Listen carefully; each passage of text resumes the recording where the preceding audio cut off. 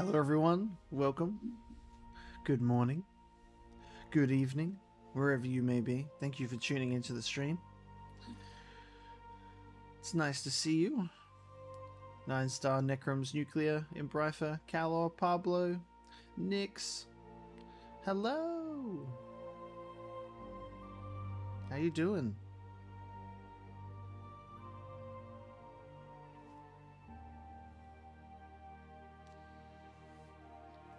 Back for more Final Fantasy XIV. I'm so excited. I haven't had a chance to really play or move around at all since the last stream because I've been so busy. So we're almost picking up exactly where we left off. I wish I would have been able to play more, but we're gonna continue with Omega Ocelot's Dragoon journey, which I'm very excited for.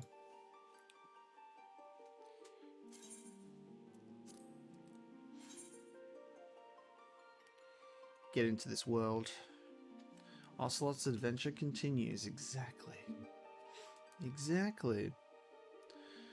Today we hope and pray on the big mother crystal of Final Fantasy that we got some smooth internet for this stream today. Should be a good one. I don't think we'll do a stream that was as long as last time. Last Final Fantasy XIV stream was 7.5 hours, and it was so much fun because we were like, we're getting Dragoon, we're getting a mount, etc. You know, and I'm like, we gotta get it done, and we did. So effectively, we've got to get to level 35 to continue the Dragoon quest line. So there's a whole bunch of other stuff that we're probably going to do. For example, my feisty little chocobo. It's time to get our chocobo moving. Yeah, we got our mount last stream as well. So we got a mount. Took on our first primal. And then became a Dragoon, which is a lot of fun.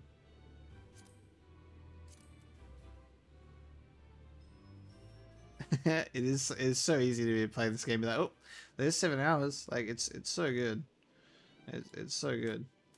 Having a lot of fun. But we're gonna do feisty little chocobo. So we need to get the basics of fighting the chocobo at our side. So we need to defeat Broodsiz with our companion at our side. So we're gonna journey over there, do some mount stuff, do some side quests, do some levy quests, some guild hests, some dungeons, you know? Just get those levels up so we can proceed with the Dragoon questline. I'm excited. Very excited.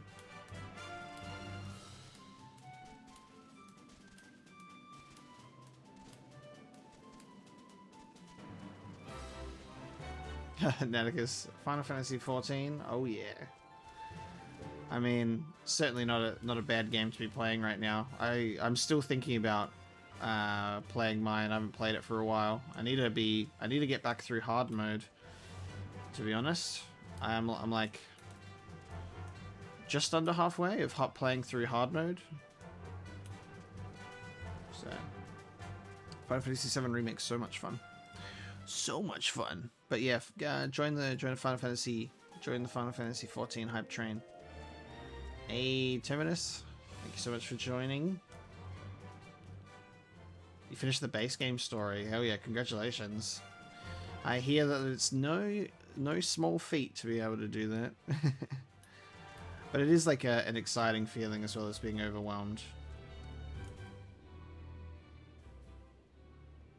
So these are the things that we have to defeat.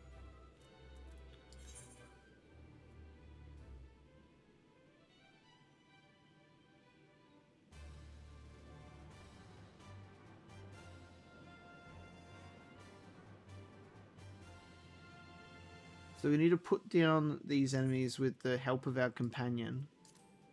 But if I fight them, is my companion gonna then disappear? Because I have to dismount to get off. Also, the quest says it's locked. It's got like the key on it.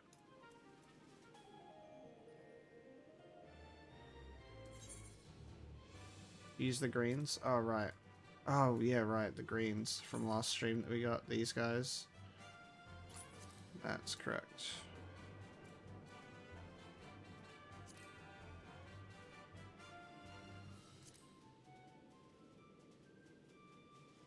Do I need to use them when I think I must need to use them when I'm not mounted. Don't attack me. I'm trying to figure this shit out. You can dismount.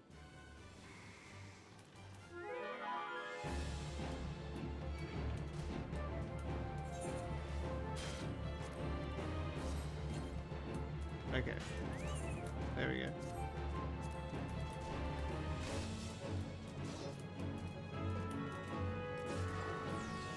We got it.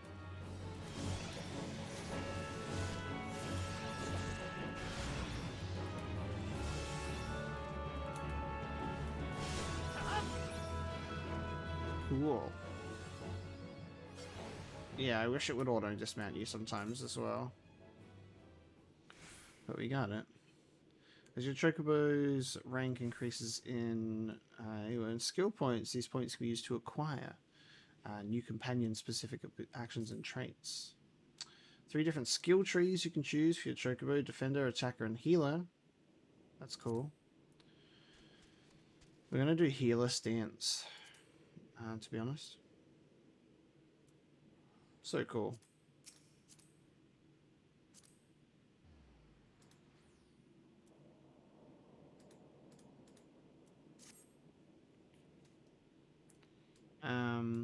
Now a couple of those pop-ups like disappeared, or like they pop up while I'm in the middle of a battle, so that wasn't very very useful. Fukubo saddlebag. Cool. How can I how do we get into that screen for the chocobo that I need to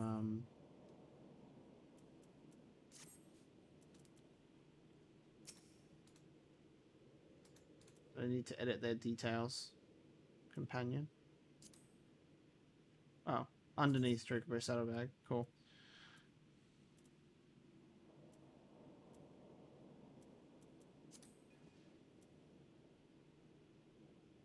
I'll just chocobo to grant regen to target.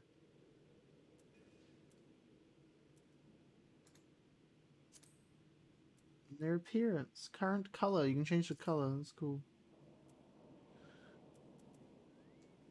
Okay, so there's a withdraw option. Attackers, so you can actually get them to change their stances, make their own decision in battle. Cool. Well, I guess in that case I should be chucking a few of these in here. Is there any way to... Oh, I didn't know you could do that. Oh, just drag it. Can I get... Oh no, what have I done?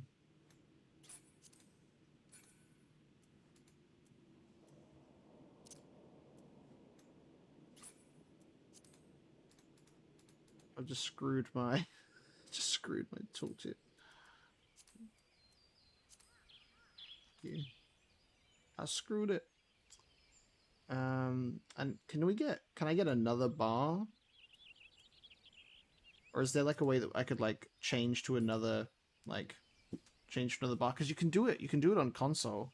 On console it's quite easy. You just, when you're in the companion menu, you can just like press a button and it switches to a new hotbar on the controller. It's actually quite nice. It's very intuitive on the controller actually, which is cool. So it'll be HUD. Oh yeah, you can have hotbars all the way up the screen, and there's the pet hotbar.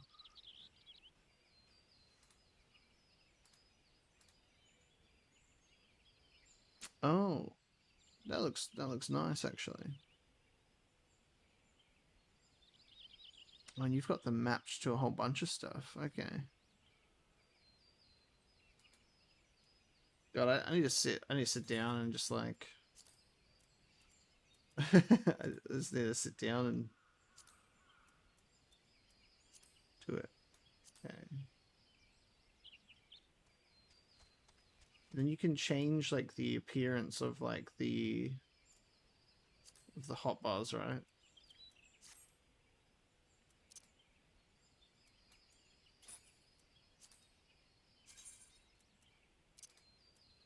So if I can select hotbar 3. Ah, and you can change the okay. That's cool. Alright. I see what's going on now. Yeah, sweet.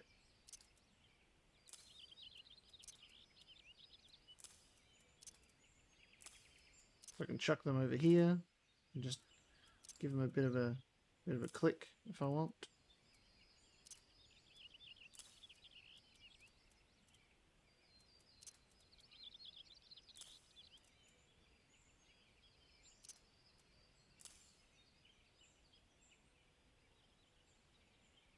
Yeah, awesome.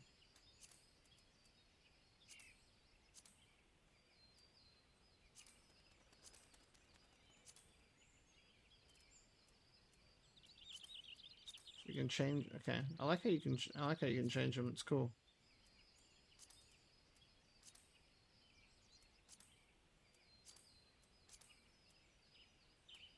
All right, sweet. So I can drop that off to the right hand side. Oh, learning, sweet.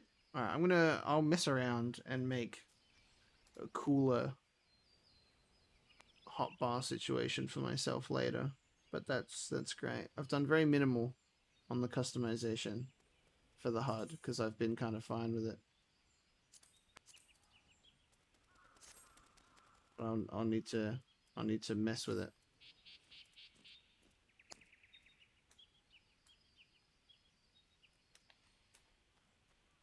Cool. All right. Well, in that case.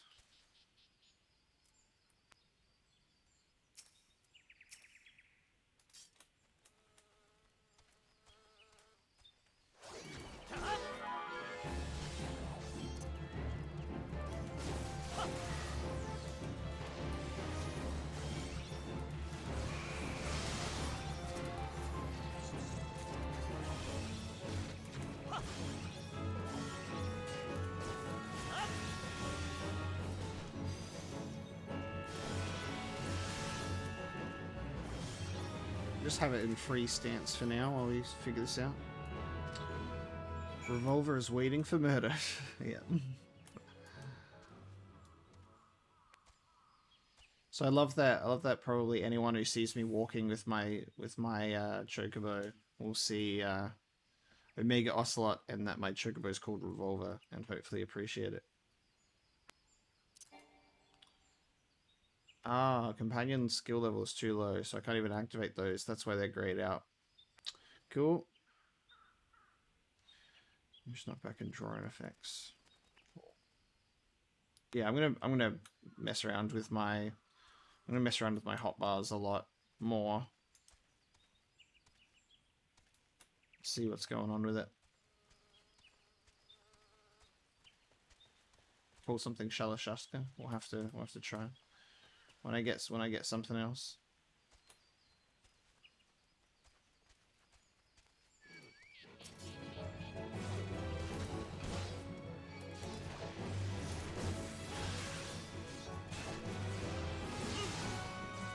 This is cool. I like having a chocobo at my side.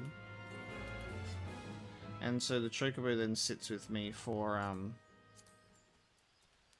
the chocobo then sits with me for 30 minutes. So that's pretty sweet. Until dismissed, I guess.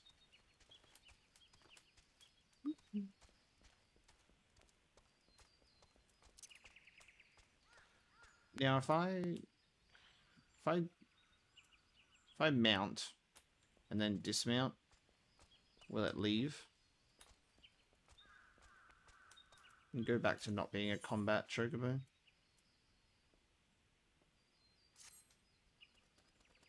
Naticus, I have not recovered emotionally from Overlord yet. Sorry, I was distracted on something else. Overlord is pretty grim. So it's kind of like, wow, that was fun. That was fun. I'll just go back to pet mode when dismounting. Sweet. Let's go.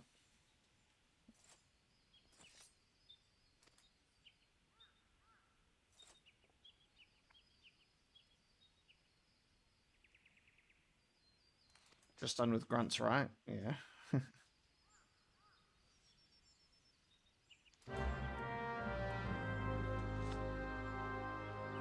I'm keen for you to see the next couple of episodes. Yeah, I'm keen for you to see the next couple of episodes for sure.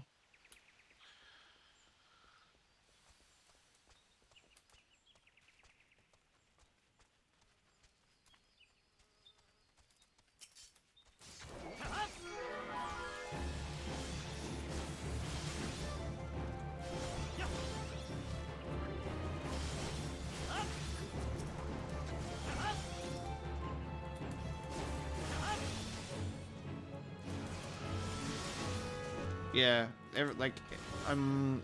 just know that whenever I log in, I just know that whenever I log in to play Mass Effect, I will always have a good time no matter what. Like, I will always have a good time.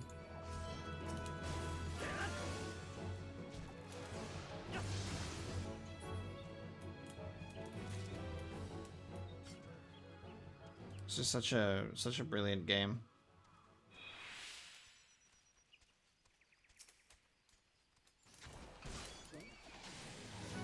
I'm actually so glad that, like, with the game's length as well, like, so much longer than Mass Effect 1,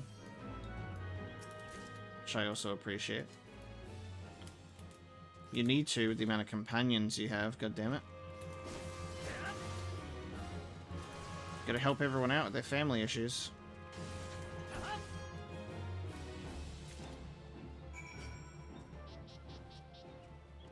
Hey, Dace. What's my opinion on this game? Dude, I'm in love with this game. This is so much fun because I'm like a lifelong Final Fantasy fan. You know, I've been like raised on Final Fantasy and these type of RPGs, so I love these games. And this is my like first MMO experience. This is my first time subbing to an MMO. And I bought the complete edition. My opinion on this game is so worth it, even just to play. Like, it's completely doable solo, even when you need to matchmake. It's so easy to just matchmake with people. Like, I even love it that much that I bought it again, the complete edition, on console, so I can play it while I'm in another room. And it plays on console so well. The controller is actually really intuitive. So, and I'm only in the base game. I'm only in the base game, you know, and enjoying myself. So, I've got way more to do and look forward to as well.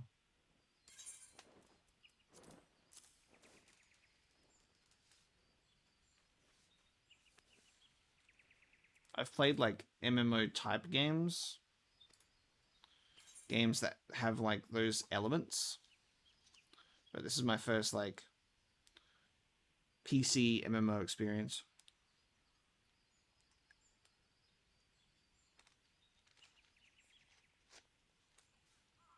Games that have like MMO elements and stuff. So, and also I feel like playing Final Fantasy 12, and as much as I love Final Fantasy 12, it's almost as like prepared me to play this game so much easier. There's so many elements from Final Fantasy 12 in this game,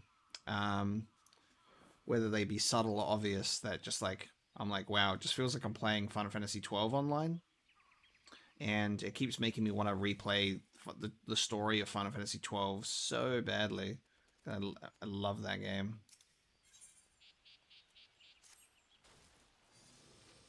But yeah, I've never played WoW or anything.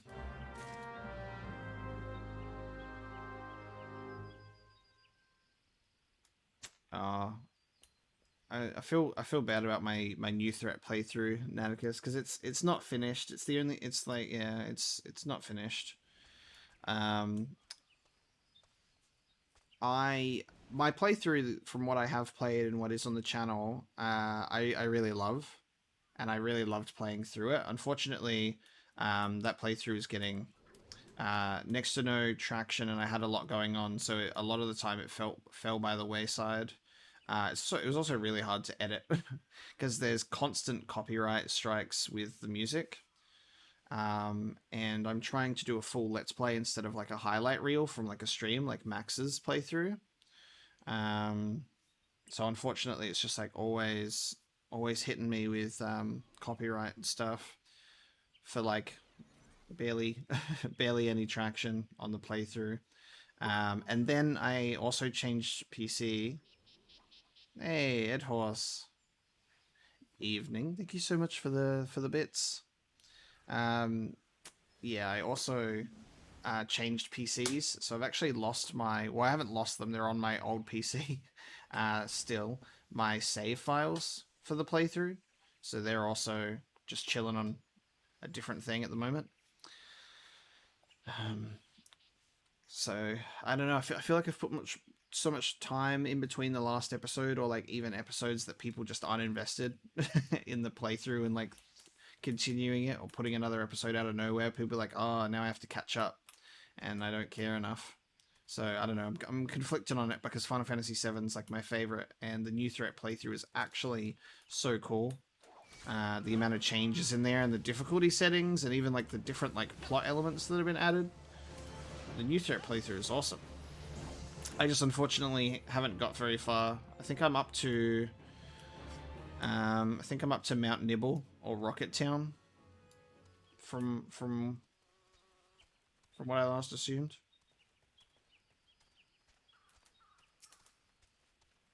Yeah, I think that's where I'm up to.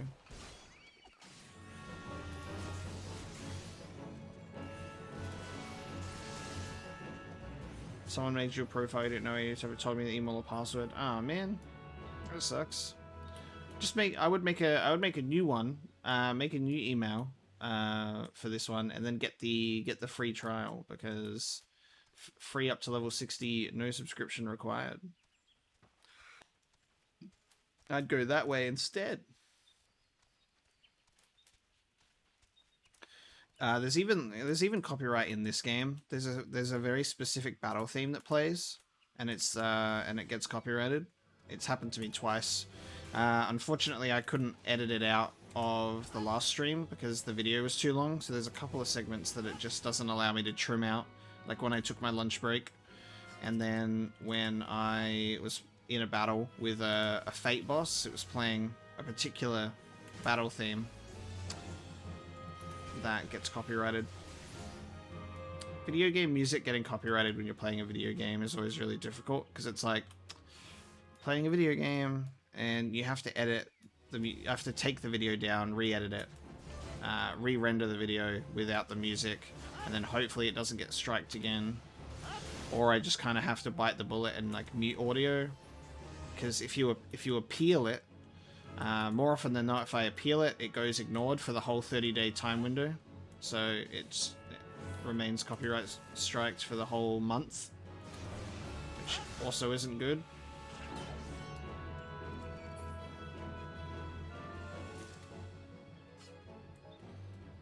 Well, I would just make a new account, Draxon, is what I mean.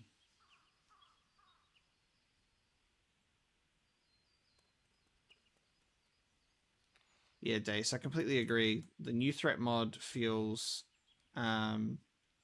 just feels so good to play. I wanna go back to it and like actually finish it and play through the whole thing. I don't know if I'll just do that in my own time, or maybe I'll even like restart a playthrough. Who knows? Get my save files sorted out and I can pick up where I left off maybe.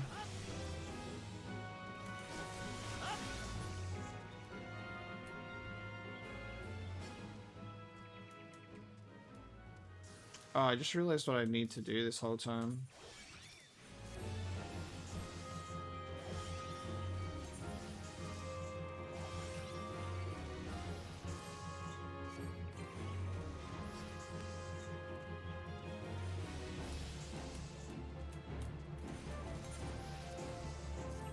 I've been just killing them, like, mindlessly. Killing the lightning sparks mindlessly. When I need to be trapping one in a jar. Yeah, exactly. The advertisement that you can do for the free trial for Final Fantasy 14 is so good. Because it's just like, it literally sounds like the best thing ever. Free till level 60 is very generous. What I think's great about it is like, it's so much content. Like I'm not even close to that, you know. And we've played so much. Like it's so worth it. I'm glad that I got the complete edition anyway, because I know that I'm going to play past it. And we've made some good progress, and I'm pretty keen on continuing. What I find funny though is Final Fantasy XI is still online, still popular, like to this day, still going, and it still has a monthly subscription fee. The free trial is only 14 days, so it's a timed free trial, and then after that, you've got to subscribe. So it's wild that like even like Final Fantasy XI doesn't have like a free trial that's on the same level as 14. Like I would love to play 11 as well and check that game out, because it even advertises to you when you check the website that it's all like doable solo kind of thing. I was like just like looking through it, being like, man, this looks so fun and so cool, and I wish that I had good internet and a PC growing up to have played Final Fantasy XI. That would have been so cool. So one day I'd like to play that. I just have to actually sub to it. Yeah, how good's the tiny cloud, Draxon? I love that he's just chilling with me. He's so good. He does his little victory pose when we're just chilling out or after a battle.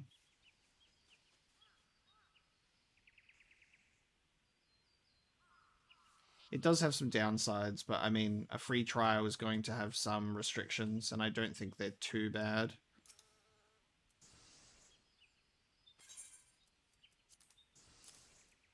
Like, there's definitely a compromise there. It's like, hey, no subscription fee. Play it on your own till level 60 with no friends, but you can still party up, right?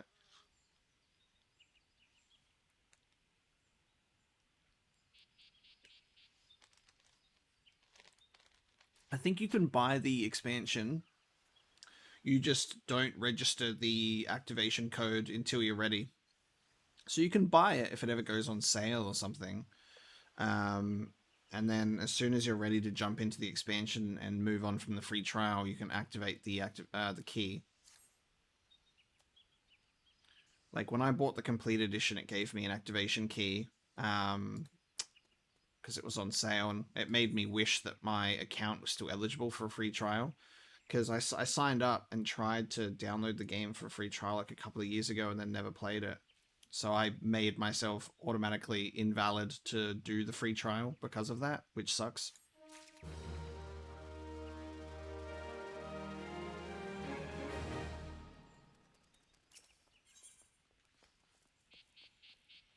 Ooh.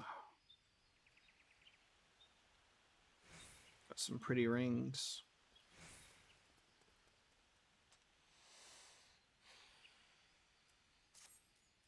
I'm just talking to this guy and just doing a side quest at the moment because I'm leveling up. And the quests are easy in this location. So I'm just doing anything to get my levels up, to be honest. Oh, this person has a quest as well.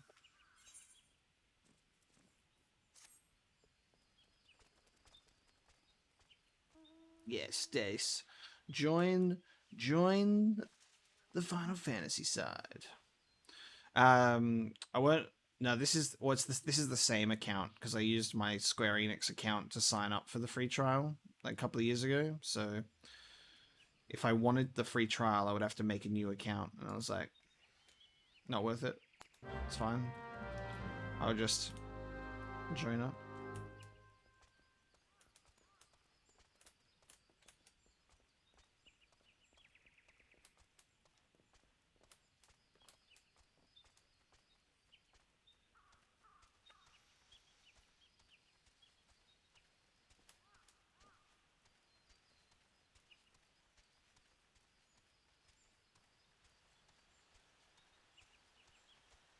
Oh god.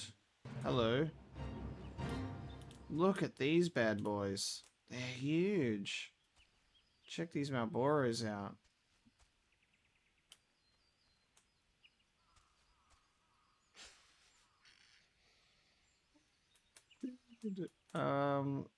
They are no joke. Look at those beautiful things. Look at those bad breath spewing boys.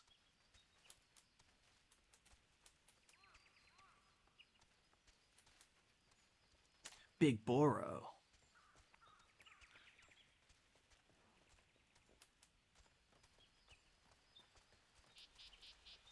They got small ones as well. Hey, Smug Fox, how you doing?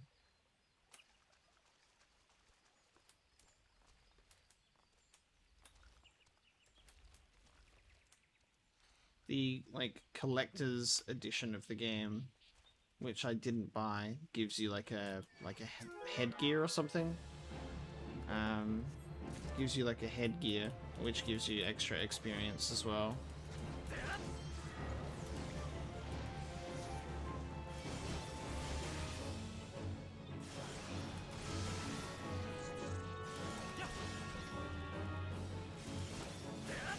God, my Chocobo has so many status effects right now. It just got bad breath. Chocobo. Alright. You're good, Chocobo. You will live.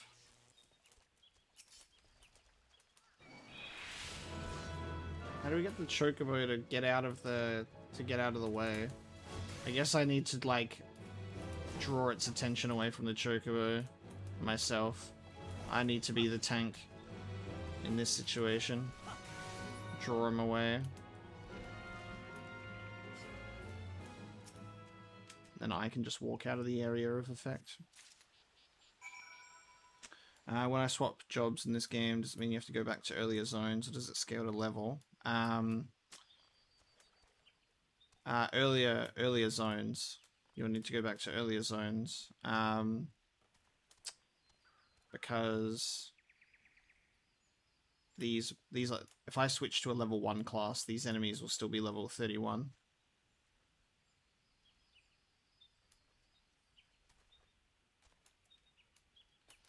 So you're gonna go through some previous areas. There's a whole bunch of quests to do. There's the quest line that's actually for those classes as well, so it'll take you to those previous areas. So it won't like turn these enemies into like level 5 or something. Oh, Swog Fox, that sounds lovely. The dinner date part, maybe not. Maybe not me. Not my alien terror on the dinner date, but that sounds nice. Yeah, each job has its own quest line, which is cool.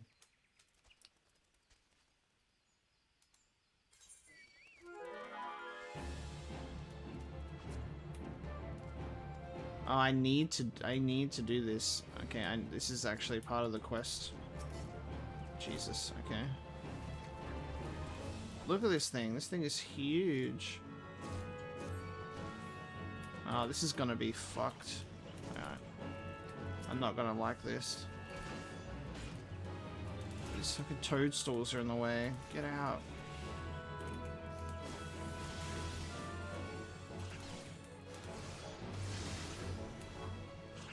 I'm gonna die here. My fucking Chocobo died. So that's great. Fucking toadstools, dude. Get out. Great. I got everything on me.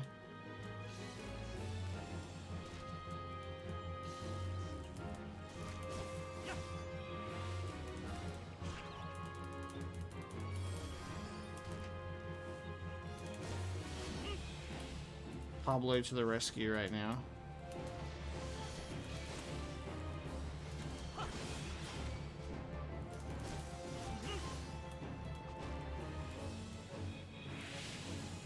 No, I literally left the area.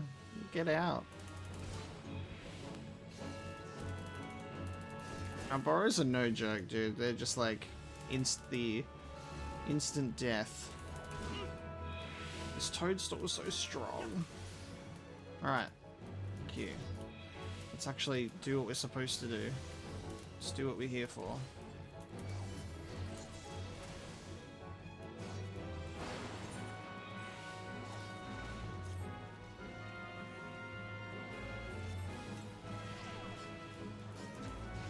There we go. I managed to do the medicine. We're good. Now I should die easily. There we go. God damn it. Thanks for the save, Pablo. My poor chocobo.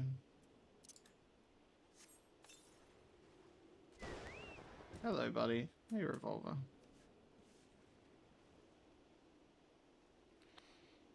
Escape from the androids running into the alien fight with the humans. Oh my god. Dude, there's so many moments in this game that are just so intensely stressful.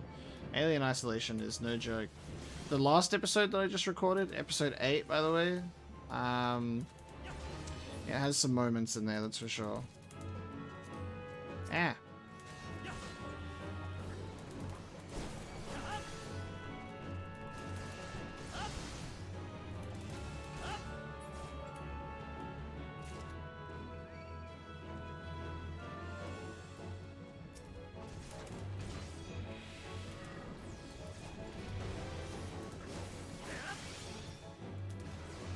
Yeah, playing this game, playing Alien Isolation alone, my god.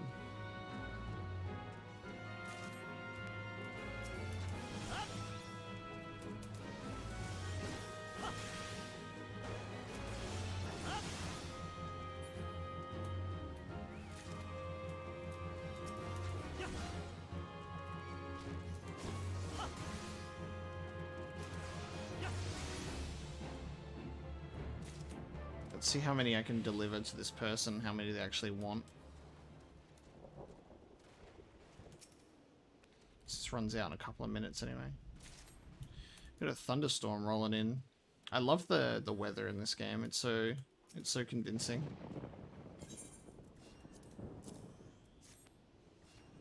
Okay, that's halfway.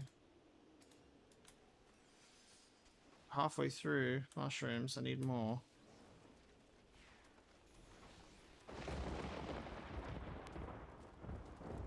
Trying to avoid these big boys.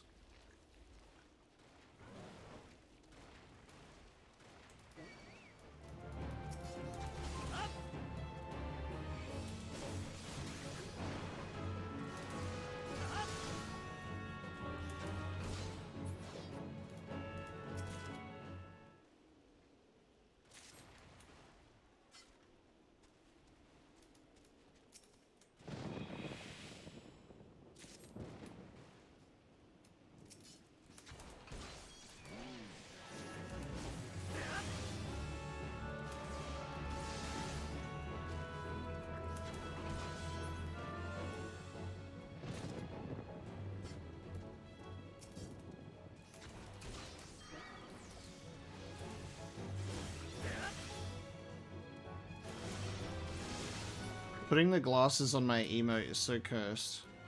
Because it like just doesn't fit right. It's so funny. So silly.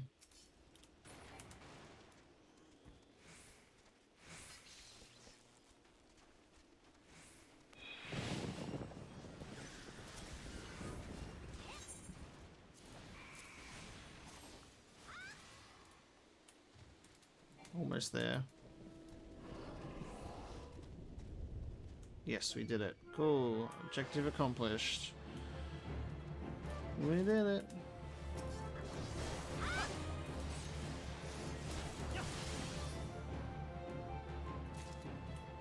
So we just gotta wait for this quest line to just run out of time now.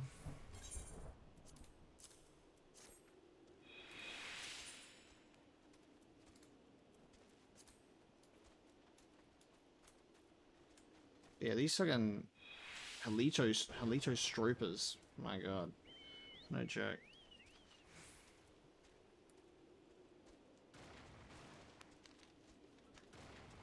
A cardboard box to hide in. My God. I had some really insane moments. Yeah, in the episode that I just recorded, it was so wild. Some really interesting encounters with the alien. So very excited for you guys to see that.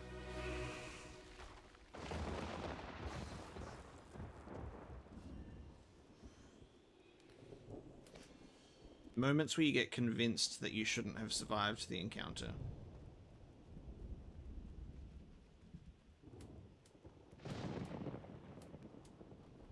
I love the thunderstorm in this game so much.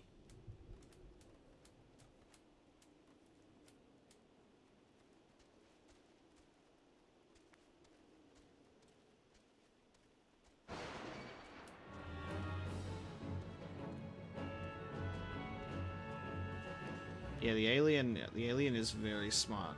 It's very smart.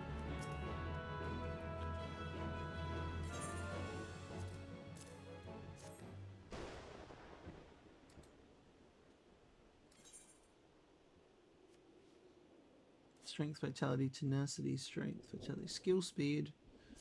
Skill speed.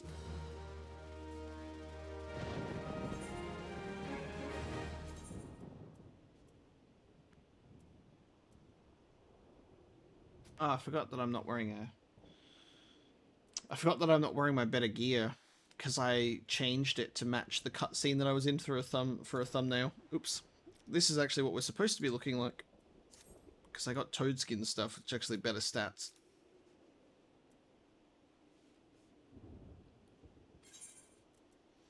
Putrid stomach.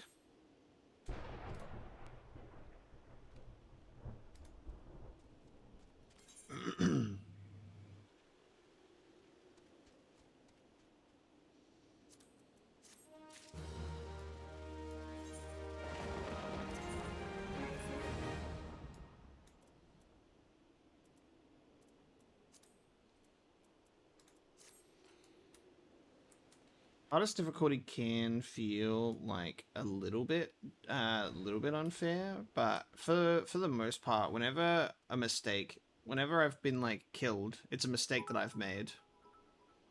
Hey, Dace, thank you so much for the bits. Appreciate that.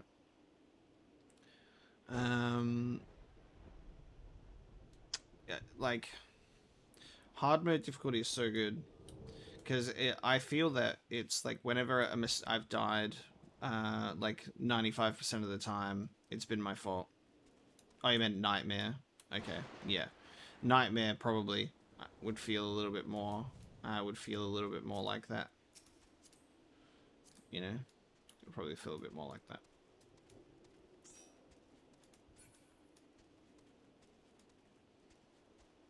Okay, we're gonna move on from this area now because we've got to do feisty little chocobo. So we're gonna return to Bent Branch Meadows. Yeah, I think I'd like to get Alien Isolation on PC when I pick it up again after this later on and do like the VR mod, play it in VR, replay the game.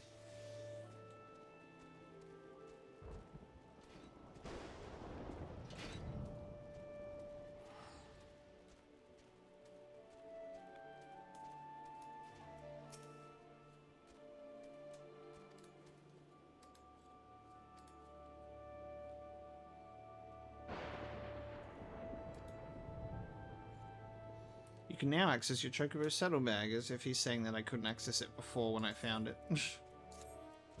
Nice.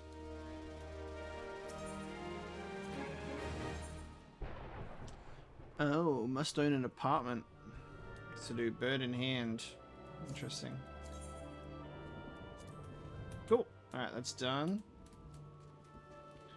Alright, we are going to... I guess I'll do the Twin Adder quest line. I also got to continue with main quests. So main quests will be good to level us up. Main quests will be good to level us up. To then start doing Dragoon quests. You'd rather visit Silent Hill. Why would anyone do that to themselves? I do it to myself for your enjoyment and partially my enjoyment. I still do enjoy it.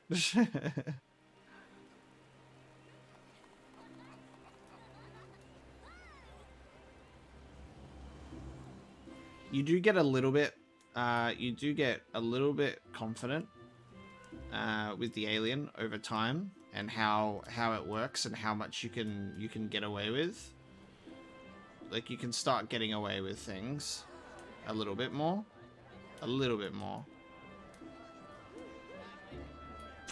Also these quest lines, there's apparently something I want to do here.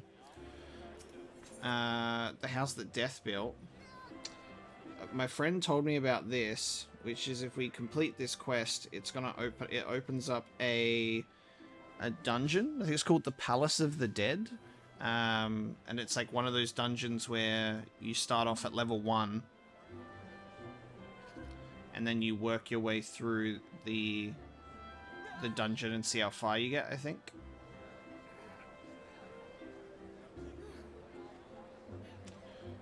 I prefer first person for horror games. It's much more immersive, but third person is very effective as well. Case in point, Resident Evil 2 remake.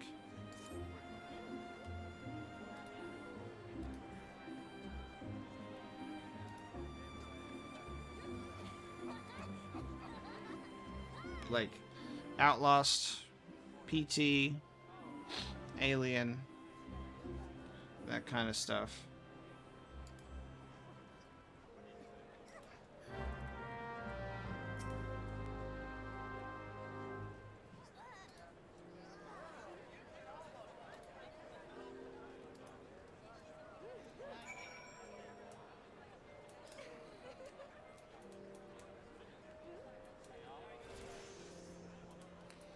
Alien Isolation was originally third person. I feel like it wouldn't have been as scary.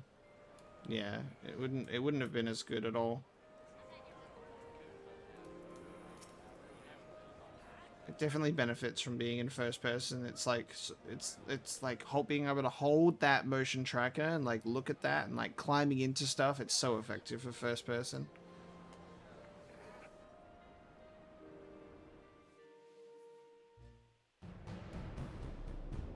Oh god, what are we doing? Where am I?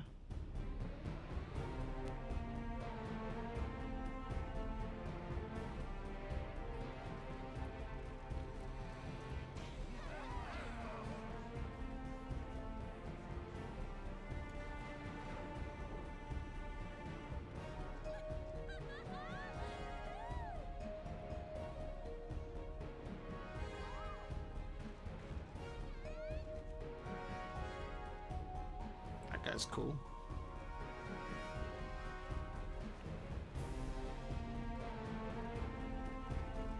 Capture the flag.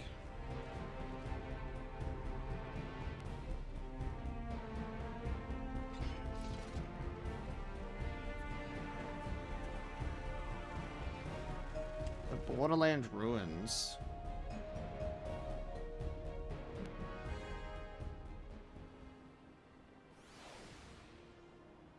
The hell is that? This is like a PvP thing? Because we visited the wolves. I visited the wolves den off stream because it was just like a random quest line to go there, and that unlocked PvP for me, which is cool. So I think this is something else.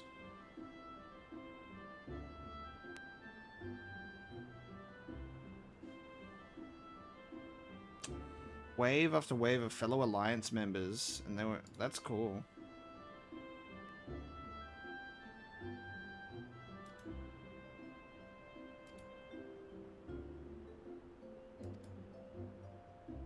It's less war and more organized violence to resolve a territorial dispute. And yes, it is to be civilized violence.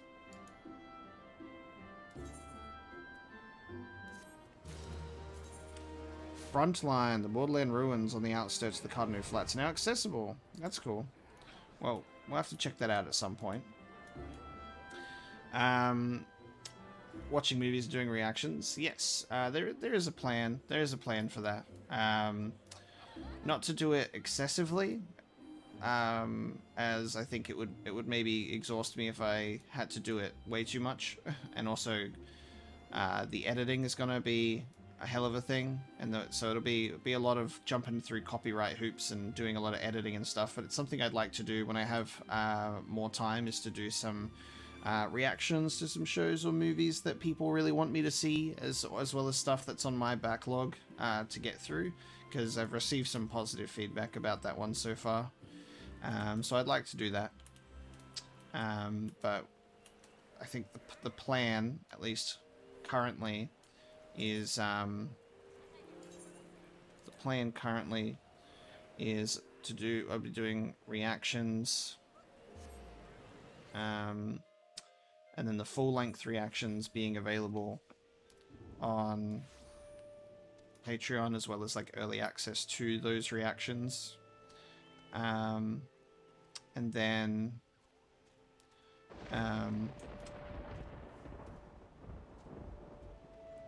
there would also be another thing I was thinking of by doing through Patreon, is doing like Patreon like movie nights, where we'd like gather together in the Discord and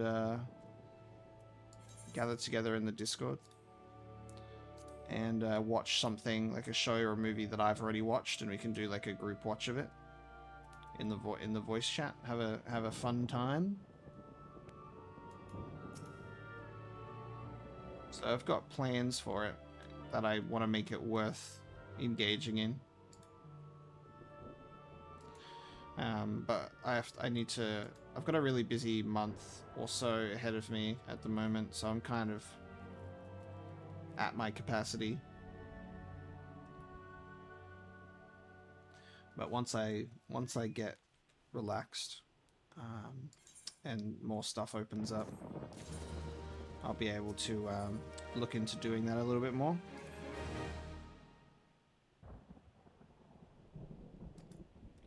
Have I thought about doing an Undertale playthrough? I'll have to check it out. I've got it installed because it was on Game Pass, and I think I like opened up the game and like checked it out a little bit, cause so I've had a brief look at Undertale.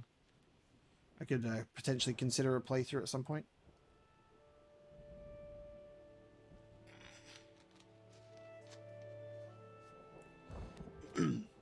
Yeah, what I'll probably do, Pablo, is there'll be like a version for YouTube that's edited and cut down to like the highlights of the reaction, and then also obviously discussion and my thoughts and all of that good stuff after it's finished, and then the full length can be like blurred out and then synced up with a timestamp type deal.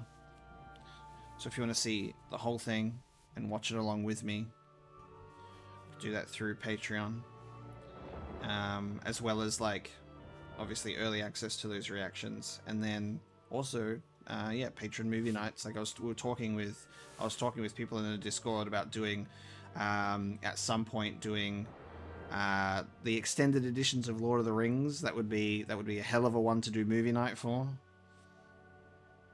So it'll be fun, whether it be like TV shows or movies or anything like that, because I think it's much more achievable to do that like in the Discord, because I think it's easier to get a group together and like watch something in there.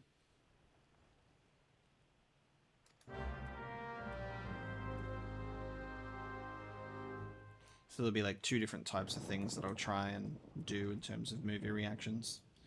That way we can still watch and engage like stuff that I've already seen, but we can do it together.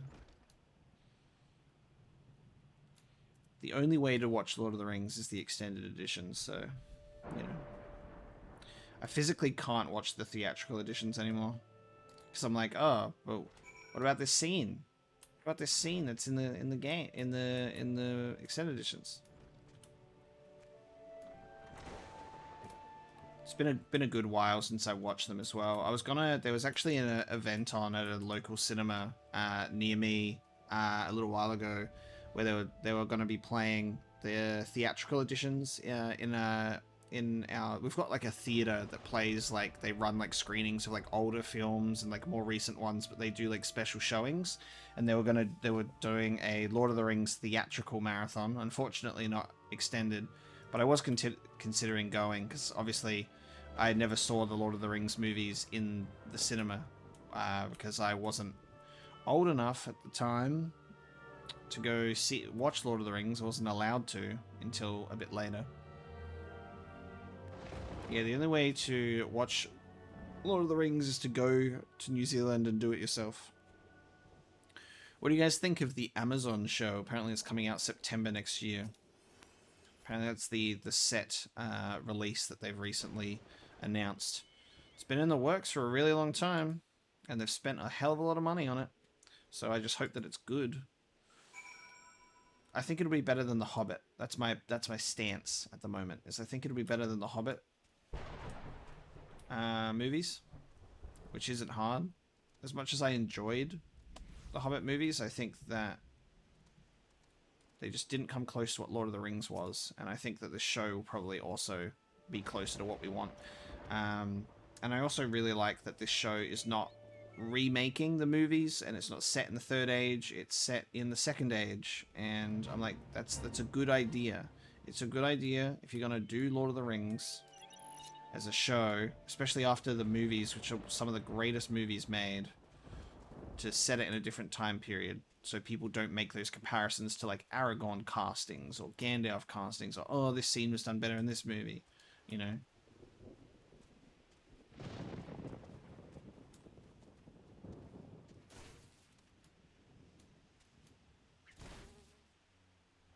Who's attacking you? What the hell? Oh. Didn't even see this guy.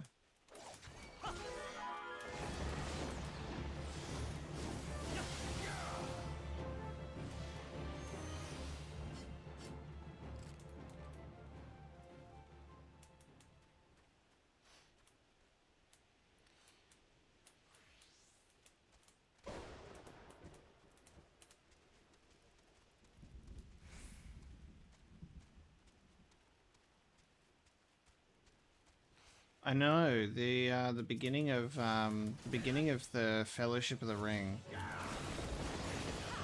Hobbits. We must get the full thing.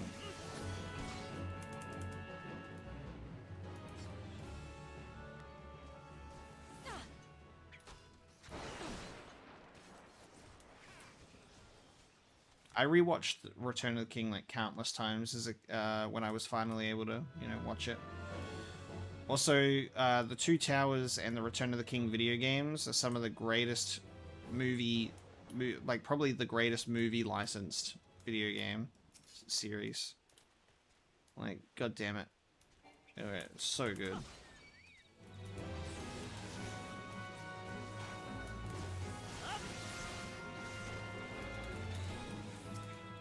Yeah, I agree on that. I agree on that take for The Hobbit, for sure.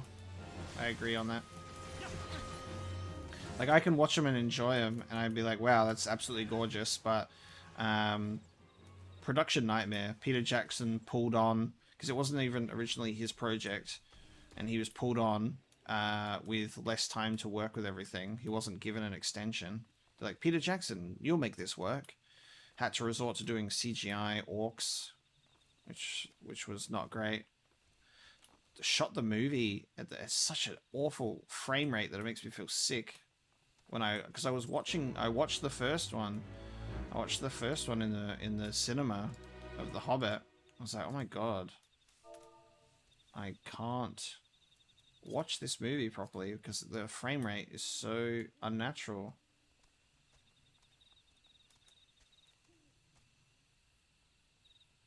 Yeah, there's a lot that got cut out.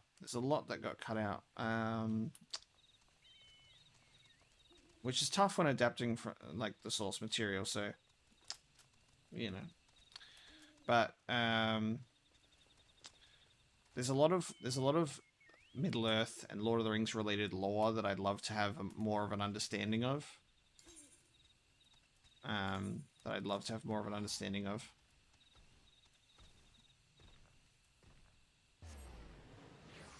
Because I haven't read the Silmarillion, or Unfinished Tales, because I haven't read the. I own the books, but I haven't got around to reading them yet because obviously time is a thing, and I don't have much of it.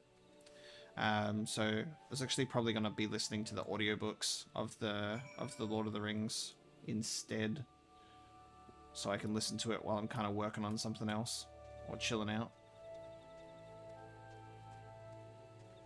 So that's what I will probably do, because I'd like to actually understand what's in the Silmarillion and Unfinished Tales and stuff like that, considering I've had the books on my shelf for years. The Silmarillion, I know, is obviously just a bunch of stuff. Same with Unfinished Tales, obviously by the name.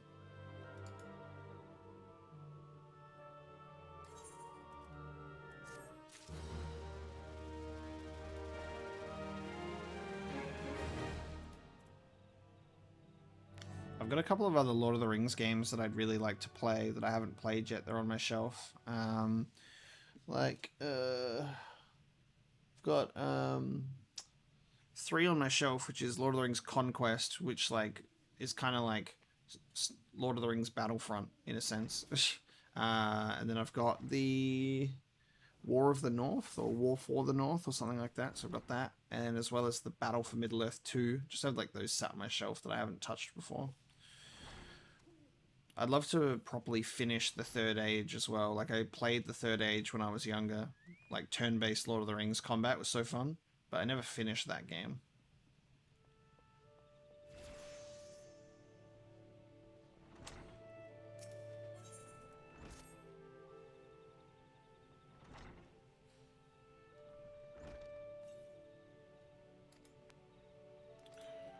I can't even remember Battle of the Five Armies. I can't even remember the third Hobbit movie. There's nothing about it that I could recall to you in any capacity.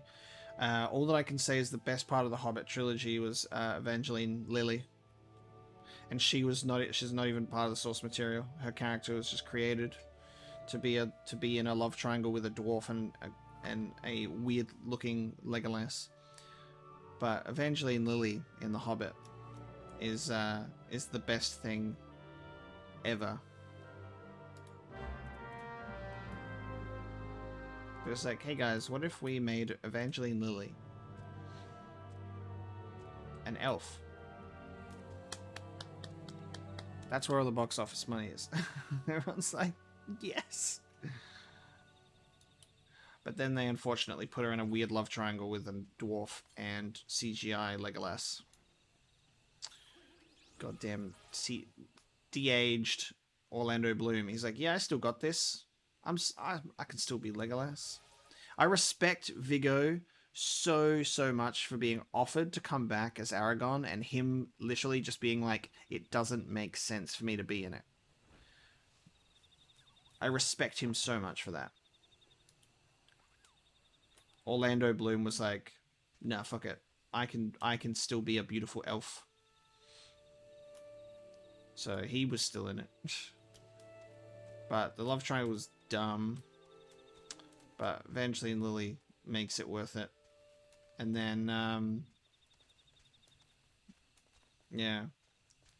Legolas just didn't really need to be there, did he? It's like, oh, you're just kind of an asshole.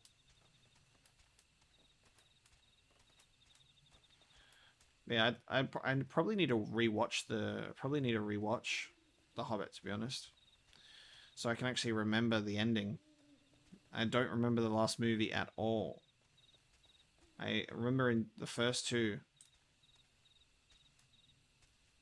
Oh man, the Viggo Gandalf age thing also, I did not like that. I did not like that at all. Yeah. For those of you who are unaware, Viggo, the actor for Aragorn, is now the same age as Ian McKellen was when he played Gandalf in Fellowship of the Ring. And no, that's not fake.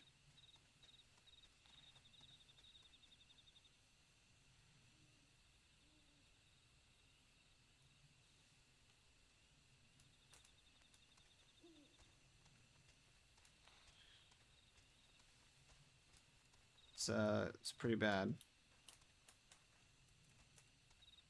Yeah. I was like, Jesus. Can we can now remake the Lord of the Rings movies and have Viggo play Gandalf instead.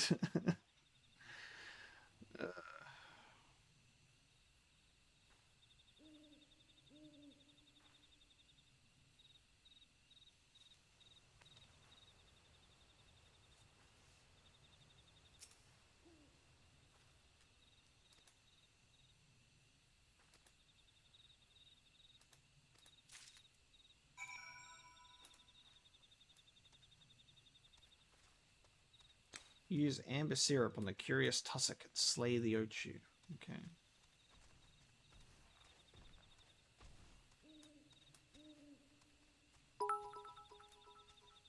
Hey, Ambrofa, thanks so much. You're welcome, everyone, for the reminder of the new knowledge. Bits have been cheered for our time to get this cursed knowledge of, oh man, we're a bit old now.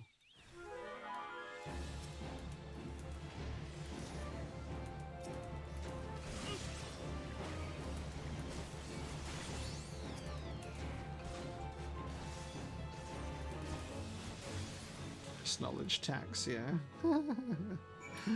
Cursed knowledge tax. I'll have to implement it. You can tell me cursed knowledge at a price to offset the sadness that it causes.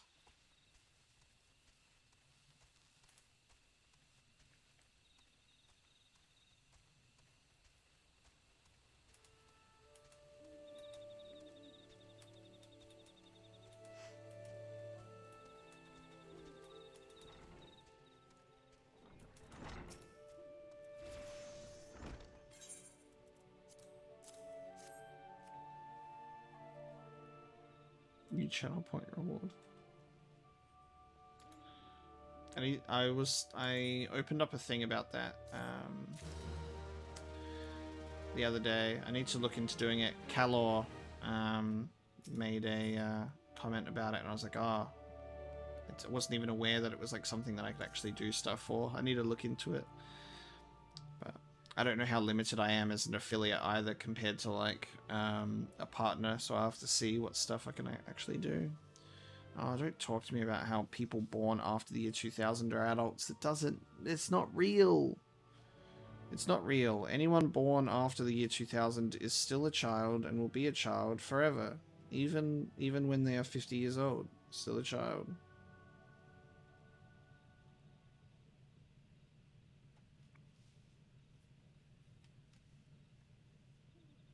No. If I was ever talking to someone and they're like, yeah, I was born in 2005. Like, no, you weren't. You don't exist. You don't exist. That's right, guys. Let's at least appreciate the fact that we are all wise. We are all wise and experienced. And we are able to enjoy what we can enjoy because of it, right?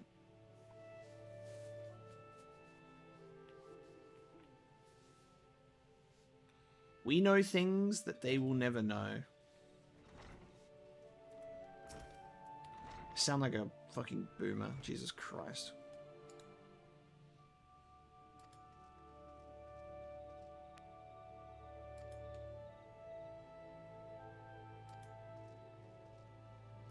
No hate to the young generation. We're all humans on this planet. Meat of the matter.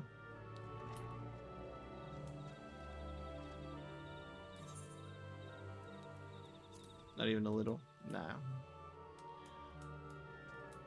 I mean, they can be very hateful themselves, but you know, only if they give me a reason to hate them. I don't hate people unless they give me a damn good reason. Because hate is a strong word. Yeah. No hate to them, but they don't exist. You can't hate what doesn't exist, guys.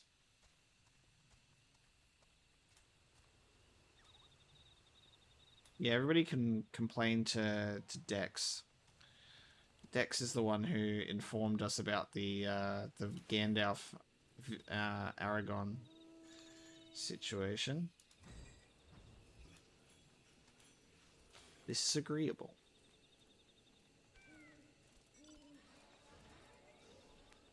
Anyone in the younger generation that is in this community and engages and enjoys my content, we like you. You've been embraced and accepted into the community.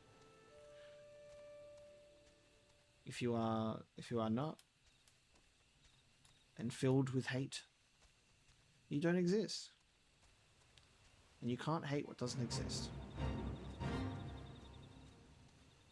Hey, Guynbox, we in here.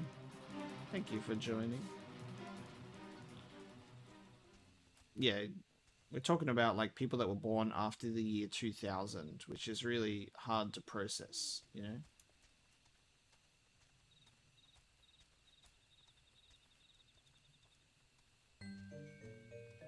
Ooh. What's this music?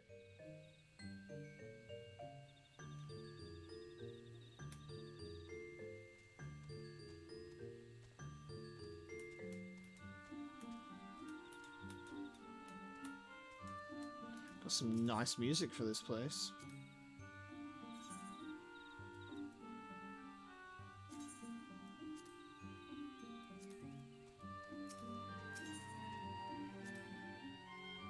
Box Expert has arrived. Yep, that's another thing, Guy in Box. Someone told me about this the other day as well, which is more cursed knowledge. Which is what people nowadays who talk about the 90s is the same as people who are in the 90s talking about the 60s. It's been that much time. So when you were in the 90s and you're growing up and you're like, oh, like 60s music and like the culture of the 60s and all of that kind of stuff, it's like, oh my god, like so nostalgic. I can't imagine what that was like. Life was in black and white back then. Sort of bullshit. And then now people are like, oh my god, the 90s, like.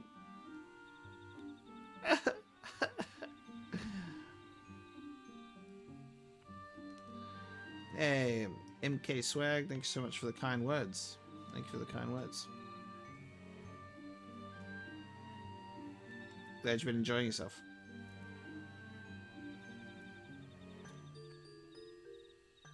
Yeah, people will be talking about the 2000s in 2030.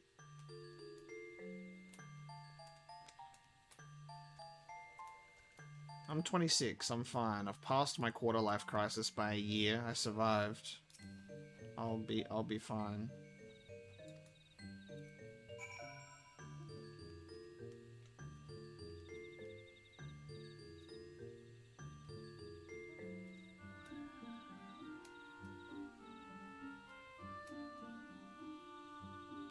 Ah, the 2000s.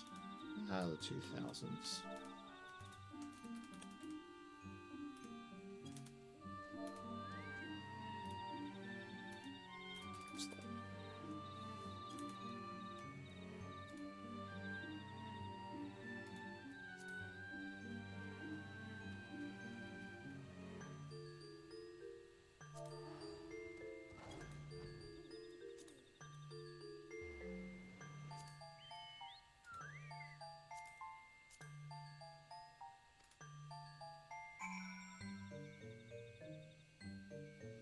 Oh god, dude, that's the weirdest fact. I read that the other like a couple of weeks ago as well, and it was like Cleopatra lived closer to the moon landings than to the building of the Great Pyramids. People associate Cleopatra with Egypt and the pyramids and like stuff like that, where Cleopatra was so much later than that.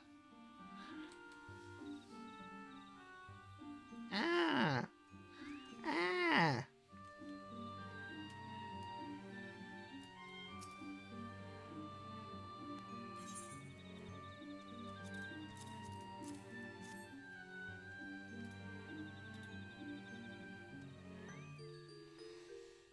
I wish I had access to time travel for one reason and one reason only. And I've had this conversation with people before that it's like I would purely like I would so much love to have the ability to time travel purely for observational purposes.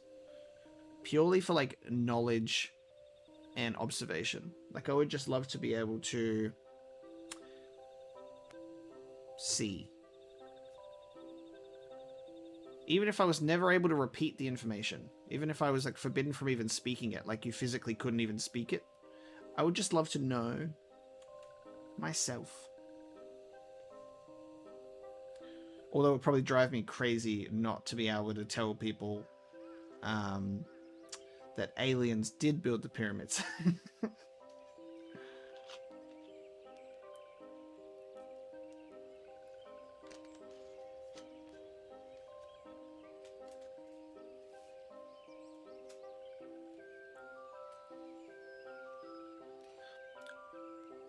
I also like saw this thing where people were talking about how with dinosaurs, because we've only seen the bones, we only have fossils and bones, that we have put put dinosaurs together and gone, oh cool, this is the dinosaur structure.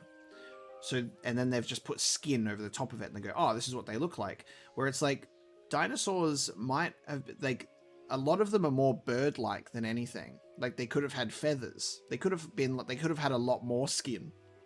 They could have been, like, much bigger, like thick-skinned. A lot of dinosaurs, when you see the way that they're drawn and put together, is like they have, like, skin that's almost like they're in the shape of their skeletal structure. But they could be shaped so differently. Like, your bone structure does not confirm your body size or shape or anything like that. So it's like the dinosaurs probably looked completely different to what we think. A lot of them are probably, it feels like it could be kind of accurate. When you look at a T-Rex skull, you're like, we probably have an accurate understanding of what that T-Rex head looked like. But you could go back to dinosaur age and be like, damn, that is just a giant chicken. It's got feathers and everything, you know? Or like, wow, it looks nothing like what we thought.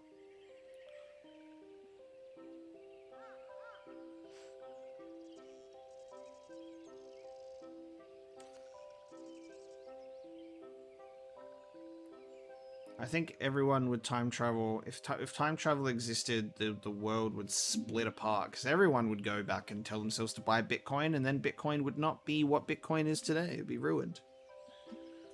And that's the unfortunate side effect.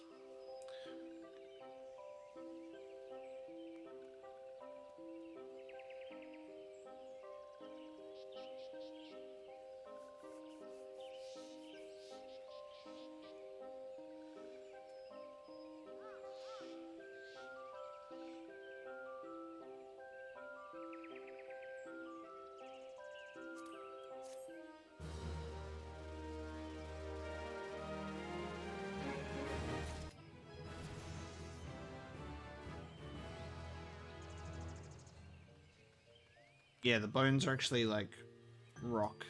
I don't know. It's wild.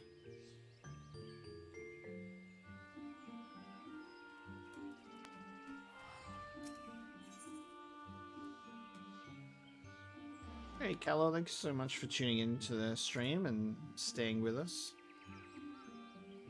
Have a good night. Time travel to 2015 and punch Konami in the face.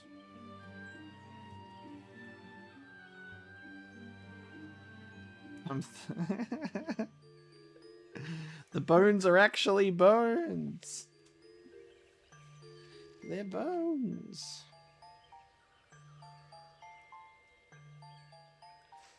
Yeah, exactly. If you time traveled to, if you needed to time travel and the time travel machine needed coordinates,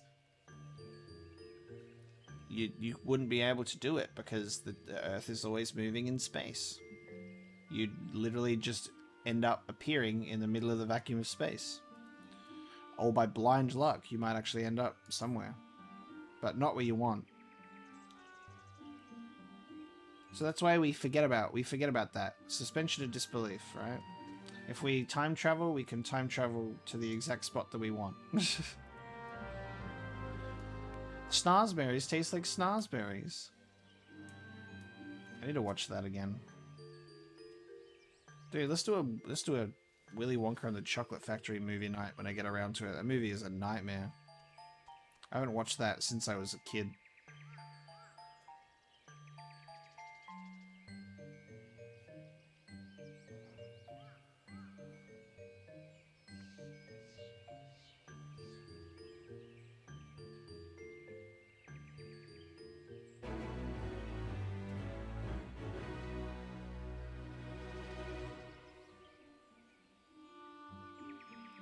Do you remember?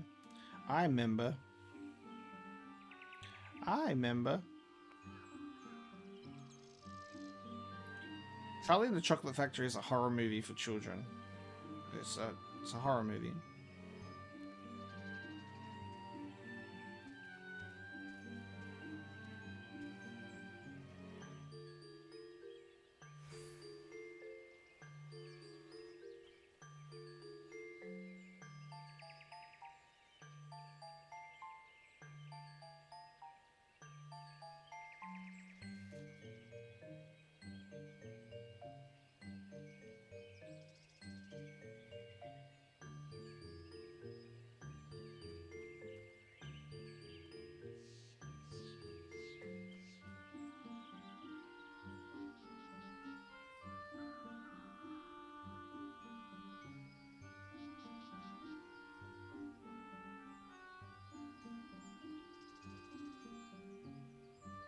Snow White was scary.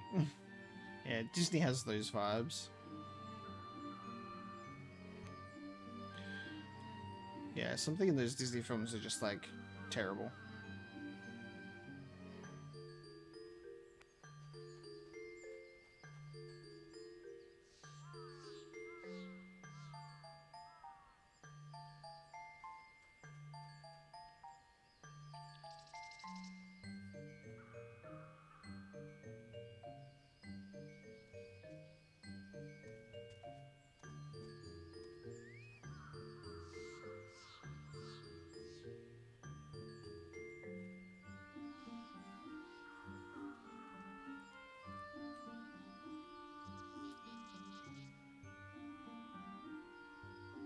Yeah, I don't like like just jump scares being like shoved into anything. Jump scares are appropriate occasionally, like here and there, for sure. They're definitely appropriate here and there, but that's about it. And they need to like do more than jump scares for it to be effective.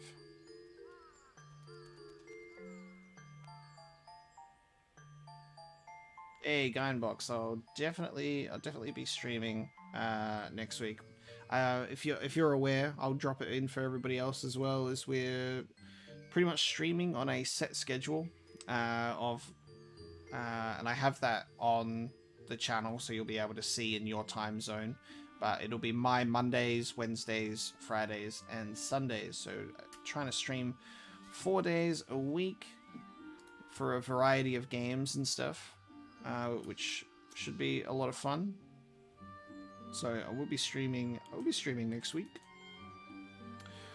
Tomorrow we'll be playing Master Chief Collection, and then there'll be some more Final Fantasy XIV, some more Metal Gear as well. We're going to be reacting to the Metal Gear acid cutscenes instead of playing the game, so we can get the story. I'm Bryfer. I loved my Soma playthrough. That was such a surprise. Soma was such a brilliant game. I need to play Amnesia, because I haven't played Amnesia. It's made by the same people, obviously. But Soma was great. Definitely an experience, that's for sure.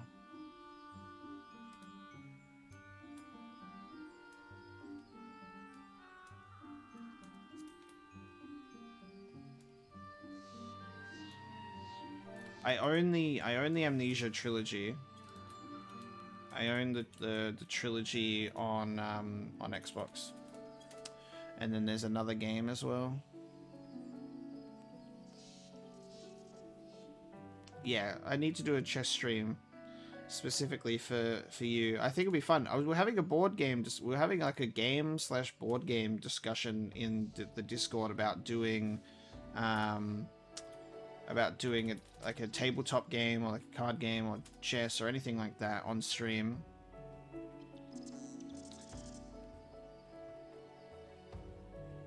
I wish there was a way for me to play like Yu-Gi-Oh or Magic on stream, but I couldn't because it would just show my hand unless I just played against, like, did multiplayer and you guys watched me play. But I wouldn't be able to play against you, would I?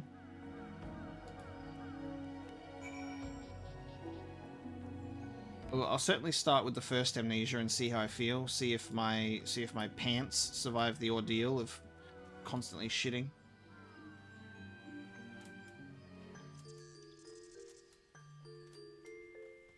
Yeah, I potentially do stream delay. That would make sense. Yeah, chess would be fun.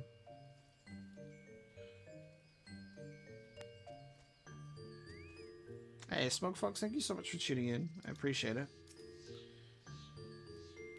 Have a good sleep. I appreciate you keeping the stream open. That's cool. Turn the volume down a little bit just in case I start yelling.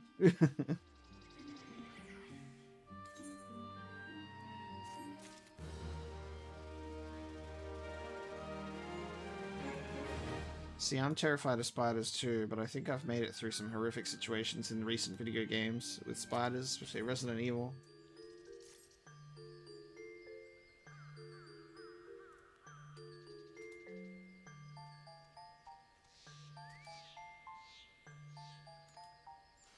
Is there like a chess online thing that you'd recommend, Guy in Box, that I could like keep an eye out for or like get to so we could do it?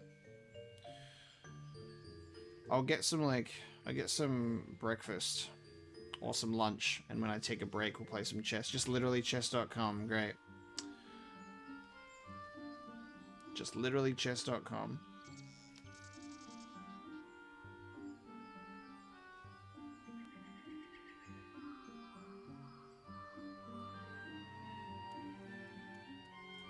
Sweet. Alright. We'll play some chess.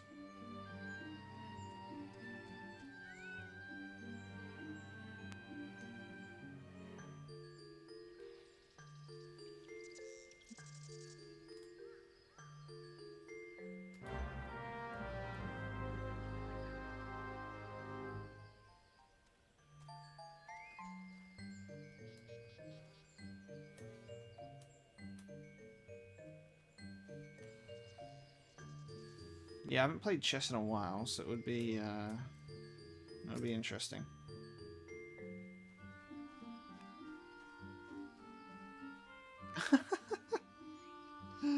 You fell asleep watching Alien? God damn it. I know exactly the point you're talking about then. With the alien tail, because I've only had that happen to me once. And that's when I was running away from it.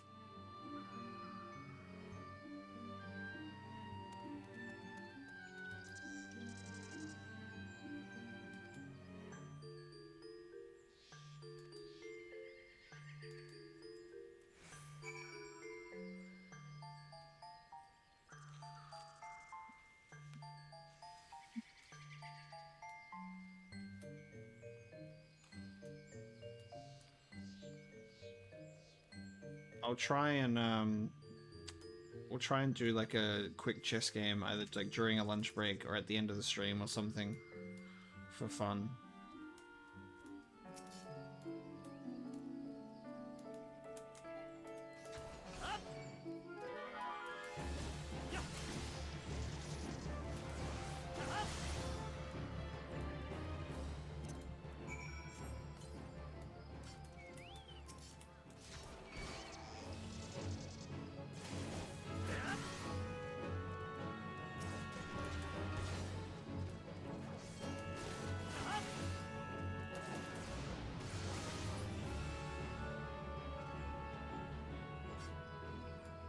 Yeah, I'm not an expert by any means, so I probably need a little bit more time to make my decisions. It'll be fun. Bullet chess. Got a chess expert here. Let's see how well I do against the chess champion.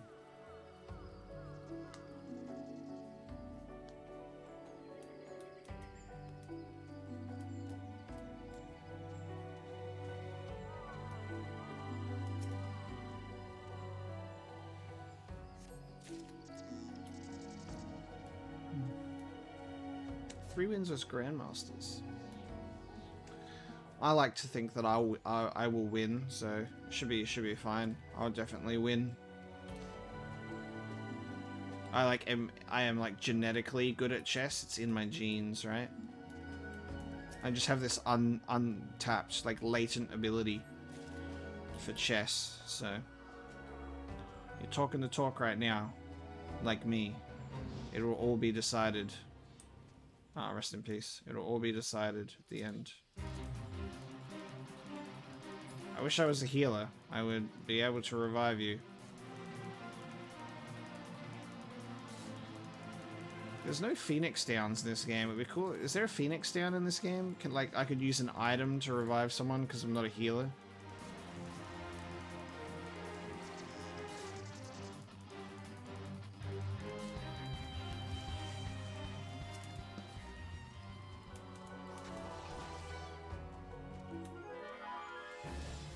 Noobs being more unpredictable? Yeah, exactly. Makes sense.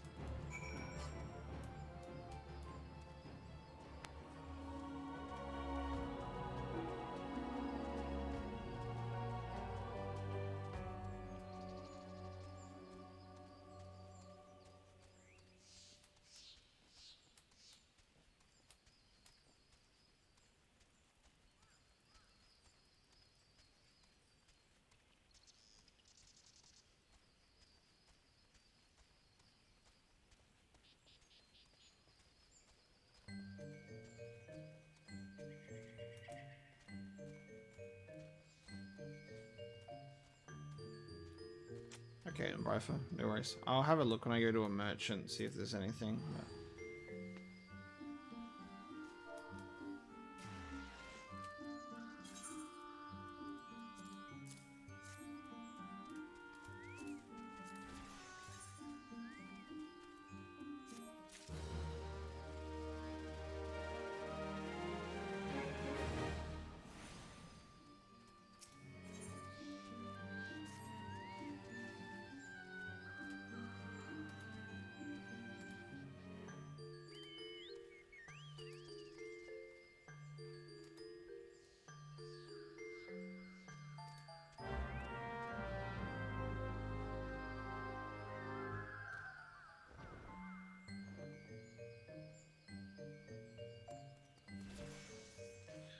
Yeah, like to be fair, Dace, I haven't watched any Final Fantasy 14 tips. I just jumped in and just went with it. So I feel like you'll be fine. Once you start playing, it should all click together.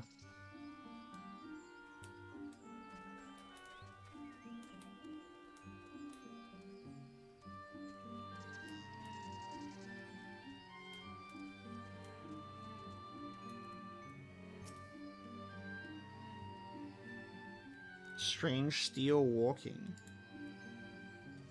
Investigate the suspicious presence. 2 weeks off. Sounds so good. I'm very happy for you.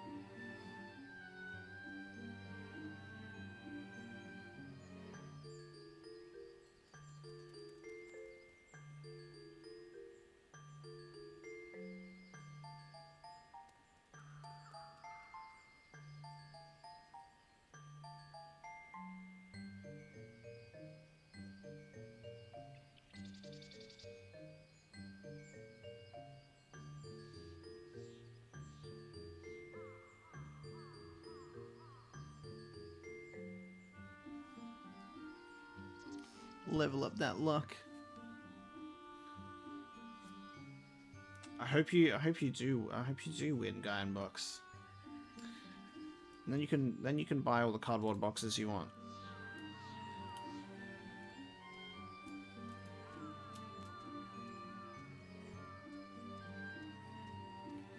And then hopefully you can buy the rights to Metal Gear Solid from Konami and kind of like help us out, right? That's what you would do. Buy the rights and then gift it to Kojima and go, here, I bought them for you. And then he'll go, wow, I've really moved on from Metal Gear Solid, so I don't know what to do with this franchise you've given me. I guess I'll make Metal Gear Solid 4 too. He makes a second Metal Gear Solid 4 game. It's Metal Gear Solid 4 2. All of the David Hayter cameos, hell yeah. You could literally just pay David Hayter on Cameo to revoice whatever you wanted. Get him to voice act Metal Gear. The original Metal Gears. Yeah, hey David, I'm about to pay you a lot of money to completely voice act your lines of Solid Snake from Metal Gear 1, 2, and Ghost Babel. Hey Math, how you doing?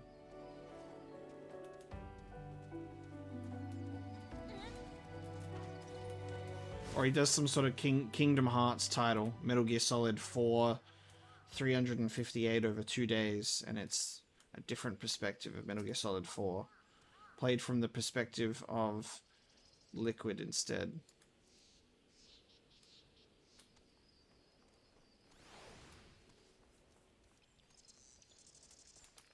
Check you. I have a thing apparently. Oh. Yours is Patreon. Naticus, thank you. I was like, I saw that I had a letter, so I checked that. Naticus given me that Eorzea's Patreon.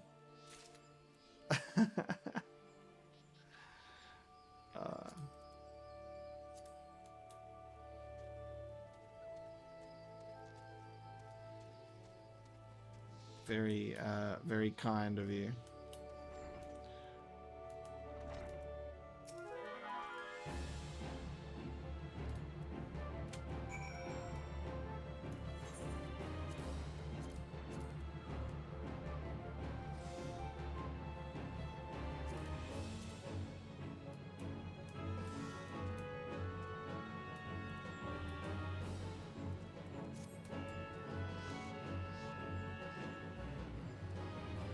God, the Metal Gear Solid 1, but the last fight, it's just liquid.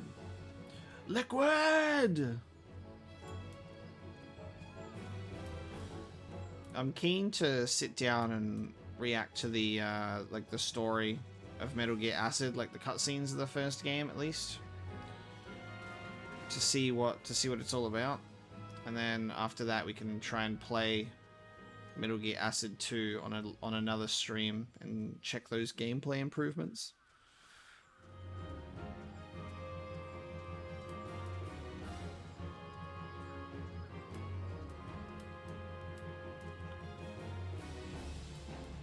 We always love the sunglasses.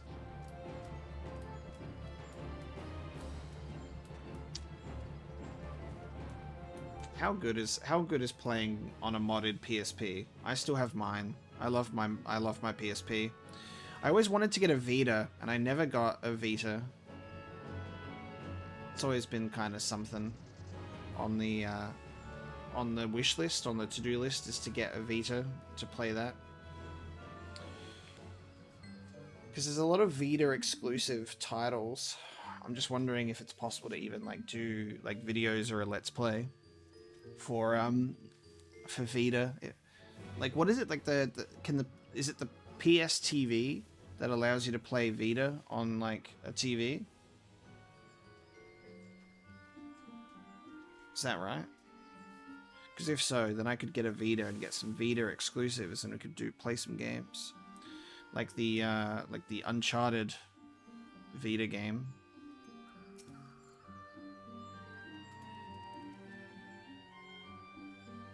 That was made by the team that were rumored to be working on a new Uncharted. Is there a PlayStation Vita emulator though? That's the question.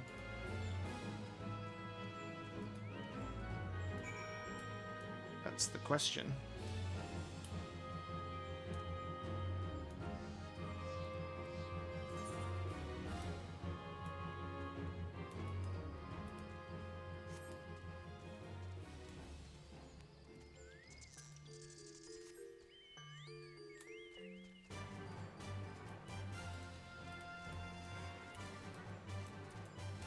Or maybe I'll take a look. Something that really, like, upsets me is the fact that there isn't an emulator for the original Xbox, which is so bizarre to me considering Xbox is like Microsoft. It's like Microsoft stuff. How is there not an emulator for the original Xbox, dude? Like, it's so wild to me. Get off the chocobo. Like, it's so wild to me that there's not an original Xbox emulator. At least, like, a good working one. But most emulators, especially for recent consoles and stuff, are very experimental and, like, in not great stages. Like, I don't even think there's a good working 3DS emulator either. Because it's kind of awkward. Sony won't make a portable console again. They're done. They're done. And it breaks my heart because the PSP was like one of the best things they ever did. They killed it with the PSP. That console still stands the test of time. People love their PSPs to death. They killed the PlayStation Vita right out of the gate. They killed it right out of the gate. It's amazing. It's amazing the amount of support that the Vita even got from like developers making so many Vita exclusives. Like I love passionate collectors of video games talking about their Vita collections and the supporting the Vita. One YouTuber that I watch, Metal Jesus Rocks. I always watch him for his collecting videos because he satisfies my itch for game collecting, you know. N64 handhelds, god damn it. I've seen the customized N64 handhelds. Metal Jesus, can't be.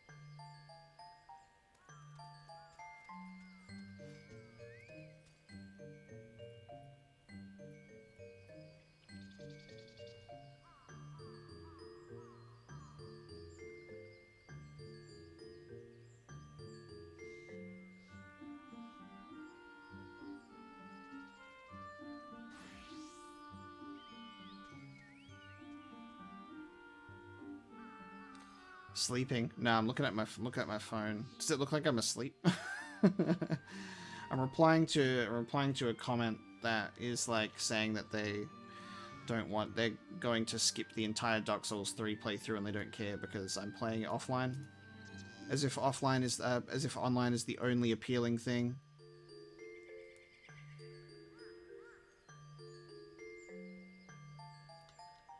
You guys really thought that I fell asleep? Jesus Christ!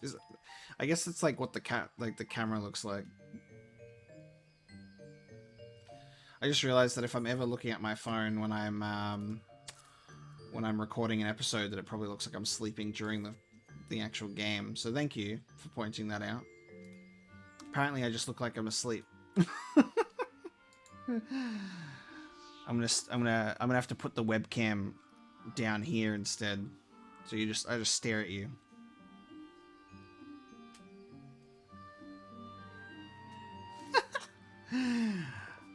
Apocalypse falls asleep on stream. I think if I was to fall asleep, you'd probably see a bit more of like me sitting like this, and then you'd see the whole head dip thing, like. Yep.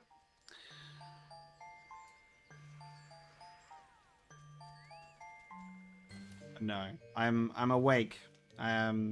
Here, let me do this instead, so you guys know that I'm awake instead of holding it down here. Maybe I should have been talking to you. That's funny. But yeah, it's just unfortunate. People who are just like playing online is the only way to play Dark Souls, so I won't be watching. But hey Zerd, how you going? And Neo, welcome.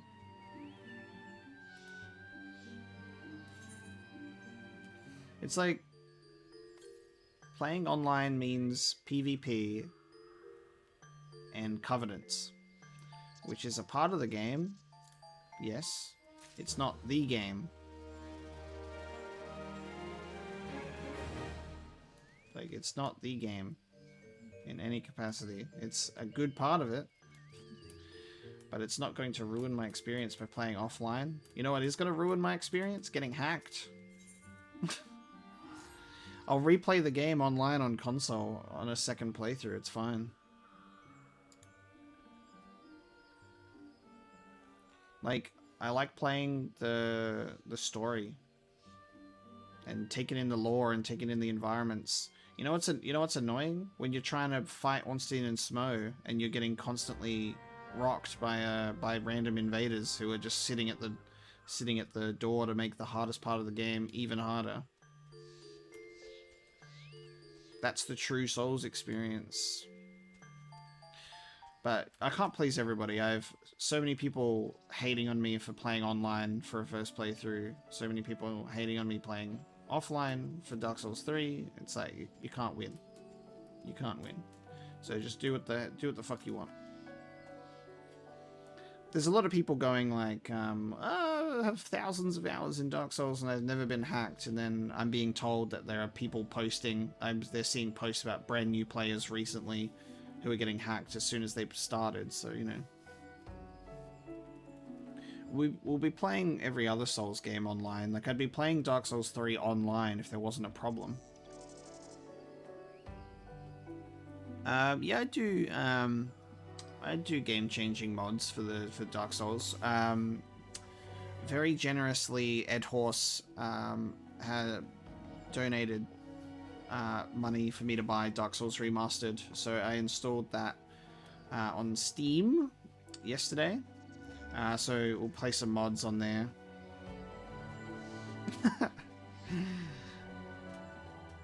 Truer words have never been spoken, Atticus.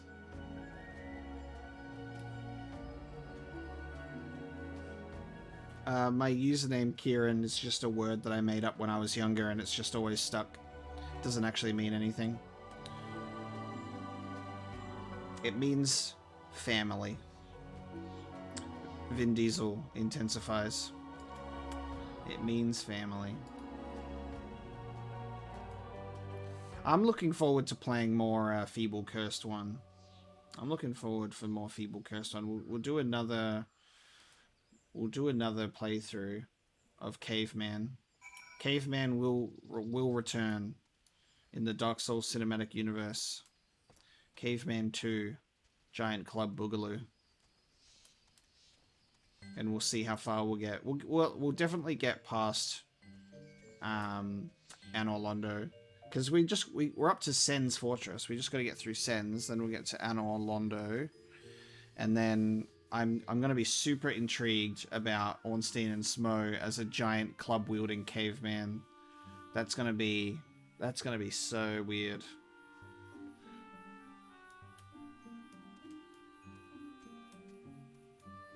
Can't wait for the Ornstein and Smo fight against Caveman.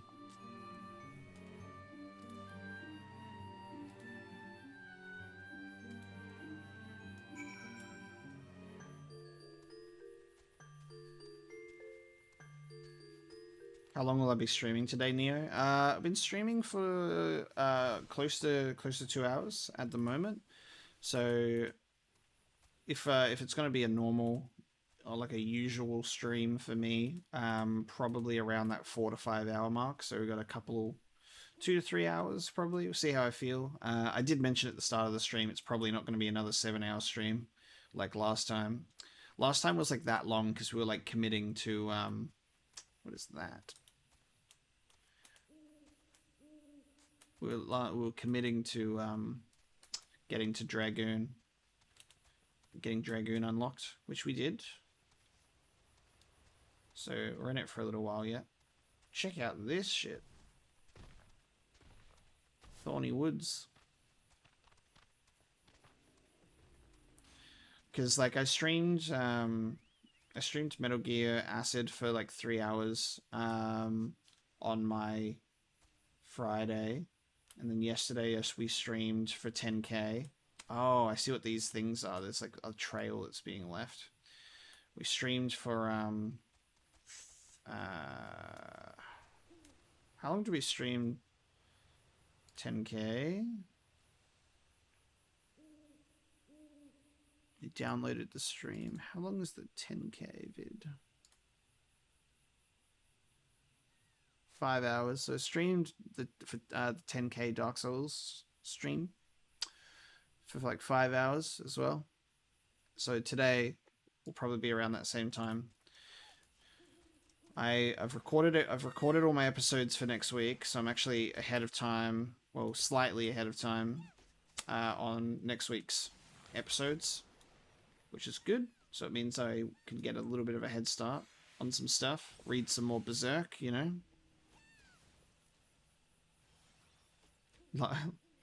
When you said goodnight last time, we woke up to a 7-hour video. Amazing. Judy calls, brotherly love. Let's go. I'm glad you like the Mass Effect playthrough. I also heavily enjoy my Mass Effect playthrough. Got to disband the party for this quest, Pablo. Sorry. Bada bing, bada boom. Let's be in the room. Let her rip.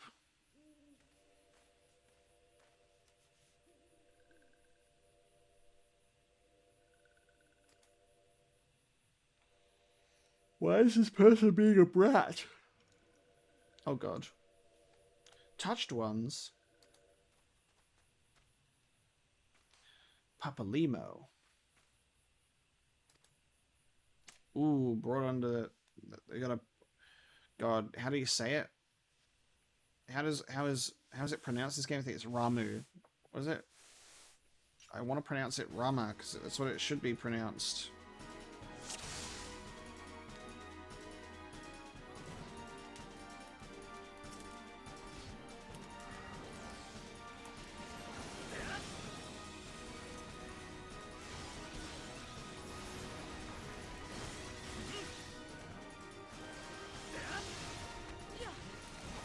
Can't have my chocobo with me, what a shame.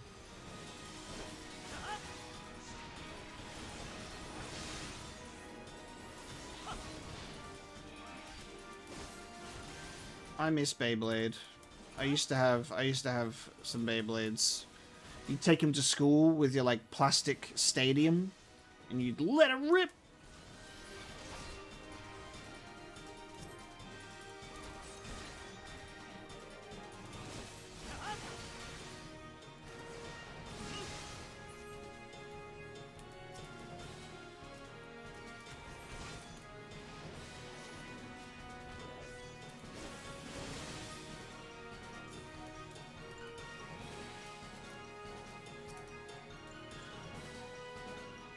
Ida managed to get the Malboro to run away. Nice. Beyblades and Yu-Gi-Oh! So much fun.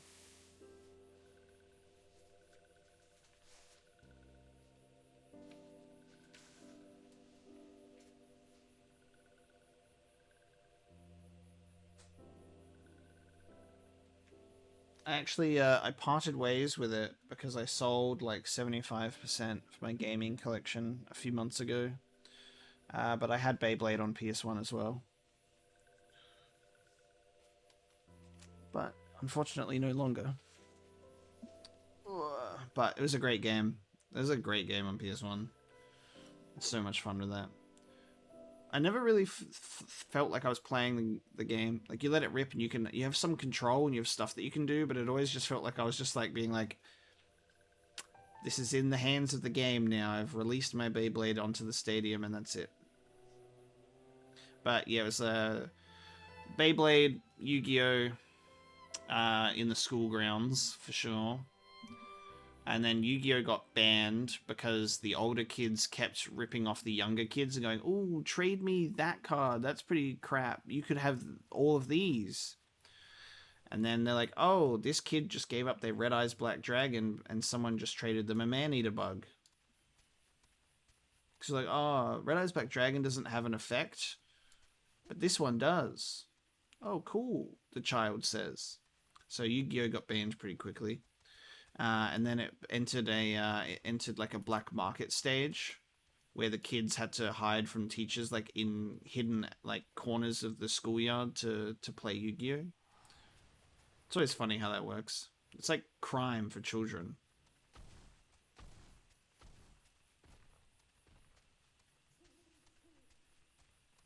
Card Captors rings a bell, but I don't really remember it that much. There was this other game that came out that was around that time period of Yu-Gi-Oh! And it was trying to like capitalize on like the whole card game thing. It was like Monster something. It was like I can't remember what it was called. Because there was an anime for it and a card game as well. That was like relatively popular but didn't hit Yu-Gi-Oh's level at all. I'd love to be playing some Yu-Gi-Oh though. No, not Dungeon Dice Monsters. God, what was it called? It's like Monster. It started with Monster, I think. No, not Digimon. I love Digimon. I'd never forget Digimon. Let me see if I can look it up.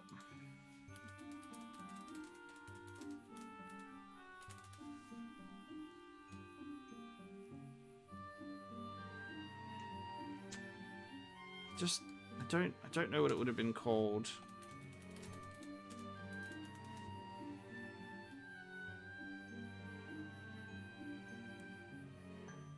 Oh, Duel Masters? So not Monsters, sorry. Duel Masters? Is that what it was called? Yeah, Duel Masters. Which is still going, apparently.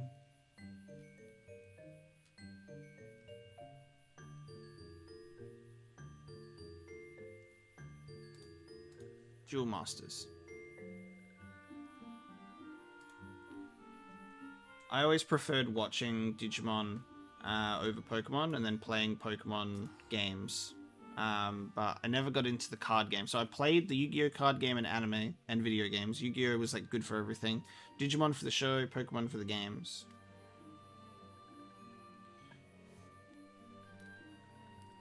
I still have all of my Yu-Gi-Oh! Cards and my Magic the Gathering cards. I got into Magic the Gathering in 2018.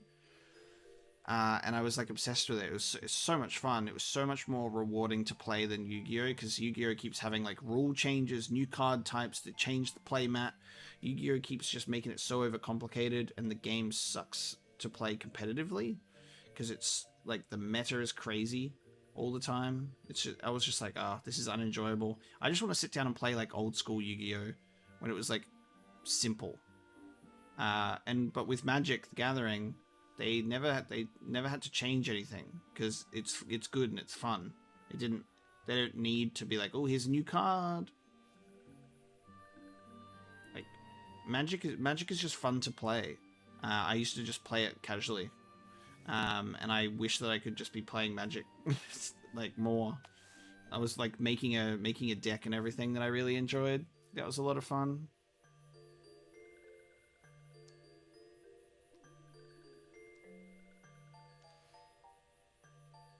I'd love to actually play some more Magic soon, for sure.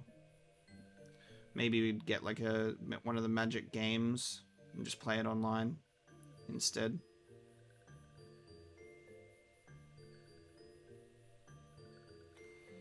Like I can handle synchros and XYZ summons for Yu-Gi-Oh!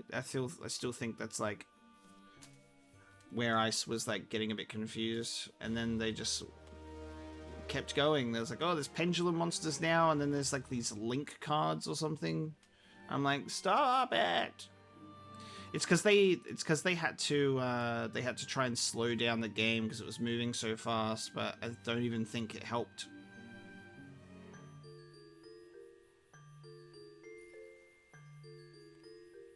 I want to do card games on motorcycles. Card games on motorcycles. I haven't watched all of the 5D's anime and after yet. I've watched all of the original and GX.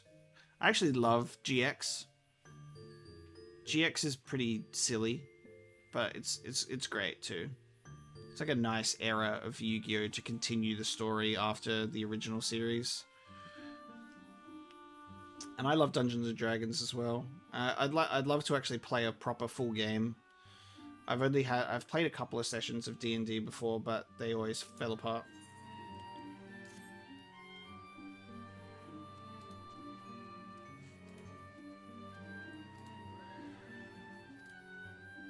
Ah, Buscaron. You gotta go back to him. Yeah, I haven't even touched Zexal because I haven't finished 5Ds, and then I think there's like 2 or 3 more shows after that. Time moves so fast. Like, if you were to say, like if someone said, "Oh, Yu-Gi-Oh! Zexal's still going," I'm like, cool, that makes sense. But no, there's been like 2 or 3 shows since, and it's just speeding by.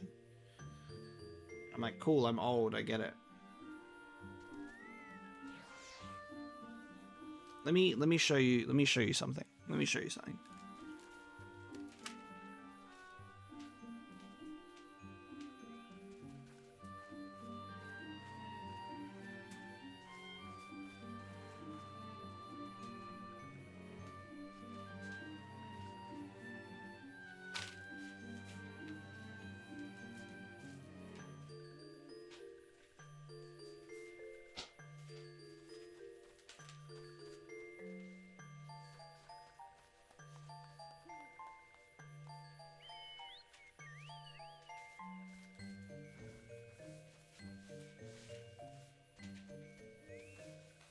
This is like one of my favorite things that I have.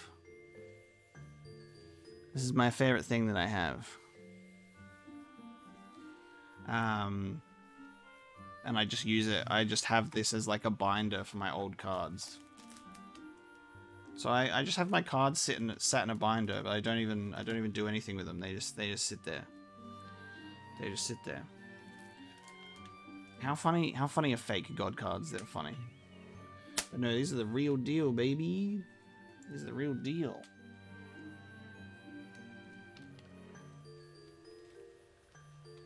I've barely touched them at all because they just sit in the front. But I love it.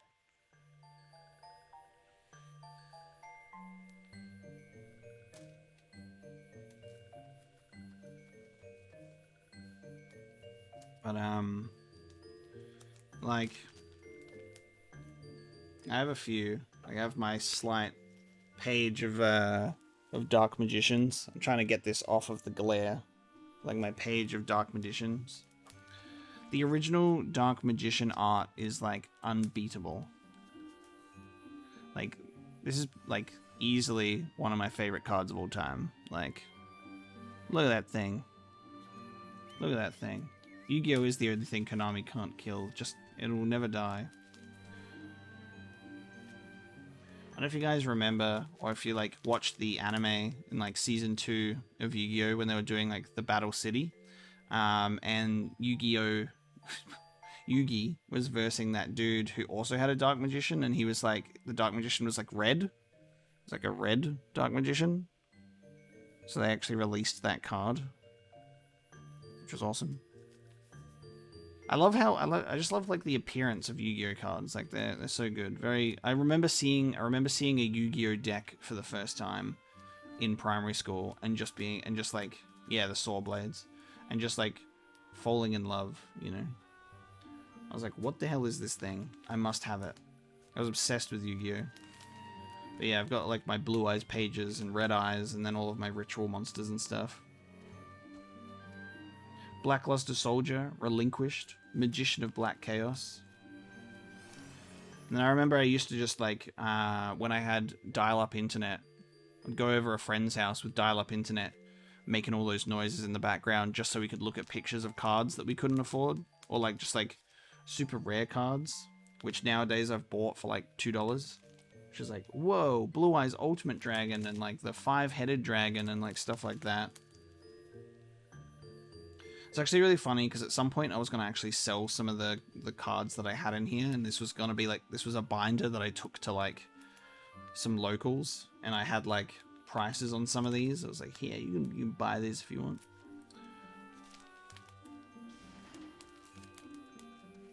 But this binder is mostly like nostalgia. Like it has so many old cards in it, like just older shinies that I really love. This is the best page, obviously. We got the 5 pieces of Exodia. We got my Exodia page. I've assembled all 5 pieces of the puzzle. Exodia! No! It can't be! I also have the playable versions of the God cards. It's always really funny how the Legendary Edition, like this Legendary Collection, with these God cards, you can't play them. I just find that so funny. But they look cool. But then I have the playable versions as well that actually have the effects and everything.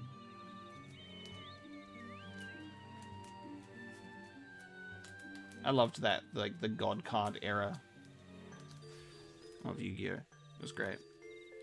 Yeah. Favorite God card? Slifer, dude. Slifer the Sky Dragon. For sure.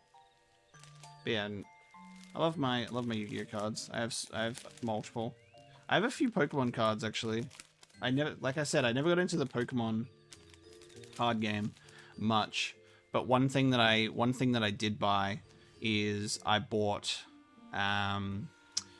they did like a 20th, I think it might have been, I believe it was, they did a 20th anniversary release of like the original cards.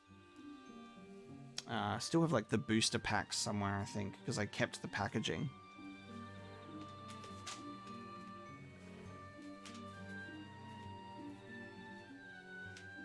I can't remember, but I've got it in this thing. But I'll show you this page, for example.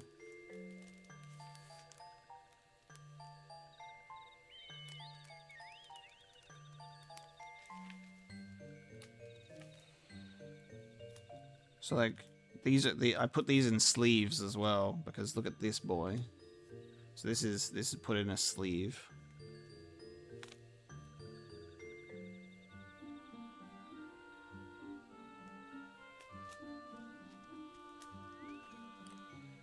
So I pulled shiny Charizard from the Japanese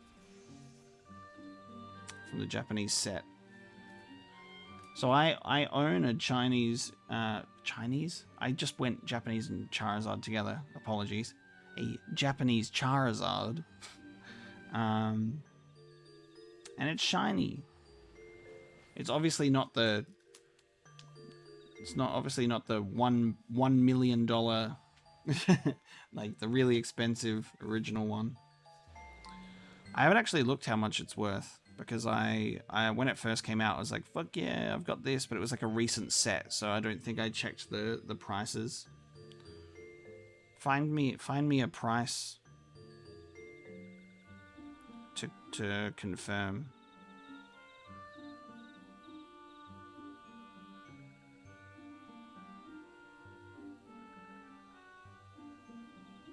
So I'm trying to look at it at the moment. But not bad. I've got that and then the other Charizard. Like they had like full art cards, so I've got like Mewtwo and stuff as well. I just love the art on this card. It looks so good. It's probably not in focus, so I apologize because autofocus is off. No worries, guy inbox. No worries. But Pokemon cards always like looked like nice and nostalgic to me as well, even though I never got into the game and didn't really play it that much. I like how Pokemon cards look. I could just never get into the actual game. But that's my Yu-Gi-Oh! And semi-Pokemon collection.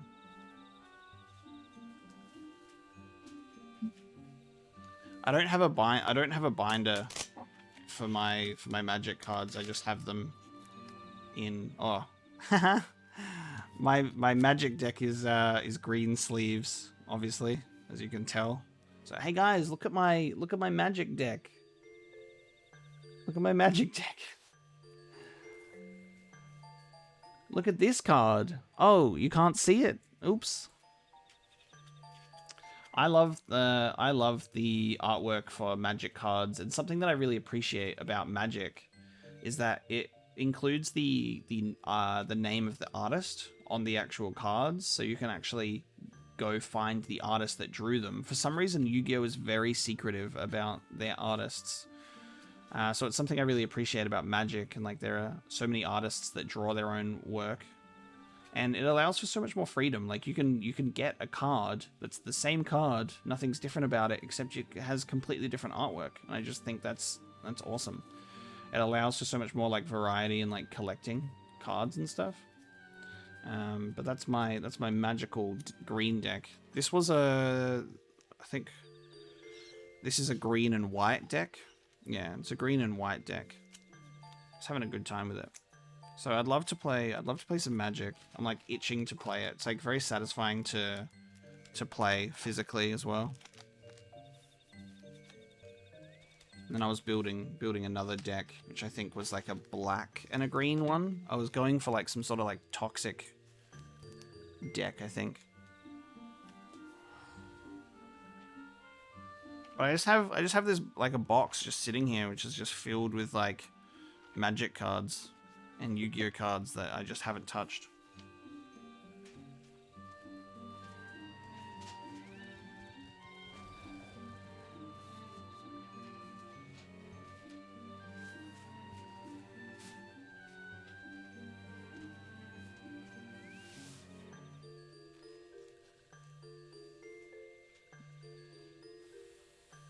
Send you all your Magic cards.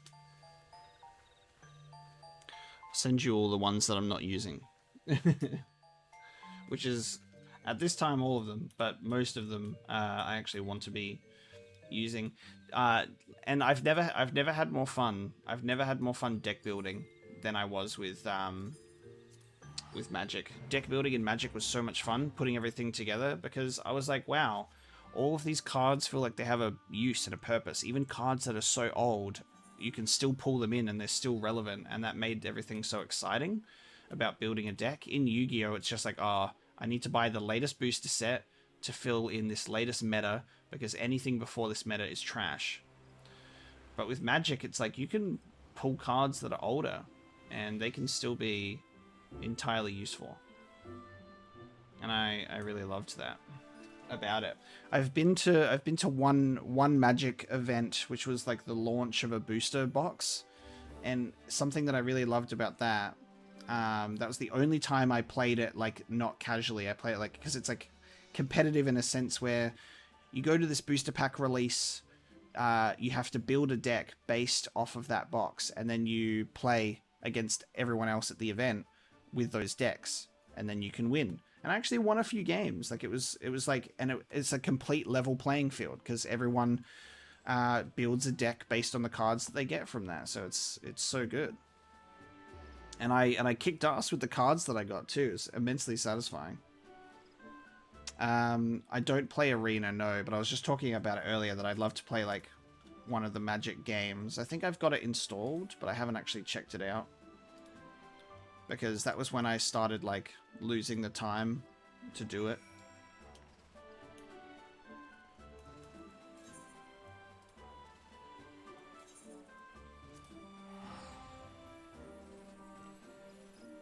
Potentially we could do some, or play some Magic or something.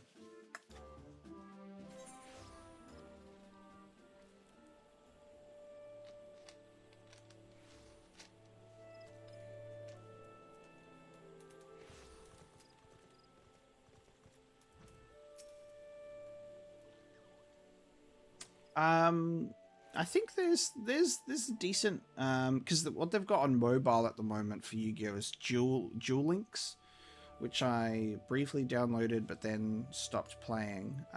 There's another one coming out, which is coming out for consoles. It's called Master Duel. And I think they haven't done. I don't know how much information we have about it yet. But apparently it promises to be the most complete Yu-Gi-Oh! Digital title yet, essentially. And it's coming out on consoles as well as mobiles. But I don't know what else we know about it. So I'm trying to see if I can find any more information on it. So Yu-Gi-Oh! Master Duel's coming soon.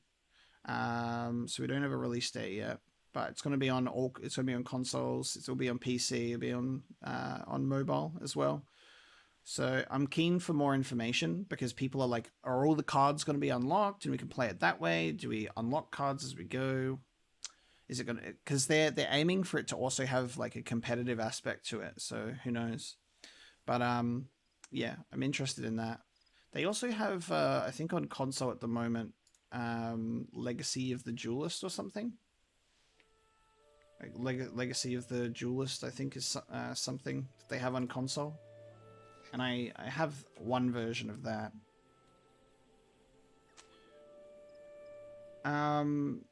Blizzard, I would say the complete edition is worth it. I bought the complete edition right off the bat to play. But I would stay on the free trial until you're ready to move up to the expansions. Get yourself up to level 60. Finish the content until you're ready to get into the expansion, and then jump into the complete edition, I'd say, because then you've squeezed every ounce of juice from that free trial, which is what I would have done if I was eligible for the free trial and then just upgraded. But I would definitely say it's worth it when you're ready.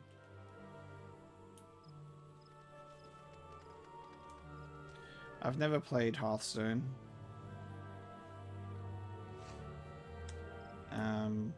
I haven't played many digital card games at all.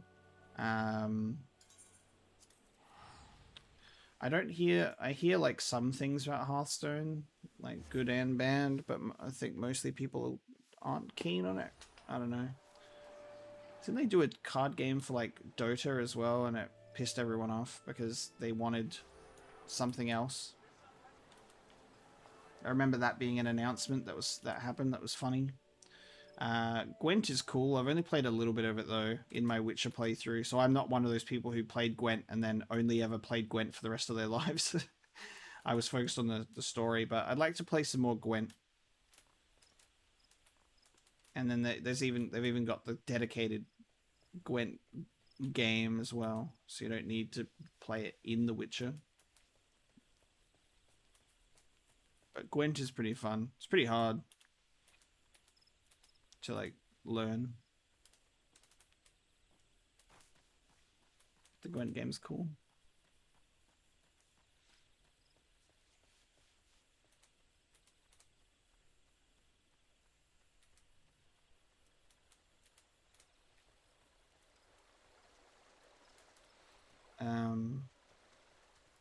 But yeah, there's a lot of properties, like franchises, that try their very best to be like, oh, let's enter the card game space, and it just, you know, doesn't really work out. Or it does work out, but it's just kind of very, very obscure. Like, there's a Star Wars card game, Star Wars Destiny. A friend of mine in another city plays it. I don't know if he still plays it, but was playing it competitively. Uh, Final Fantasy card game, that TCG exists. And you can get starter decks based on the different games, like Final Fantasy 7 and 10 and stuff. I'm not sure on the current status of that game, if that's popular or played competitively. Dragon Ball Z has had countless card games. Digimon, like they all try. They all try to be like, oh, we need to do a trading card game for this. It's like, do you? Do you though? I don't know if you do. Metal Gear card game. I mean, that could be interesting. That could be interesting.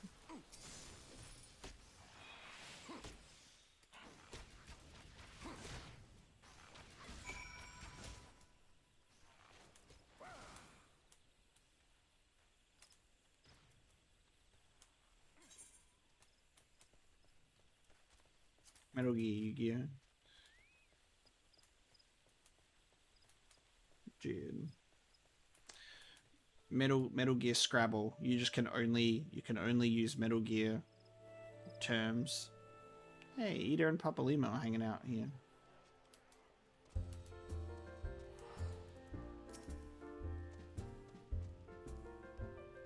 Yeah, Metal Gear card game. No, not Metal Gear Acid. Not Metal Gear Acid. It's called Metal Gear Acid because after you play it for a couple of hours, you want to burn your eyes out with acid.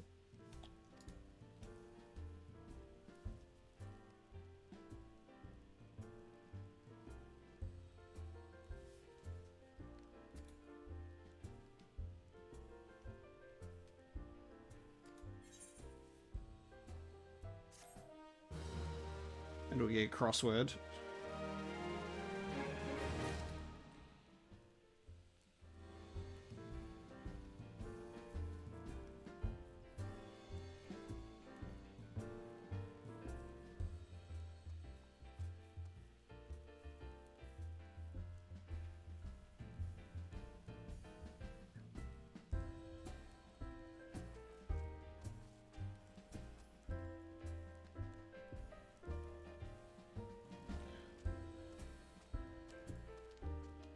Because you need acid to enjoy it, yeah. Zerd, I've already started the DLC for Metal Gear Rising, so I've already played Sam's DLC. So that's an episode that'll be coming up soon. And then I'm gonna be recording. I'm gonna be recording the Blade Wolf episode later. But yeah, I've already done Sam. It kicked my ass, that's for sure. It's a difficulty spike from the main game. It definitely jumps up there. So it's like, woo, this game. So I definitely did not complete every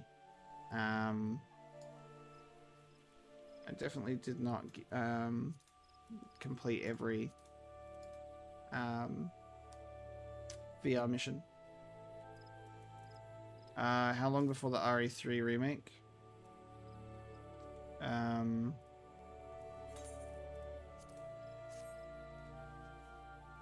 don't know. I haven't thought about it yet. I still need to play the bonus modes for Resident Evil 2 remake. And then I need to get Alien Isolation finished because that is enough for my horror capacity right now because it's killing me.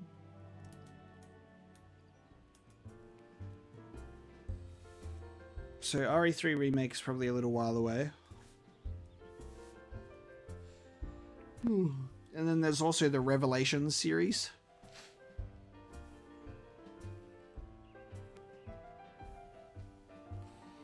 Will I play Diablo 2 Resurrected? I will. I'm actually very excited, Neo, for Diablo 2, because I've only played Diablo 3.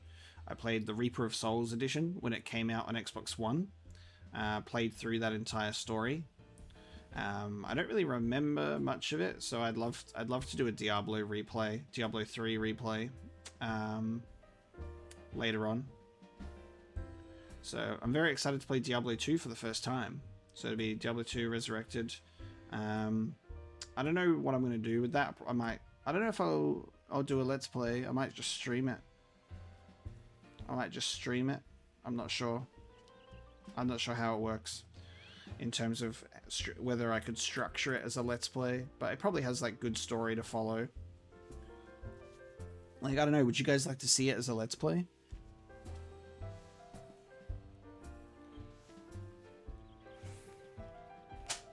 Because I am interested.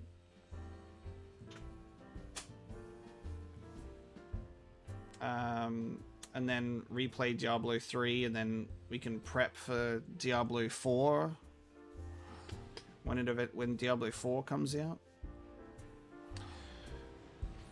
There's a couple of Berserk games, isn't there? There's a Berserk game on, because I was looking this up when I was trying to find soundtracks, or like Berserk soundtracks for like the manga read through that I've been doing, and there was like, I think there's like a Dreamcast game and a PS2 game for Berserk. So I have to do a Berserk Let's Play at some point as well. That'd be fun. Cool. Yeah, I'll probably do a Diablo 2 Let's Play then. That'd be fun, actually. That'd be a lot of fun. Because I love fantasy like more than anything really. It's like, as much as I really love sci-fi, like sci-fi and fantasy are my biggest genres. They're incredible. So love to do some Diablo stuff.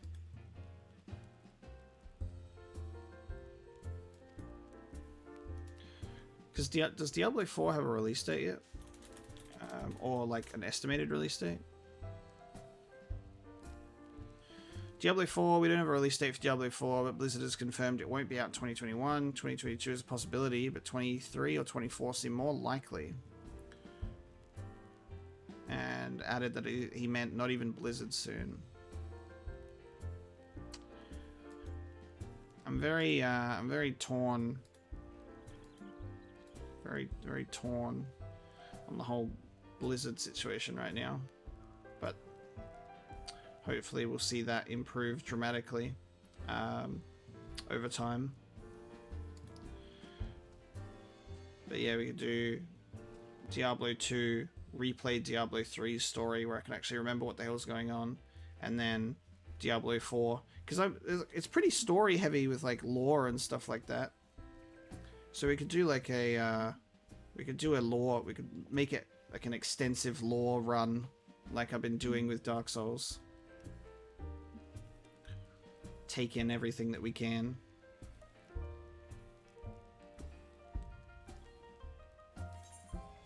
I've never played Max Payne. It's on my list. Max Payne's on my in my backlog. I played Wanted. I played the Wanted game because I was obsessed with the movie. I love Wanted. It's so great. God, I'm finally getting armor as a reward. God damn, it's been a while.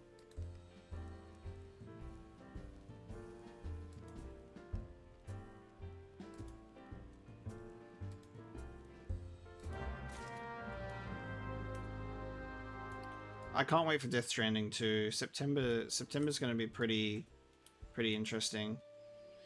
September, Death Stranding and Diablo 2 come out. I think it's like the original Max Payne, like 1 and 2, that people find difficult, but Max Payne 3 is good. So, but I'll still play the whole trilogy. So Death Stranding, director's cut.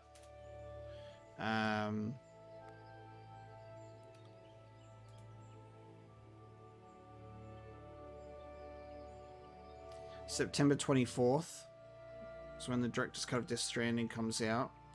And then Diablo 2 Resurrected comes out September 23rd. Oh, they come out around the same time.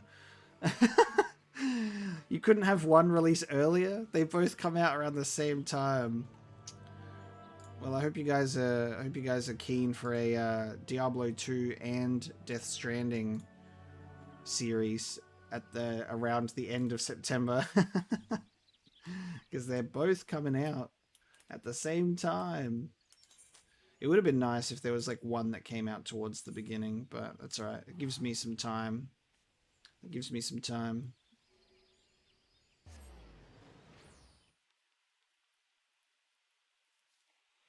We got a lot going on right now. A lot going on. A lot of games to get through.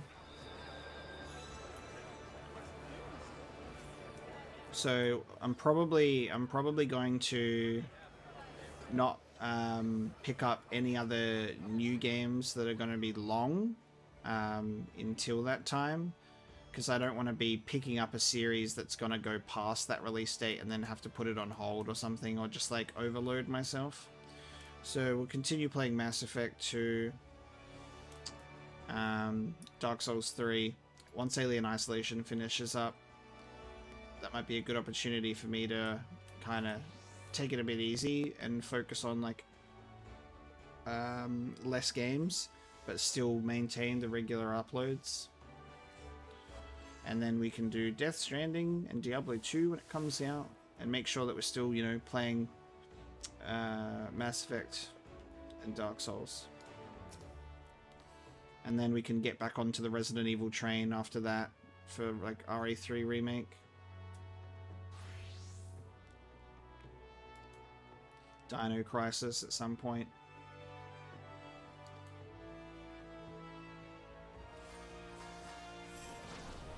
Yakuza. Yakuza.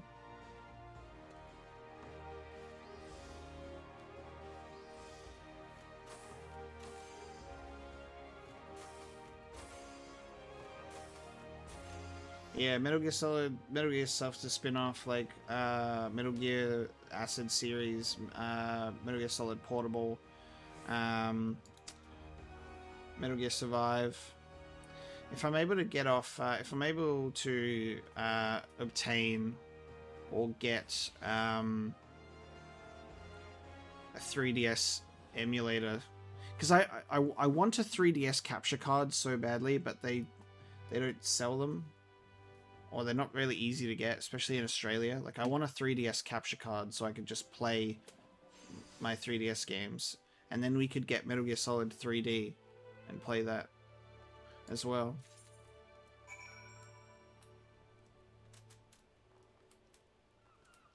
And then, yeah, I'll play the Yakuza series one of these days as well. It's another one to take on board.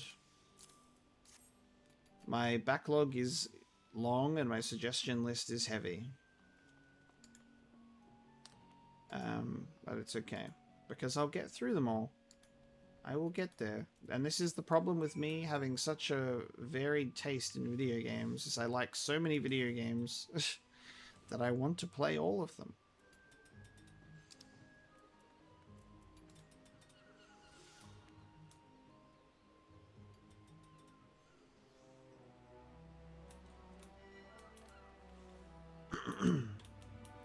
Do we still have quarantine in Australia? Yeah, we're currently in lockdown. We're in our 6th lockdown. Lockdown number 6. Because another state in our country can't handle their lockdown properly, or can't even handle their caseloads. They're currently reporting like close to 300 cases a day currently, and no other state in the country is taking chances, so we're locking down pretty early because there's a bunch of idiots everywhere who are protesting the end of a lockdown, but only contributing to its extension by doing the thing that is only causing more cases.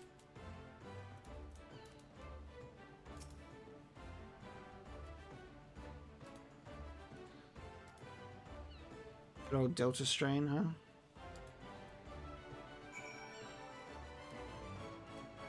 Good old Delta strain. Because the thing is, the longer people go without, longer people go spreading this around, as it gets to more people, it mutates into different strains. Then it gets even more viral. It gets harder to deal with.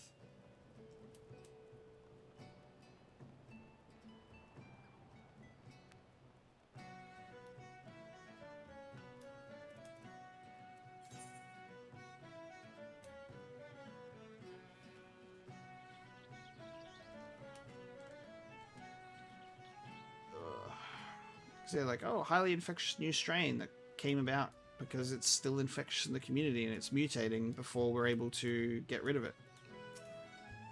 Instead of being able to stamp it out once and for all, it's mutating.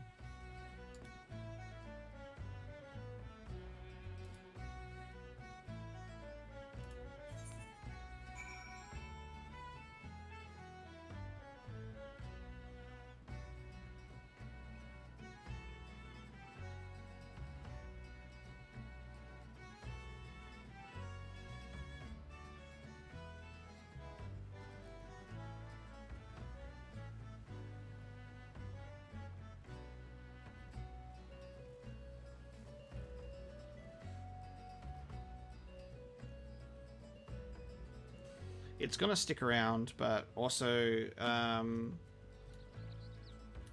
know. It's really complicated. The plague, like 100 years ago, stuck around for like 2 to 3 years as well, before they were able to get on top of it and fix it. But now we have so many more people. And the whole entire world is a conspiracy theory to everybody. So everything's fake, nothing is real. Government's trying to control us. Trust me, there are easier ways for them to control you than a worldwide pandemic. Ah, they're tracking me with a microchip in the vaccine. It's like, lady, you own a phone. They know exactly where you are at all times. They don't need a microchip for that. But like, here's the thing. In this context, the Patriots are completely fair in their perspective. Solidus was right.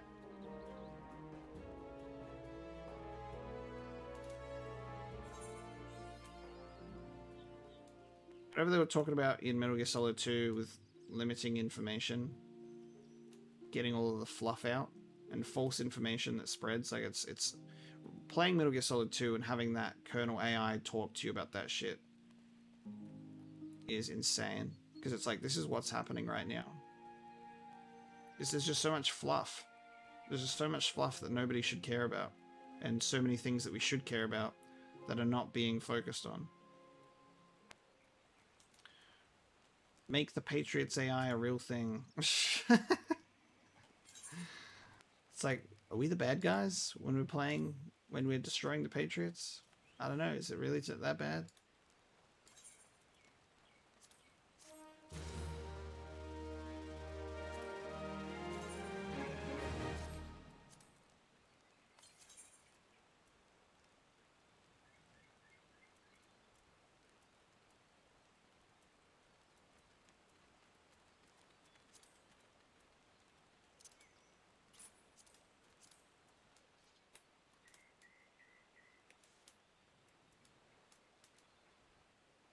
See, guys, be like Omega Ocelot. this is funny timing with what we're talking about. With what I just got. See, be like Omega Ocelot, guys. I gotta keep pressing the wrong button.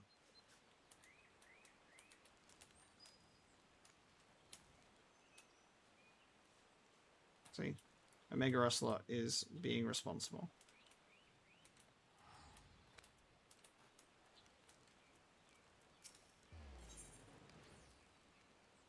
Level 21 weapon crate.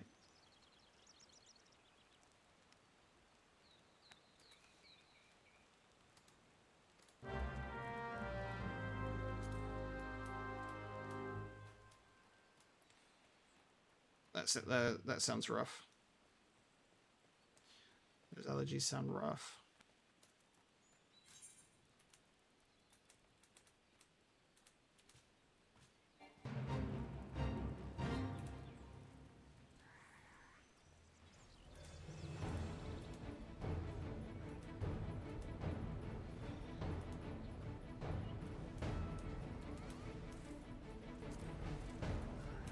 They got this.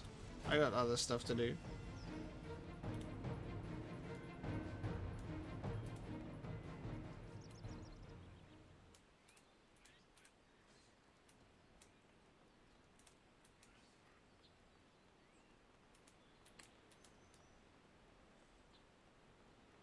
Fake Christmas trees is where it's at anyway. Ah, I went the wrong way.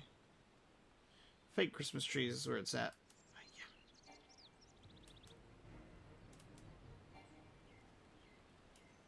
You get a white tree. One of the fake white trees.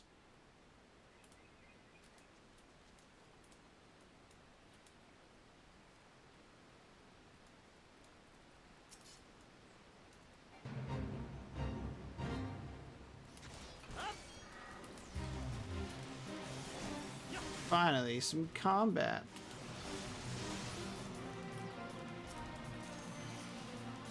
Look at these Kuos, dude.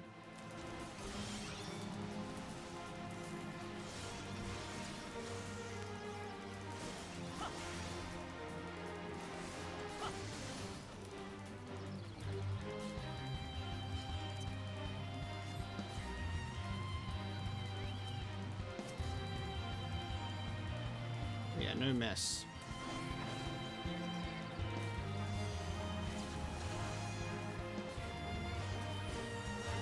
Morning, Mobius. How you doing?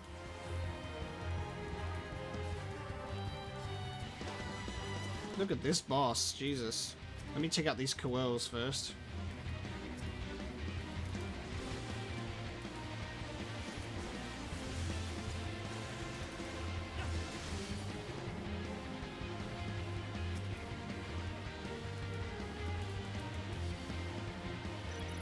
Need to level sync it. There we go.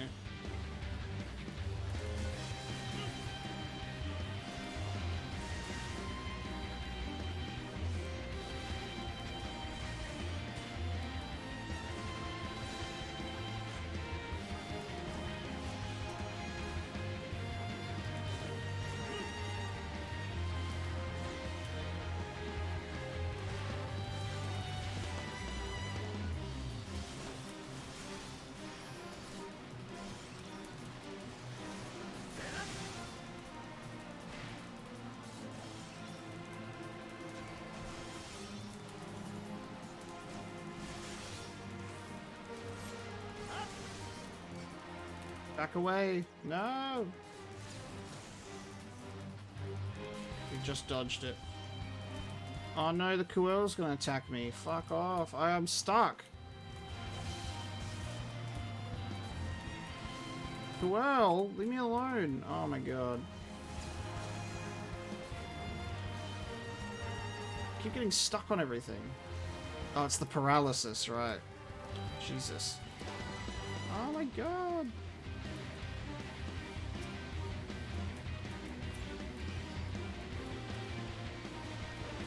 Kuel's away. We're good.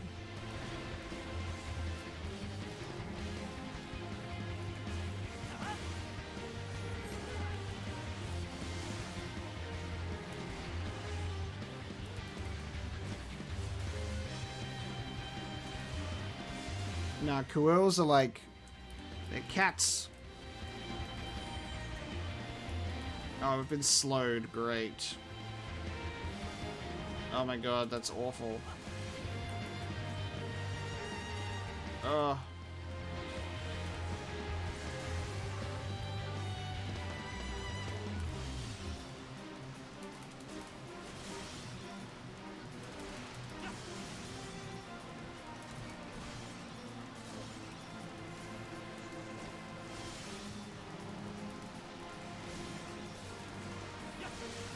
Almost there. Got it. Nice.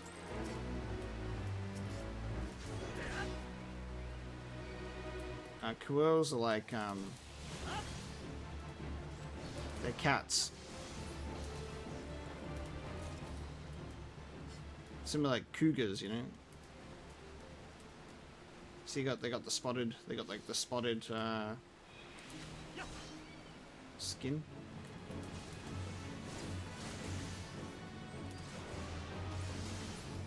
Oh, on my jumper. They're baby Yodas. It's an Udi. They're tiny. It's green screen, so he gets erased. But it's the child. It's baby Yoda. My sister bought it for me, so I didn't really have a choice in the design. But it's the most comfortable thing that I've ever worn in my life.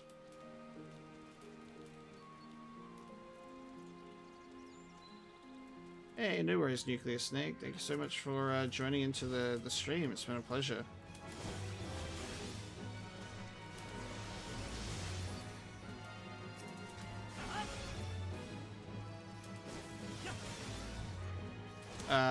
I haven't watched the Night Before Metal Gear. I don't think so. I might have actually.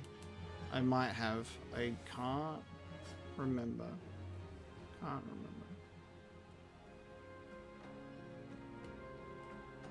But yeah, you can't really see up close because it's like green screen. But I mean, you can kind of see it. When it's a bit closer, it's like.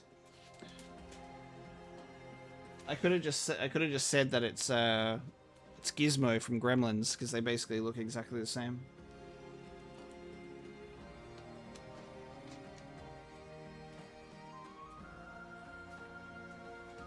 Yeah, you guys were pretty wrong.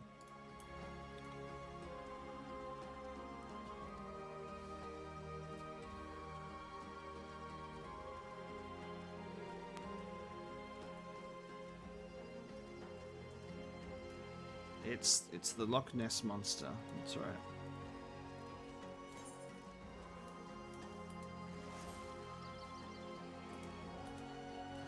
What comment on my Mass Effect vids annoyed me the most? Probably people who give me shit for not charging.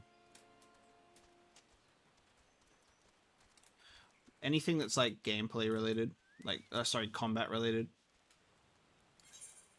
Like, just let me have fun. Because I am having fun.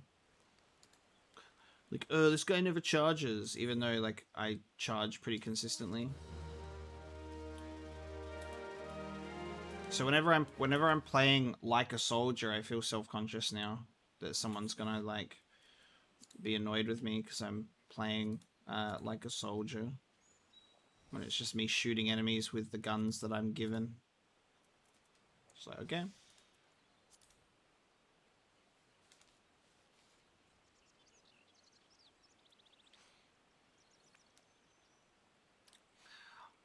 That's right. Everybody did that.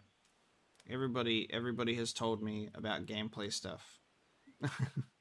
I can respect it, but I can also be honest and say it does bug me because it makes me feel like self-conscious. Now that I'm like, whenever I'm like shooting an enemy and not using an ability straight away, I'm like, I'm probably annoying everybody by how I'm playing. Because yeah, the combat's fun. It's not the most appealing part of the game to me because I love the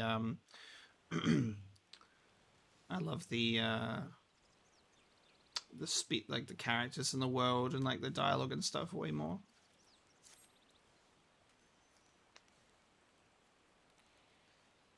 The East-West shield approach, exactly.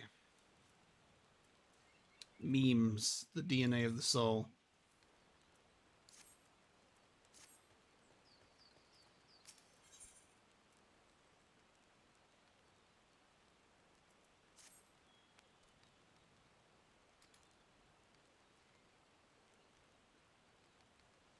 Yeah, the collector ship was just messed up. Like it was really hard to adjust to that. That was a difficult fight. It was hard to leave cover, but also at the same time I was like I needed to move, but it was hard to move.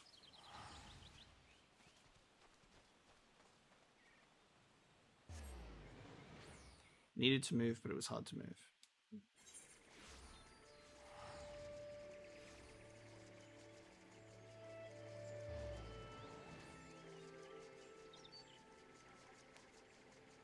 I'm not asleep, by the way. Just so you know. I'm not asleep.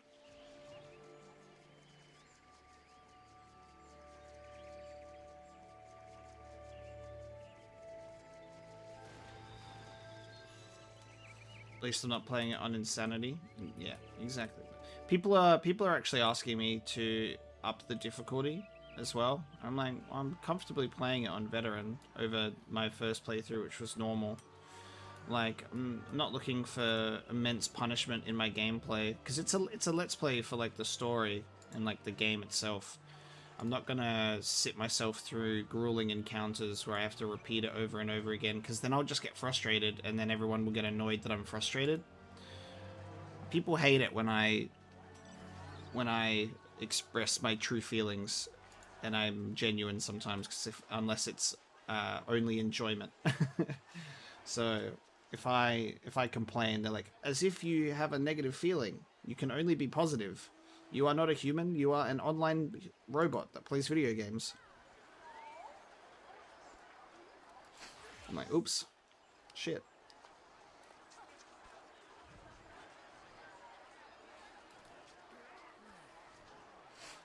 No, that's right, Terminus, you can still visit me. Because if you're on Behemoth, you can still visit me. I have a couple of friends on Behemoth that have played with me. Glinter has always dropped in as well. Final Doof in the chat, who not here today, but that's okay. But you are able to visit my world. Yeah. I'm not sure how Glinter was able to visit me. I'm not sure how Glinter was able to visit me, but when they did, I then was able to accept their friend request from there. So you can only send me a friend request if we're in the same world or in the same party, so that has to happen first. It's a bit backwards.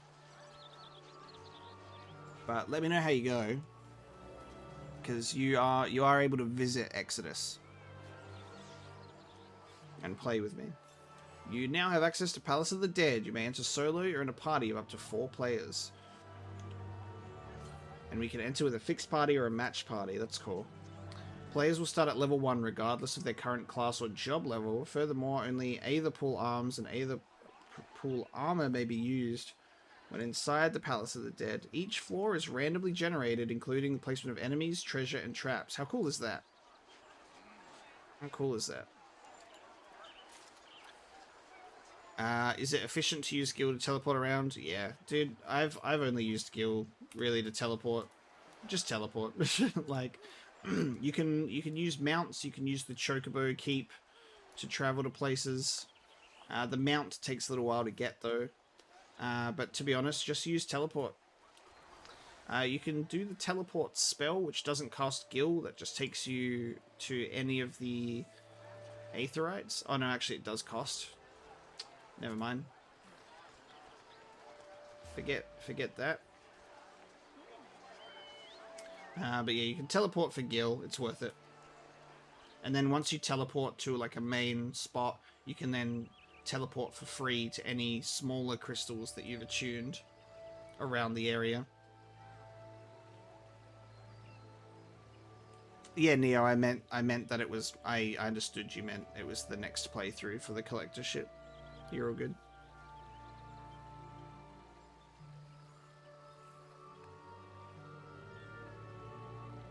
Cool. Well, I'm excited to check out Palace of the Dead.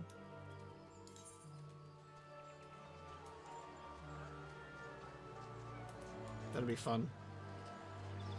T-Rex mount, and it can fly. Flying T-Rex mount. I can't wait till I can get. Flying ability for my mount. Yeah, keep an eye out for the smaller crystals. They'll be glowing. And you attune to those, then you'll be able to travel around. Yeah, fairies as well. But honestly, I don't mind. Like, you get enough gil that it's just like, it's alright. I'll just pay the toll. Yeah, I'd be keen to try out Palace. That sounds good. But we're still just running through these quest lines so I can continue the Dragoon quest, because we still need to get to level 35.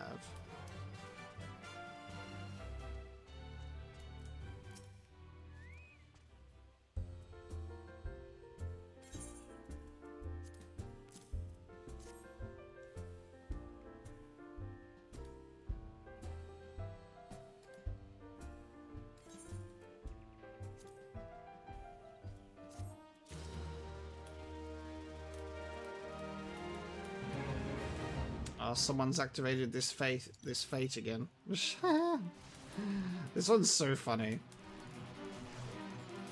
I encountered this fate by chance when I was AFK, like playing off camera a little while ago. I was just chilling in the town and all of a sudden a fate breaks out. I'm like, what the hell's going on here? And then like this dude jumps out of the pub. I'm like, oh my god, we're fighting a drunk. So funny.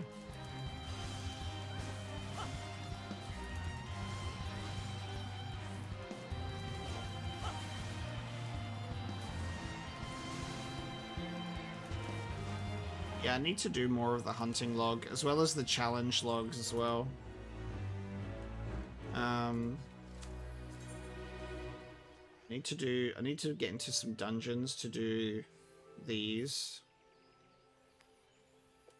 Ooh, so we've got 56 hours remaining on some challenges, so I'll probably run through these. Completing some dungeons, completing some guild tests.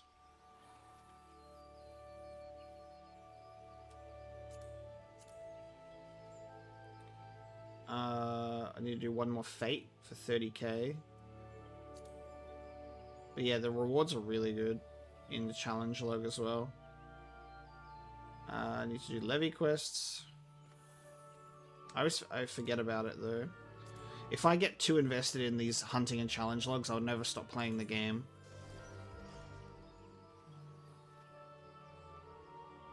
Yeah, I need to go to the central shroud to get a hoglet, because I haven't killed these yet, and then that will unlock the next rank. I need to... Can you like mark it? I wish you could kind of like mark it on your map so you could like highlight them. I know that they're already highlighted, but you know. A second deep dungeon, Heaven on High. Ooh.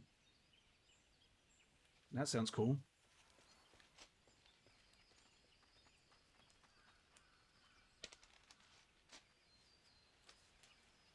Like, yeah, there's so much to do in this game to level up, which is really exciting.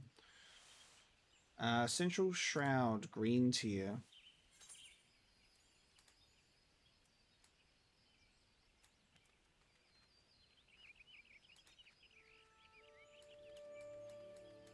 Here. So we want to be here. Alright, let me get this main quest first. I'll talk to him again, and then we'll teleport to the meadows and go to green tier so I can do the hunting thing.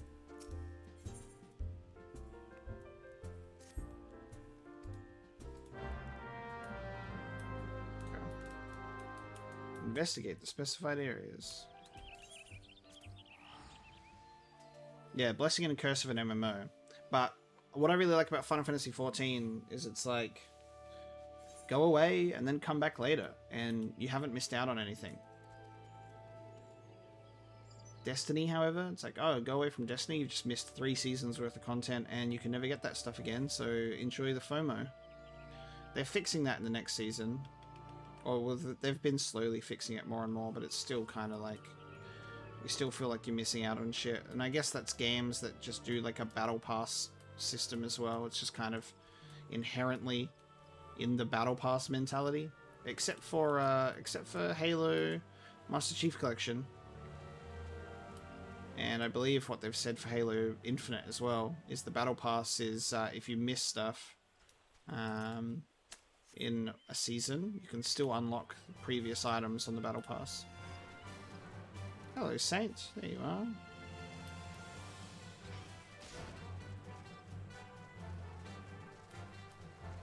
Okay. We gotta kill some things in green tier. Where are we? Some hoglets, right?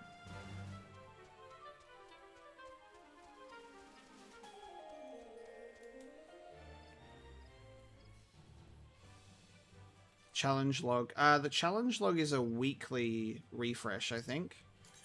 The challenge log is a weekly refresh.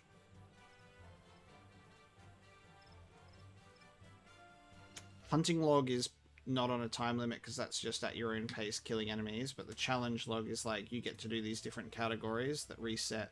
So we've got 55 hours left before the reset. Then it gives you a whole bunch of other challenges again. Just keeps going.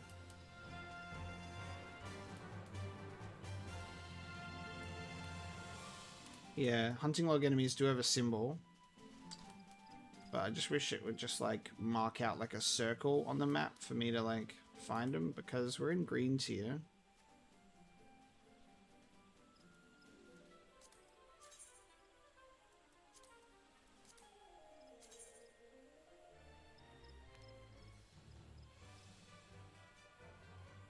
Hoglet. Yeah, at this current stage, I'm okay with the challenges that we have, because I don't really need a bunch, but I'll probably relate to that later on.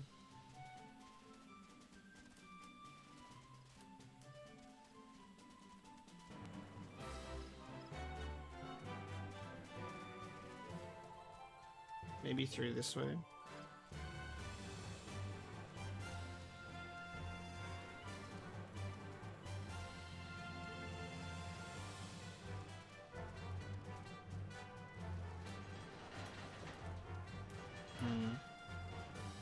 Not here.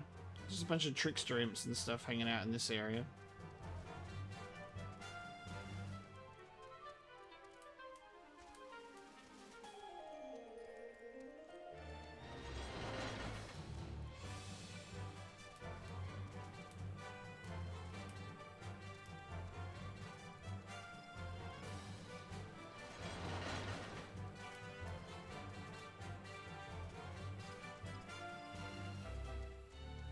Oh, there we go.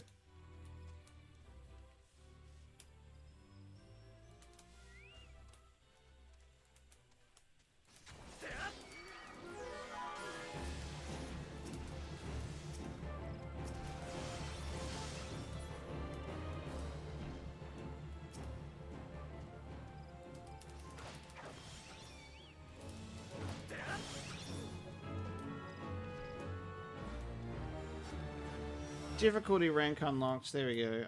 That's all I needed to do this whole time. Okay, rank 2. All right, I really need to be getting onto this, doing it as I progress through.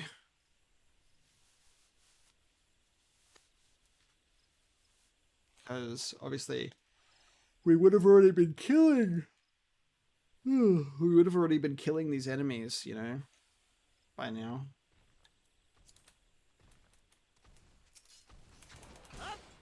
So I'll look out for whenever I see that symbol. Like this tree ant sapling is one.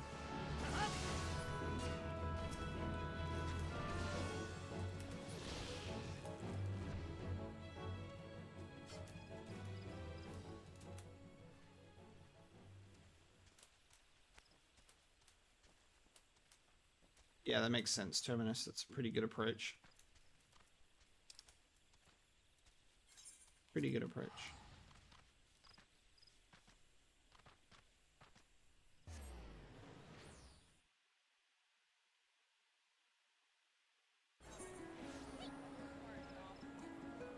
Might order some breakfast. 'Cause I'm a bit hungry.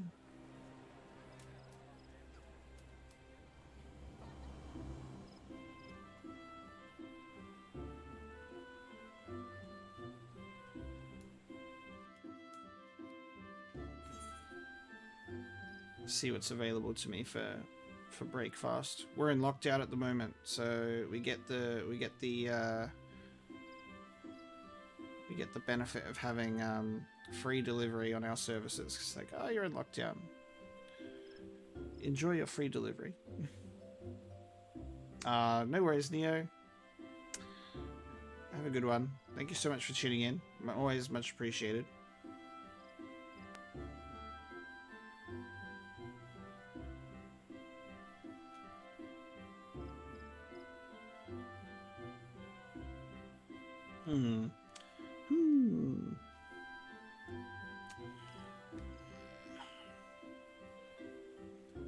I'm always torn between what do I want to eat? Do I want to eat something that's healthy, or do I want to eat something that's cheap because money?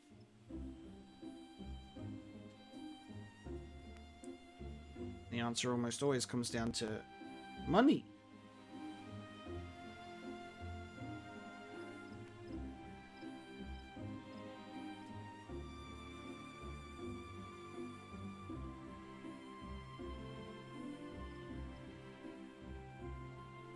I need to go and do some groceries though. It's been a little while since I've done groceries. I need to get some stuff, so it'll stop me from doing this. But don't you just feel like hash browns? I don't have. There's some choice, but I'm kind of in like that state of mind where it's like, do I want to be eating that for breakfast? You know. And the answer is almost always no. But I make myself eat it anyway.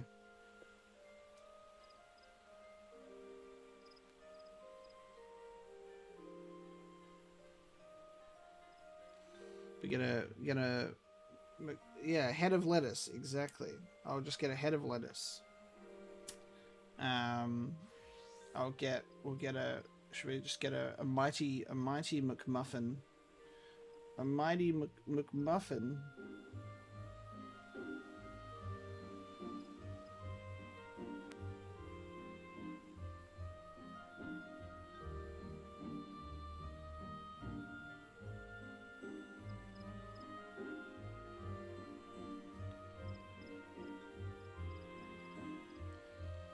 Can I order a head of lettuce from McDonald's? Hello? Can I have a McDonald's, please?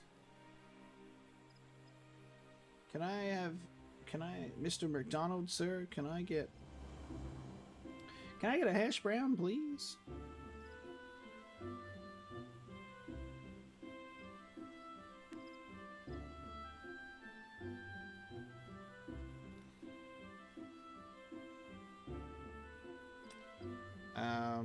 God damn. I hate it when you need to meet a minimum though on the order. Hey! 9-star! Congratulations. Lockdown finishing for Queensland. Lucky you.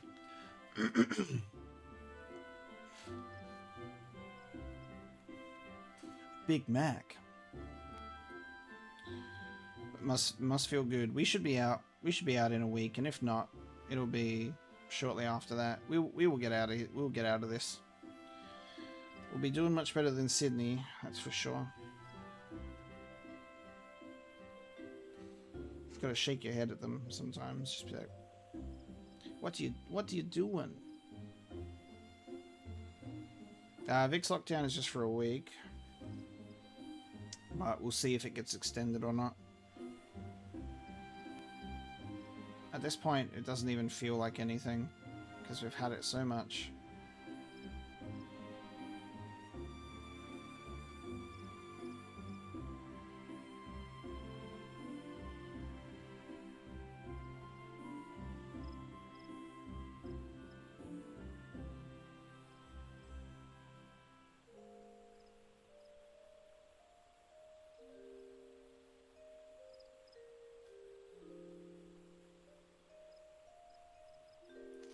We're just gamers, exactly. When you're a gamer, your life is locked down. That's how it works. Alright. I've ordered breakfast. I've ordered a breakfast. So when that arrives, we can take a brief break where I'll eat some food, and I can play chess with Guy in Box probably. Give it a solid attempt. play some chess while I chill out, and then we'll continue on with the game.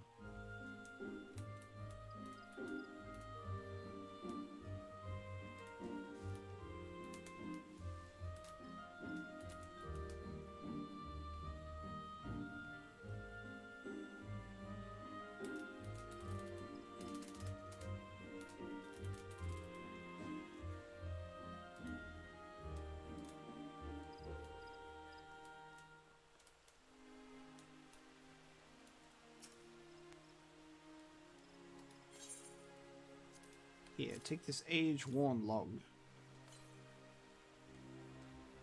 My journal.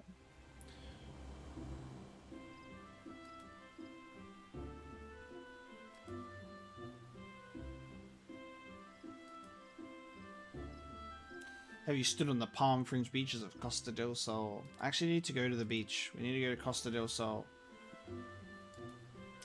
Am I going to get the Golem game? Oh, man. Yeah, I'll try it. It looks interesting. It's going to be interesting. I'm keen. I haven't given it a lot of attention. It's been in development for ages. We've barely seen anything. There was another trailer recently. I still need to finish Shadow of War. I did Shadow of Mordor years ago, and I still need to play Shadow of War. That's another Lord of the Rings game. To follow up from the previous discussion about Lord of the Rings is I need to do Shadow of War still. And what I liked about Shadow of Mordor, which was pretty fun, was it felt like Assassin's Creed and the Arkham series kind of like together. Like Assassin's Creed, like running around and exploration, but like a bit amped up, and then it had like Arkham style like combat where you're like just running around the field with a goddamn sword. It's like Assassin's Creed and Arkham had a Lord of the Rings baby, which I thought was pretty cool.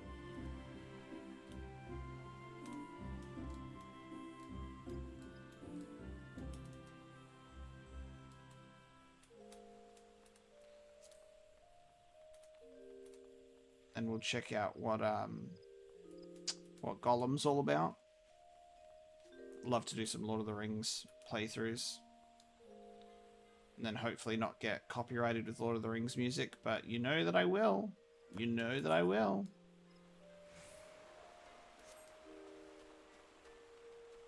The Nemesis system is so good. It's what's something that's really dumb is they like trademarked or patented that system, so now the system will not grow in the gaming industry and not be used as like something to help other games and their AI and their systems because it's patented. They're like, nope, only we can use it. So, okay.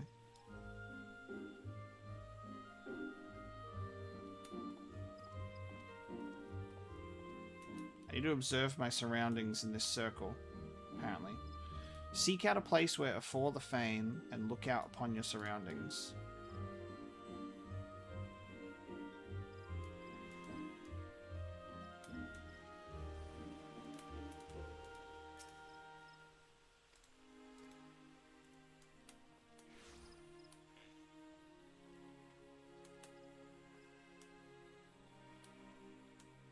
What do I have to do here?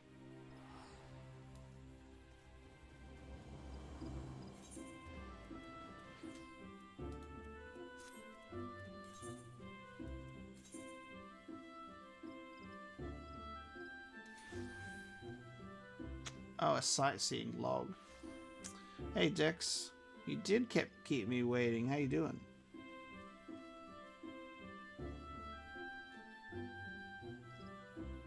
Oh, you have to look out. Okay, hold on.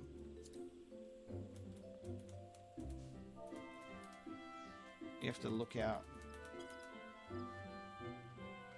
Do a sightseeing emote. Cool. So that's how that works. Gotcha.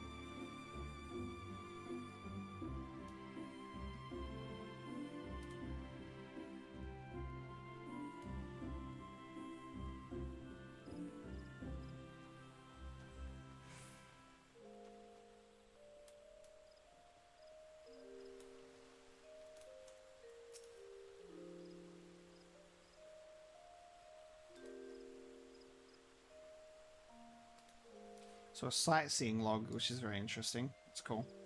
So we can find spots to just do like the lookout emote.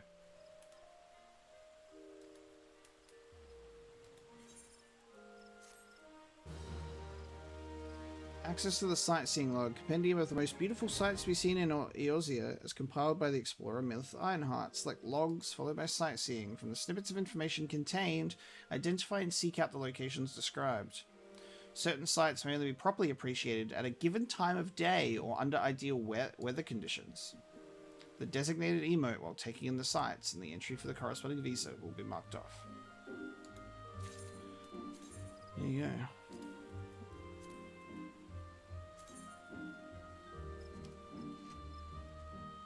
Cool, so that's the name of the location.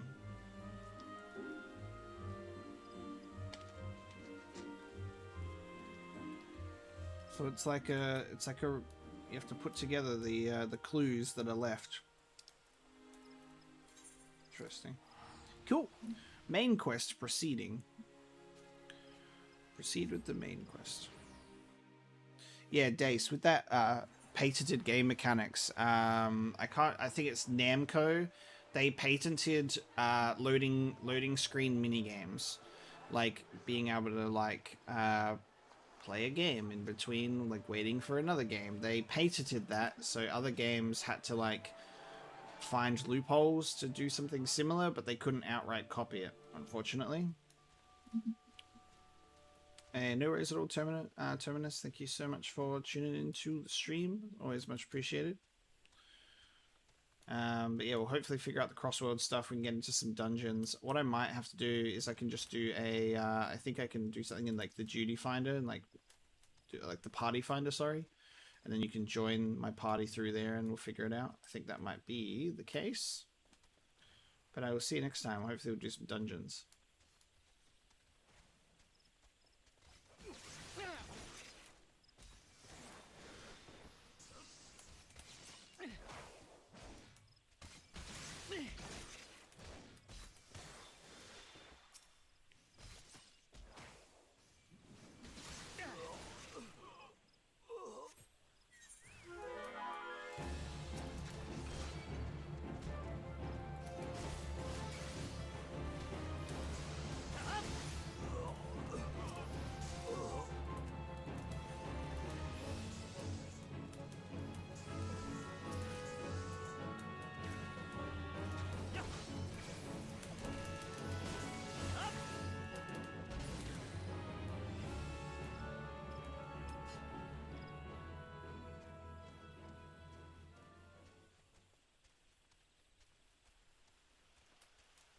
Almost at level 34.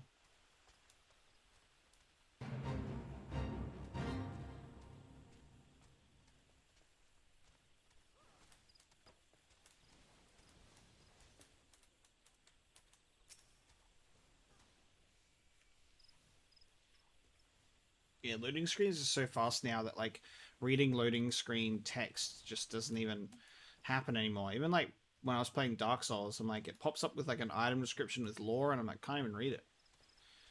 Because I'm already out of there. By the time the loading screen happens.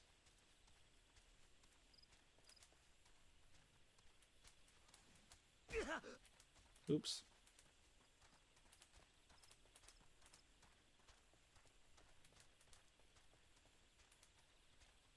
God, EA putting ads in their games. Yeah. The pain. It's like, oh, sorry, I forgot that I thought that I was paying for this.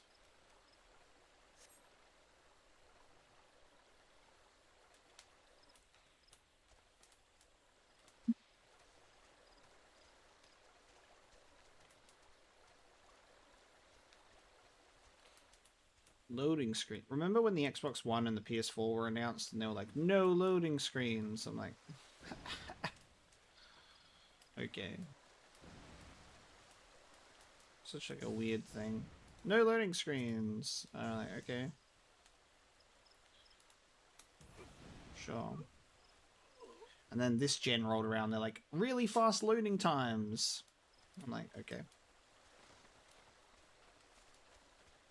No worries, Math. Thank you for tuning in.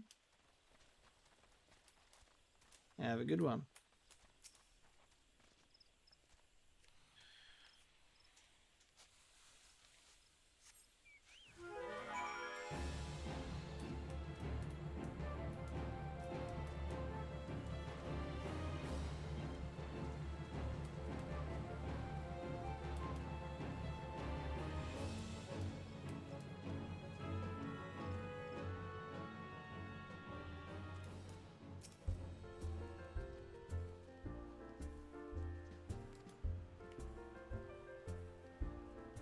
Ghanaians following the sylphs, tracking them or giving chase, maybe.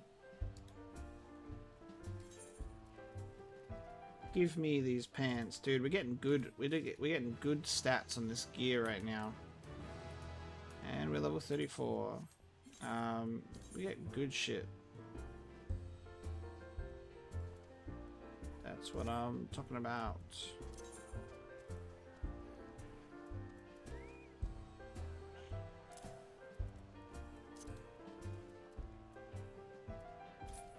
Why didn't it not want to...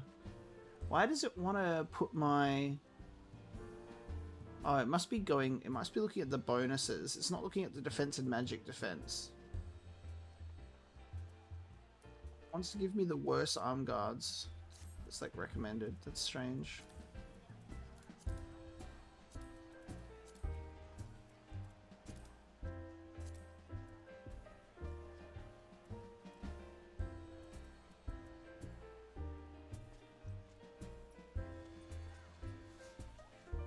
PCs are lagging behind. Yeah, interesting. Because apparently, yeah, the PlayStation 5 and the way that they've managed to like handle like loading and stuff is very interesting. I've yet to really get the full experience of the PS5's loading because I haven't played many PS5 games.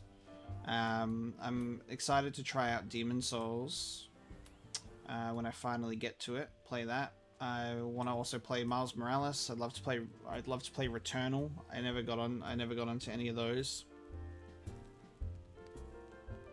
so I'd love to get onto those as well.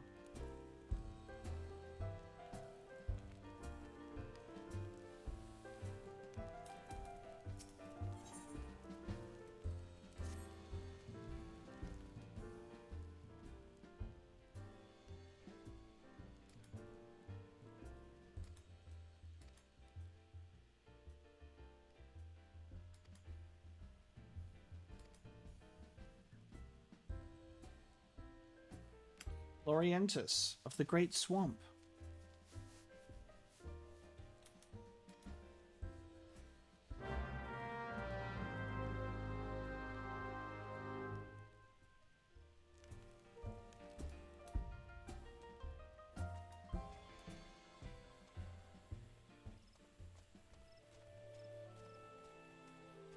Speak with Lorientis.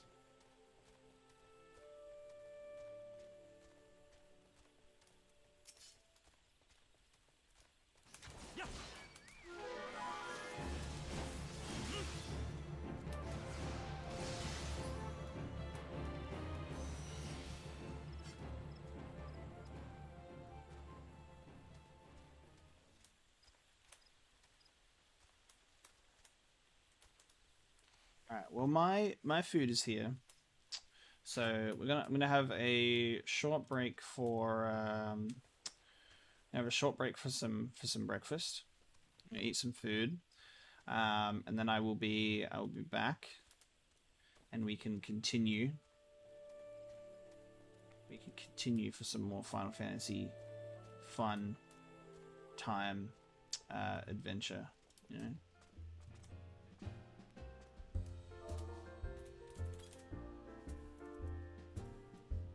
Oh my god. I just thought I would sit on the floor. I didn't know that it sits me on a chair. Oh my god. What? Hell yes. Awesome. We sitting in a chair. We sitting in a chair. There you go, guys. I'll be back.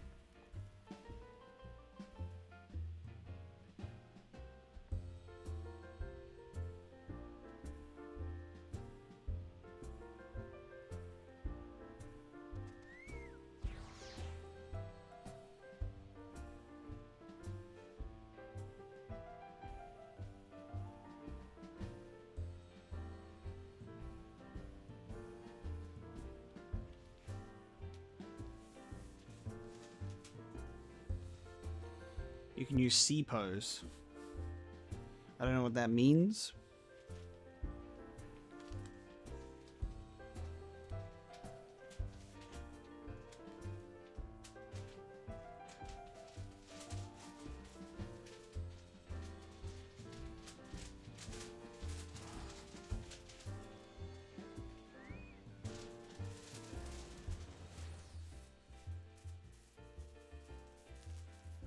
Oh, change pose.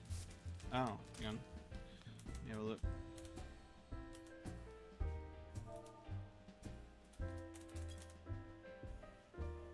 Oh, cool.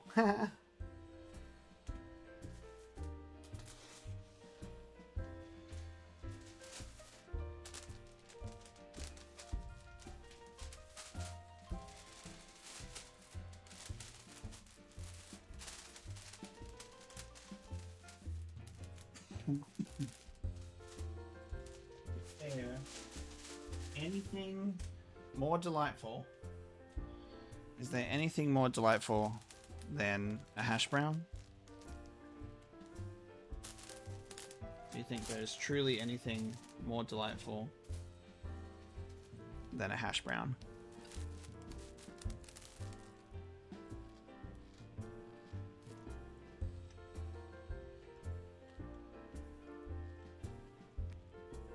Because they're pretty damn good.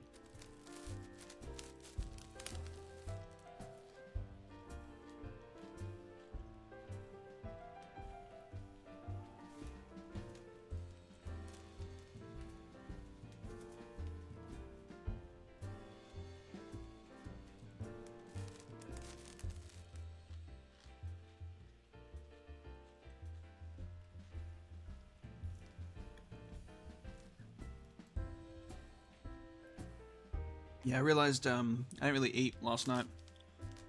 So I woke up and was like, oh, I'm going to have breakfast at some point on this stream instead of lunch.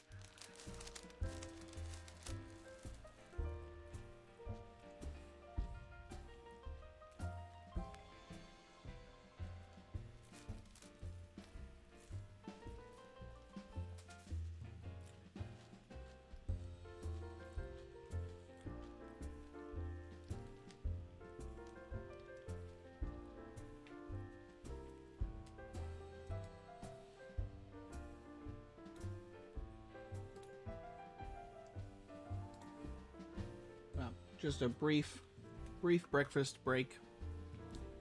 Brief breakfast break. And then we'll get back into doing main quests.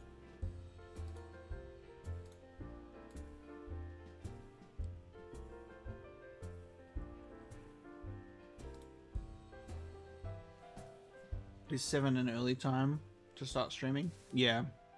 I'm a person who does like to enjoy I'm a person who likes to enjoy a sleep in. I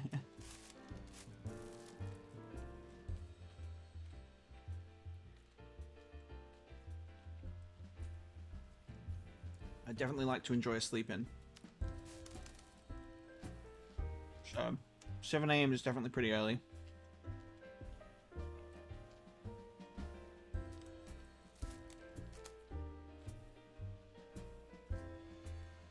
Especially when you don't get much sleep. So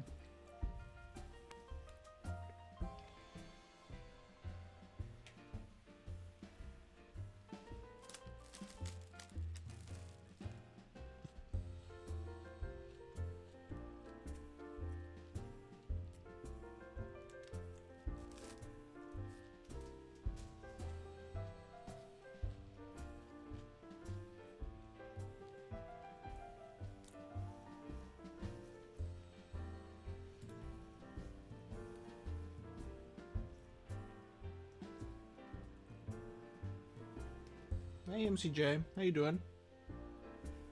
Welcome. Welcome. Welcome to Apocalypse Eats Breakfast.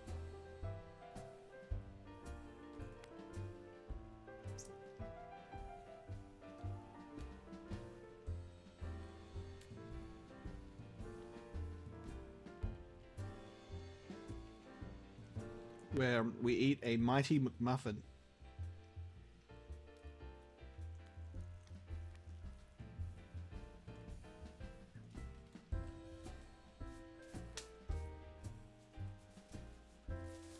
And it actually doesn't taste half bad. Actually doesn't taste half bad. Which is nice. We went for the cheap and fast option for breakfast instead of the healthy option that would be a longer wait.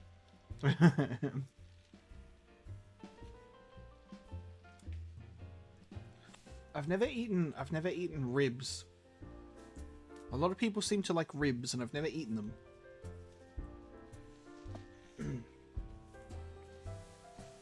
Like, what's the appeal of ribs? It just seems like a weird part to focus on, you know.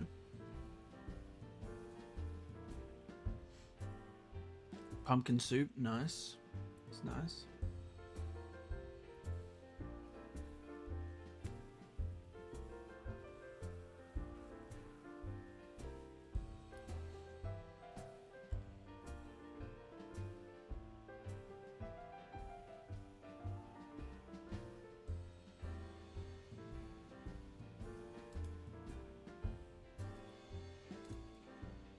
Fatty and tender meat. Okay. I just thought it was like literally like... Okay, maybe I should try it. Maybe I should try it.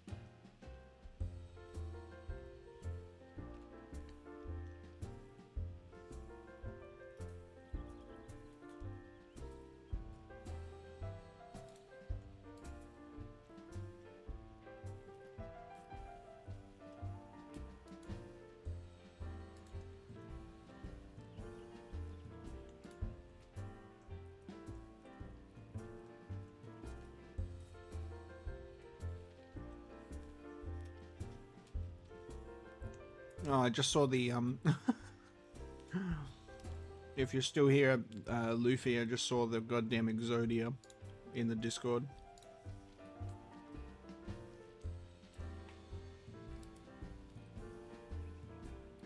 Yeah, Luff. Fucking Exodia balls.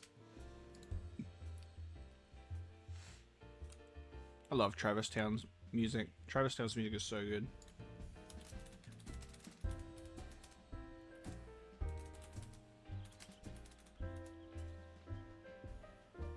Hey, Moody Bastard, how you doing? Thanks for tuning into the stream. Thanks for tuning into the stream.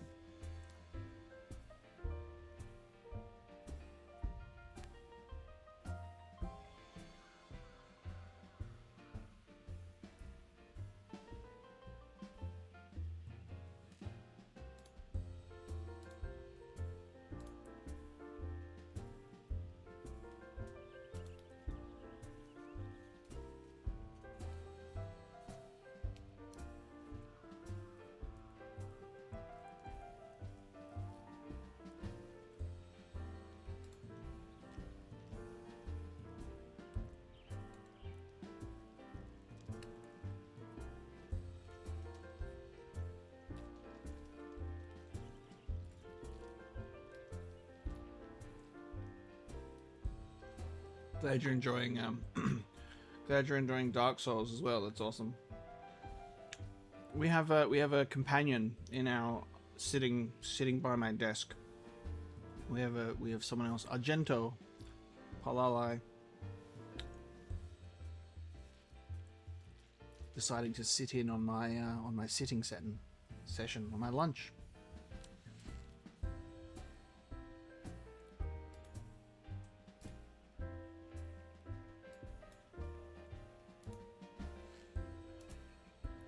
Guys, do we want to watch this video that Dex has sent me? Should we watch this video that Dex has sent me? He sent me two. He sent me one. Just two videos.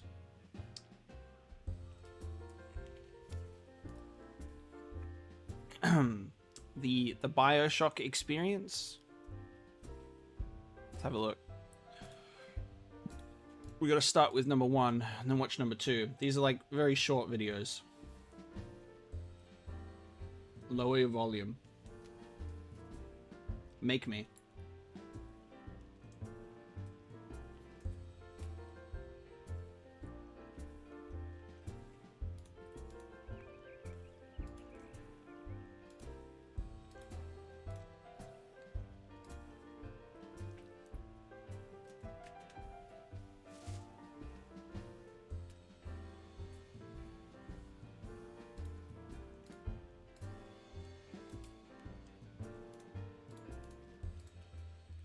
Alright, let's take a look.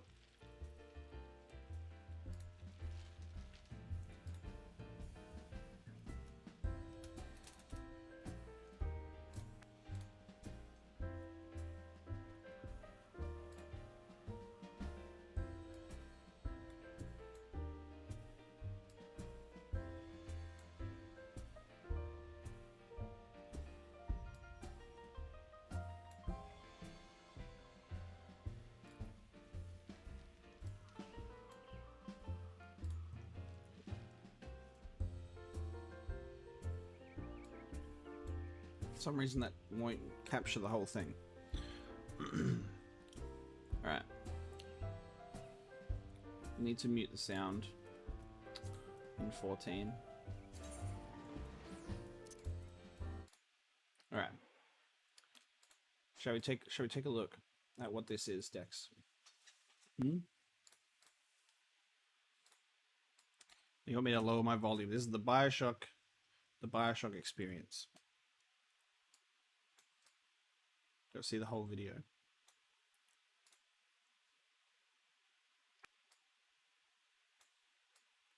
BioShock Experience 1 for Dex. Lower your volume, everybody, apparently. Alright, let's get this thing. And that's a grenade. Dude. Alright, and you linked me the second one. Okay. I'm expecting screams. I'm expecting screams. Wait, ah! Oh my god!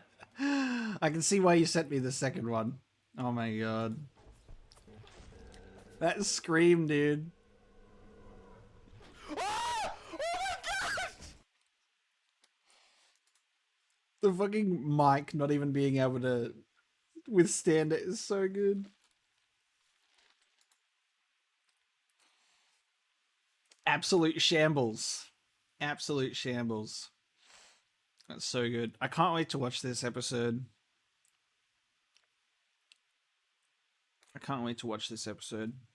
This is what I'm going to watch after my stream. Is episode 3. It's just stood right there. It's so funny. I've never seen that before. I should listen to the intro.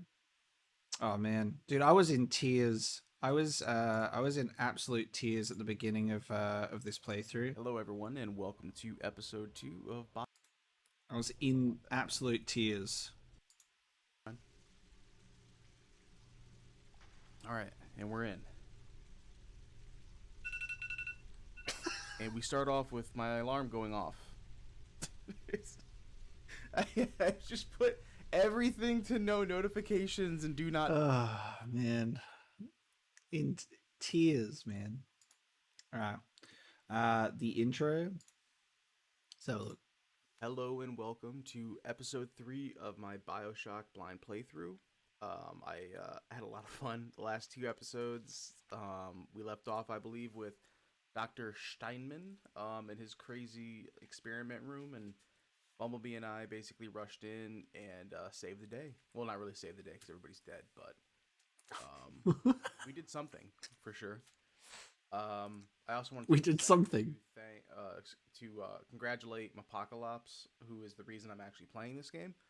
He just reached 10K subs on his YouTube channel after only being at 1,000 a few months ago. So, if you have an affinity for blind playthroughs that have really insightful conversations and narration, I would head over to his channel and give him a follow. So I got into him because of the Metal Gear Solid series, and if you like Metal Gear Solid, you're gonna love him. So I only take I pride myself on being a humble person, and I'm sure other people would tell you I'm very humble. So I'm only gonna take 50% credit for his success.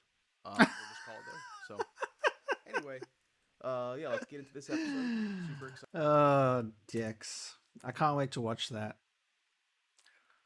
Can't wait to watch that.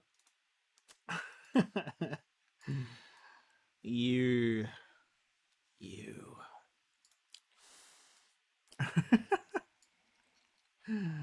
So good.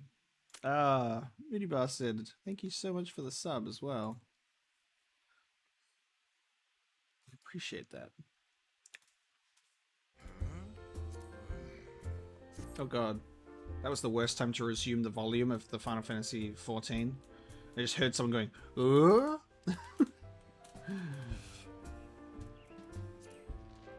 Ambrose Fahim looks stumped, apparently.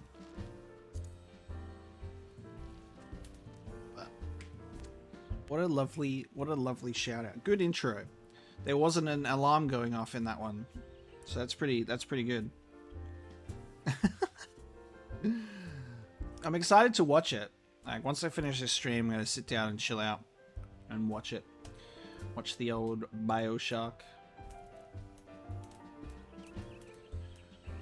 Need better Twitch emotes. I know. You got to get me to partner for that. Oh.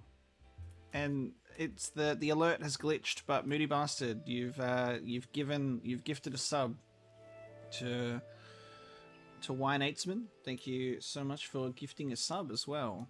God damn it. That's very kind of you. I always get very disappointed when my subscriber alert glitches. Sometimes the gift sub is perfectly fine, but other times it's not. I need to fix it. I need to see what's going on with it. Let me have a look.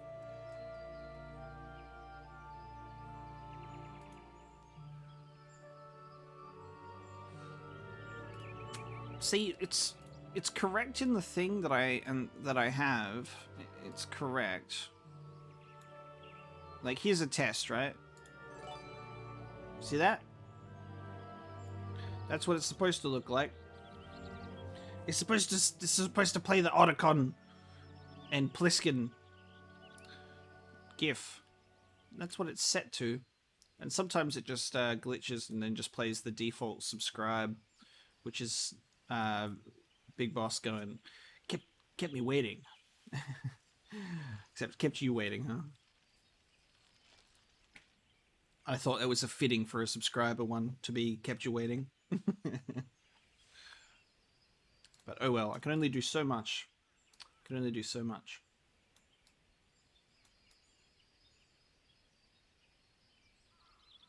Cool, but yeah, appreciate the gift sub. Thank you so much. We'll keep going. We'll keep going. I need to get to partner to get more emotes. So we're locked into 5 until I get partnered, and then we can go crazy. What I'll be doing once we do that is working on my art emotes. I'm gonna draw a lot of emotes. I've also got Ariel in the Discord, who's also helped me out. He's drawn me a couple. He's got some Big Boss ones, which are really cool, with some emotions, and then he did a Grey Fox one. So I want to do some variations of those.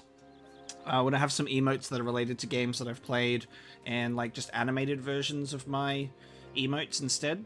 So what I might do is replace my current emotes that are of my like screen caps and have them be drawn and animated instead to replace them. But I need to get to partner to give you more emotes, and then we can look at doing we'll do a bunch of animated ones as well. I just need to find the time to sit down and do some art myself to actually draw a couple. Yeah, the song in Gridania is so Hobbiton at times. It's like, am I in the Shire right now? I'm in the Shire right now. And yeah, Final Fantasy XIV is great. Moody. It's so good. Been having a great time playing it on stream. It's been very wholesome. It's a very fun game. And been great playing it on stream for sure. Like getting through to like new dungeons and leveling up to new quests, and we're just still in the base game. Like I can't wait to see what the expansions are all about. Everyone's very excited for expansions. But Moody's convinced Wine to stay into the stream. Love it. So good. Can't get over how good this music is. The music in this game is so good as well. So much fun to listen to, just the music while you play. The music fits every area so perfectly. A positive influence for once. It's just in. A moody bastard has a positive influence. We're all moody bastards. Cool. Well, I'm keen for the story. Regardless. The Dragoon quests, unfortunately, we need to be level 35 to continue the quest line. So I'm at level 34, so at this point, we might not be continuing the Dragoon quest line. It's like what I'd be liking to do right now, but we've mainly just been doing main quests to level up at this point. I might also do a dungeon before we finish. So I'll do that later. I haven't done Halatali dungeon yet, and I've got some more guild. I've got this guild test that I haven't done before, so I've got some stuff to do. There's a whole bunch of like guild tests and levy quests I could pick up and do too.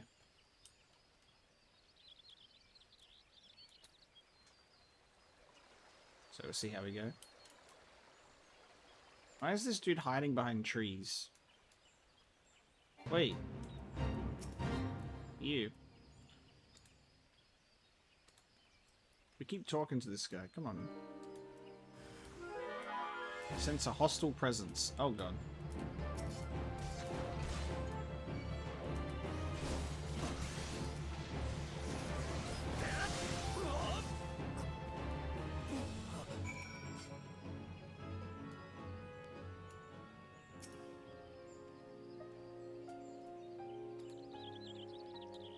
Where's this guy? Come on, bud. Speak with Laurentis. Again. Laurentis. See, apparently everyone's saying it picks up in the expansions. It just gets better from here. But we'll see. I will formulate my own opinions. Dude, it's a Yojimbo Chocobo. Look at that! Oh, wow. And I wonder if it belongs to this guy who almost looks like he's doing a Kamari cosplay except in cool leather jacket. Check this Final Fantasy X aesthetic out. We got Kamari over here in a leather jacket. And then Yojimbo, the Aeon as a Chocobo.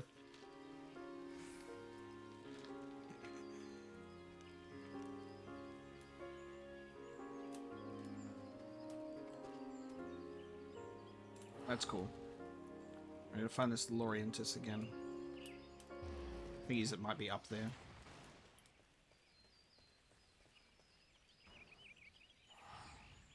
So I'll get to Heavenswood and Stormblood, and then eventually Shadowbringers, and then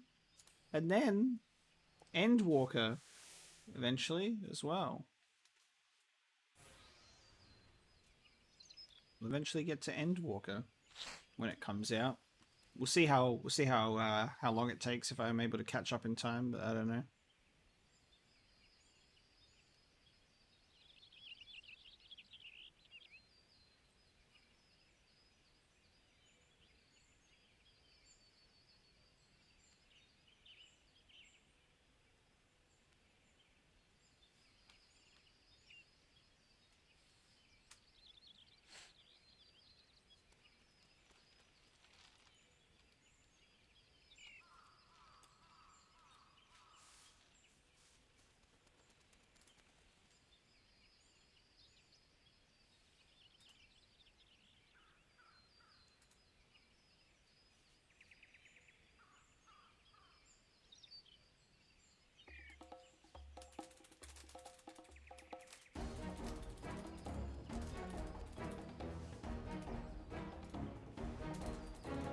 This battle music's cool.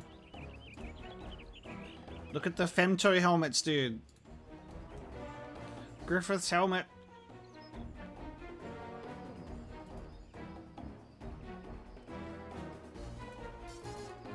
Griffith helmets.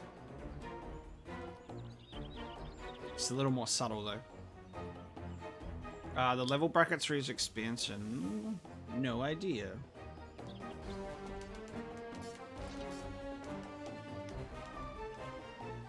Something about level 50 or level 60 probably for the base game, considering that's the free trial level cap. I would assume.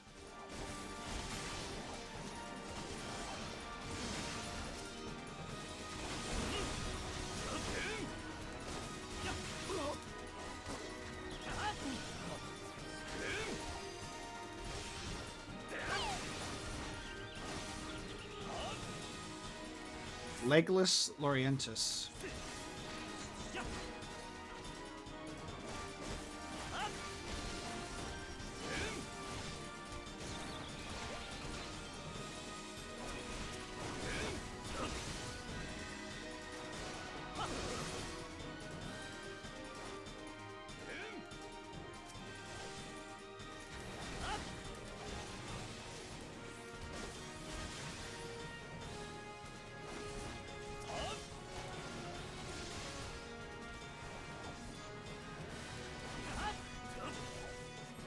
Dude, this guy's strong compared to his friends.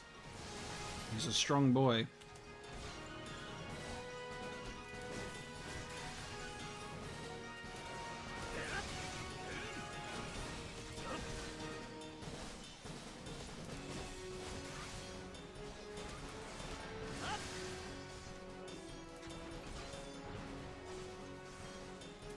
Yeah, I'm so excited for what's to come in this game. I'm definitely in this game for the long run. So we'll complete A Realm Reborn.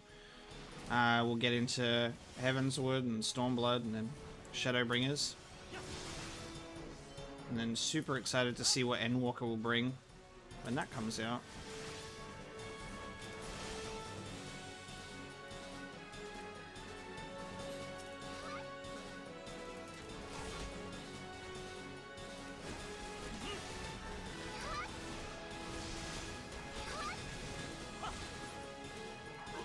I saw Abandoned in the PlayStation Store. I thought it was already out. Because it said, like, it's already on the store. But I guess that's just, like, a preload or maybe something like that. The Abandoned thing, Moody Bastard, is, like, this blue box thing, isn't it? Isn't it blue box? And it's the whole Metal Gear Solid conspiracy. That it's going to be a Metal Gear Solid something, because there was an image of someone with an eye patch, and if you're wearing an eye patch, that means it's Big Boss.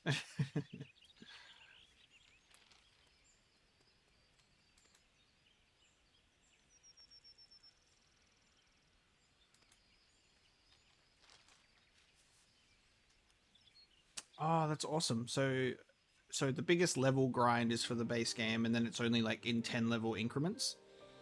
You can go above the level cap for an expansion if you own the next one. Cool. So if I own up to Shadowbringers, I can go up to level 80 before even getting into Heavensward. Is that correct?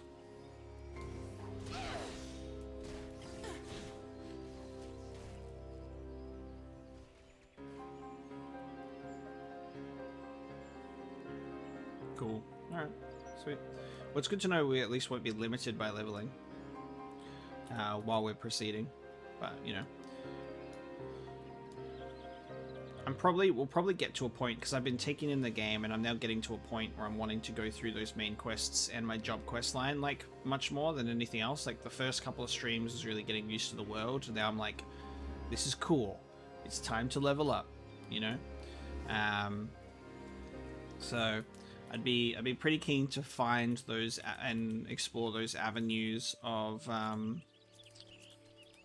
getting as much XP as possible to get leveled up and explore the higher leveled stuff. Be fun.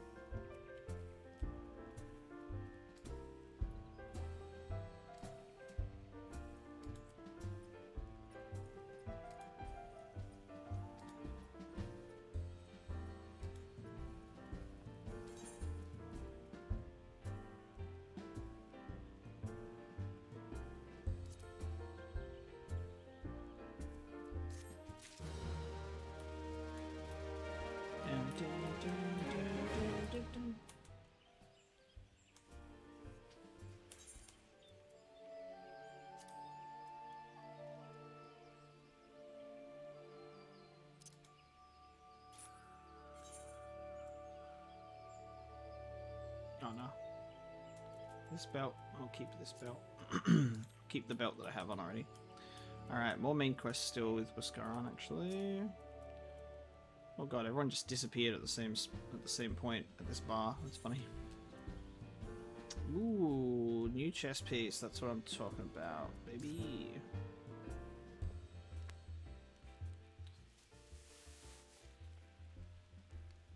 I'm loving like the higher leveled or like the more difficult stuff, like the raid that I did, or the trial I should say, with Ifrit the Primal was awesome.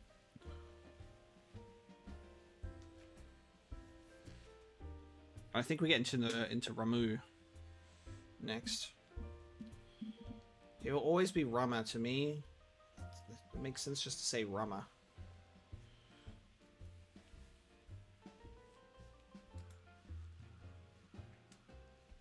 There's an abandoned dungeon called the Thousand Moors of Totoruk. 'Twas by the entrance to the place that Frixio was seen.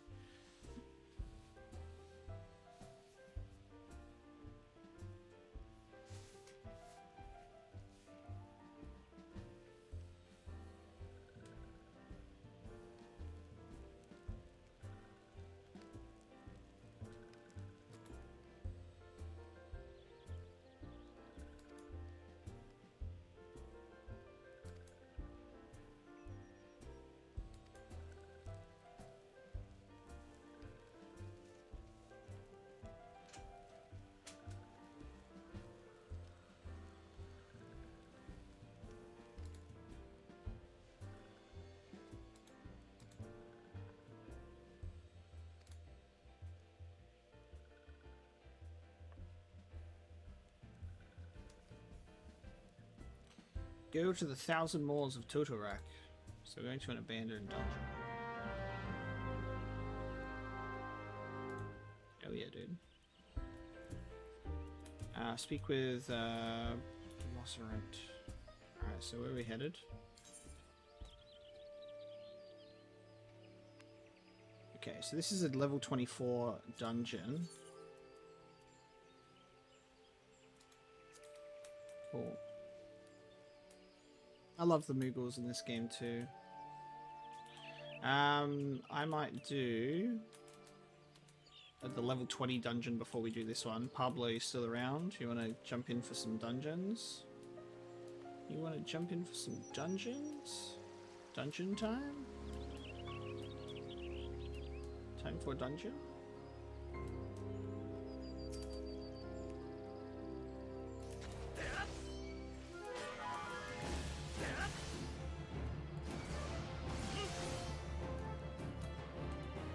Sweet. Alright. Keen for a dungeon?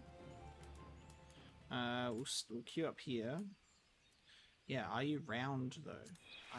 Are you spherical? Spherical? Spherical? Alright, we're gonna do Halatali dungeon. And then we'll do the next one.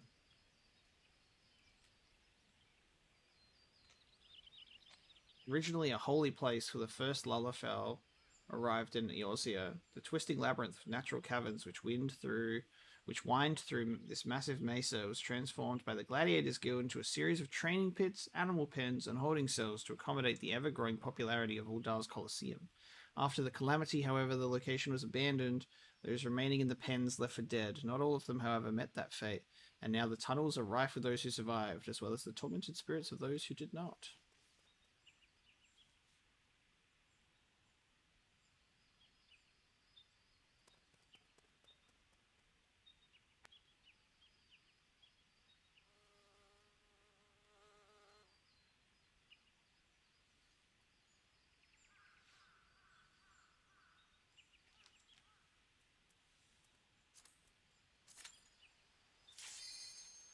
Oh, it's ready immediately, baby.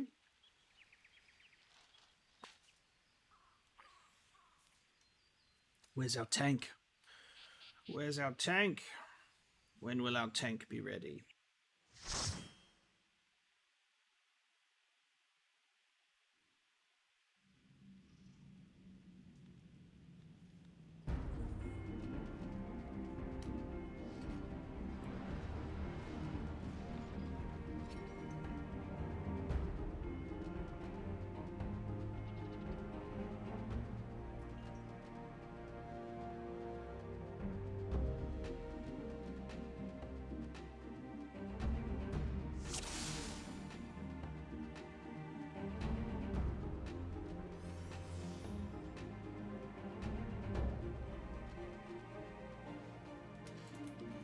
Alright, maybe I should actually participate in this dungeon. It's probably a good idea. What do you think? Won't sit back and let everyone else do the work. Yeah, the early ones are going to get filled so quickly because everybody's playing, which is awesome.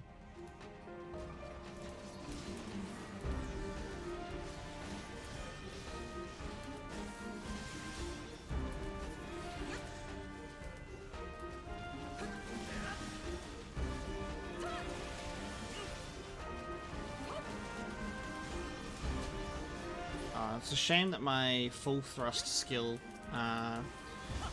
is a higher level for this dungeon, so I can't use it. I love using that 3-hit combo. I said the same thing, Loof. I had like the same... I literally had the same thought process, but I didn't mention it because I thought it would be too obscure. But I literally looked at this and was like, Doctor! Thank you for voicing my thought for me.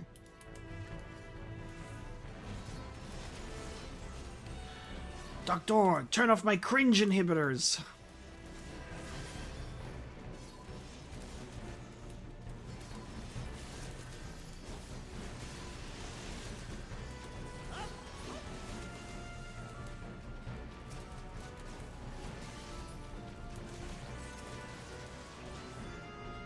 "20-minute wait for hard Ifrit." Yeah, I guess it depends on the time that you're playing and what world we're in. Once there's an Australian data center and those servers, I think it will probably change quite a bit, maybe. We'll see. Because I'll probably transfer my character to the Australian data center when it launches, for obvious reasons.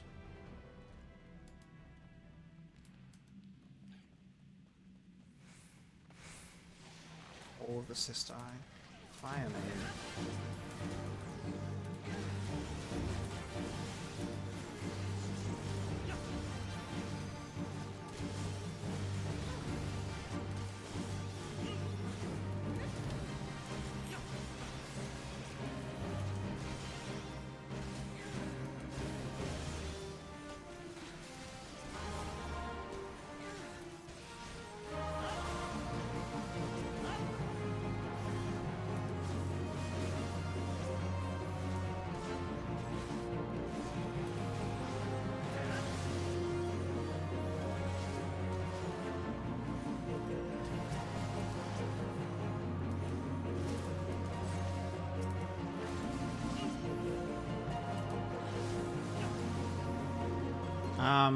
I really like the Lancer and Dragoon, but obviously I don't really have any other classes to base my experience off.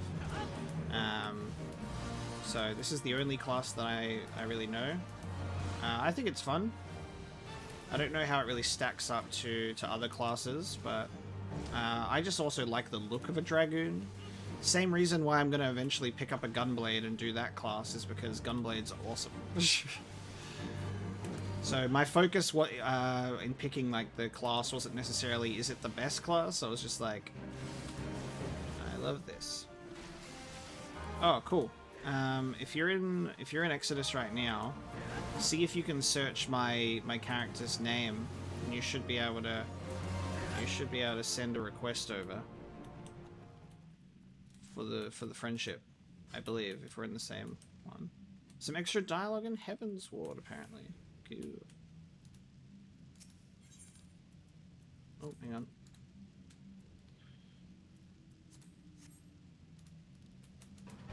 Entering the ethereal flow. Sorry guys, I'm fucking trying to click on it. I'm lagging. I'm lagging. The Doctor's hat. Yeah, I've heard good stuff about Red Mage. Red Mages are also like really cool.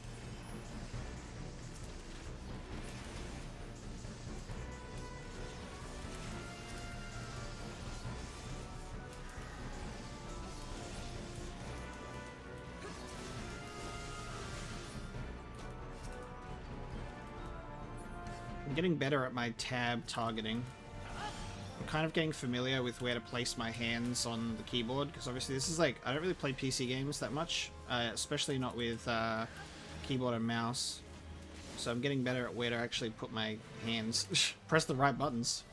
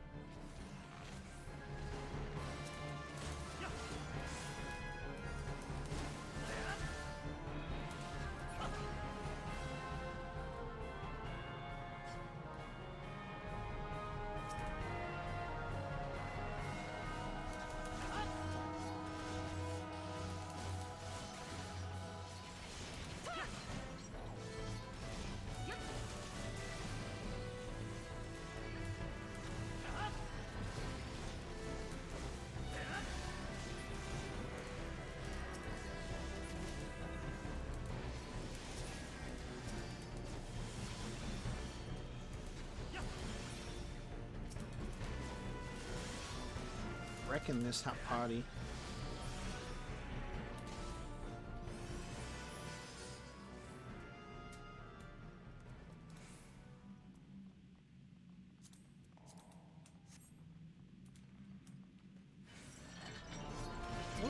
gas bomb.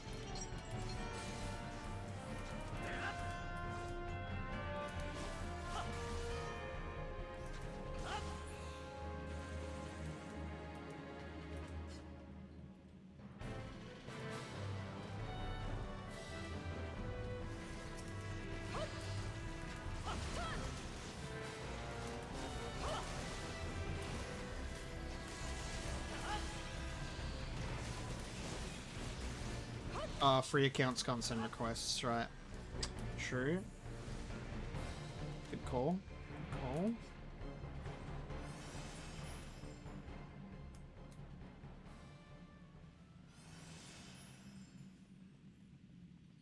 After this dungeon, I will sort that out.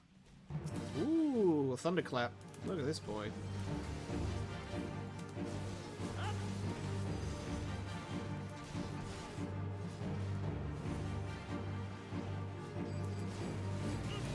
Oh, you're invulnerable. Oh, that's cool.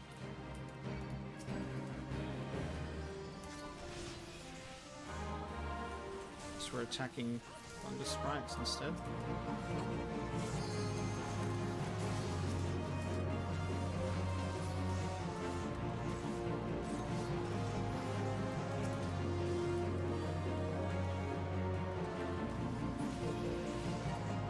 Alright, now we can attack it again.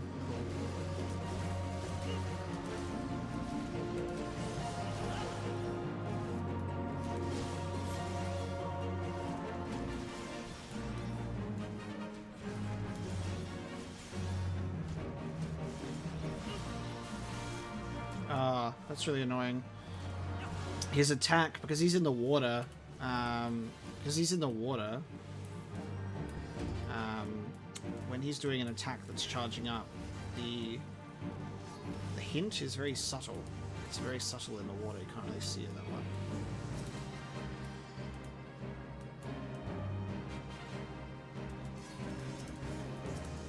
Why won't it target the closest thing to me? God, my targeting. Come on. Doing so poorly here, unfortunately.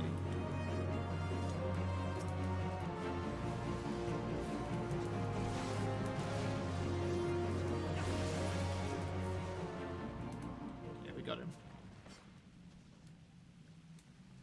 Hey, go to bed, Wine. Thank you so much for chilling out, though. Really appreciate you hanging out on the stream.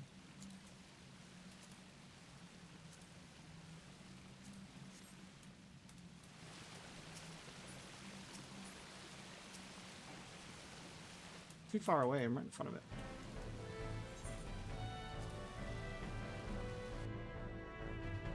Have a great evening.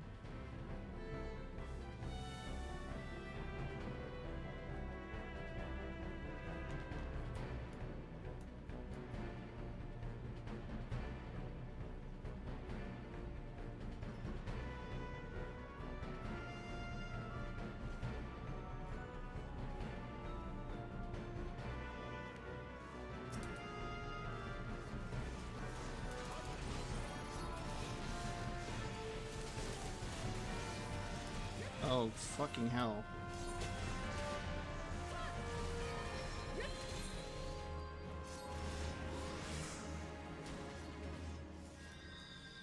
That was fun. Ran in there and just got blown up immediately. I thought it was just one bomb that was activating their self-destruct, and I just went to stun them so it would stop the attack. But no. But no. Everyone was blowing up at the same time.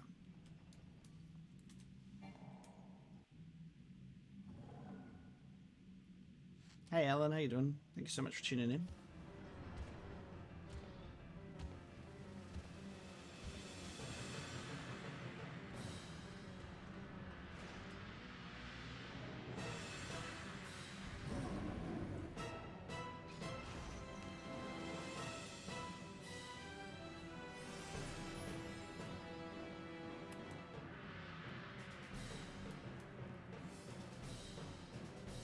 Dude, this arena is so cool!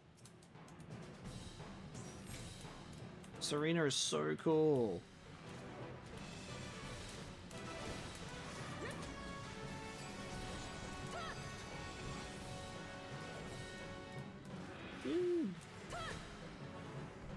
What the hell?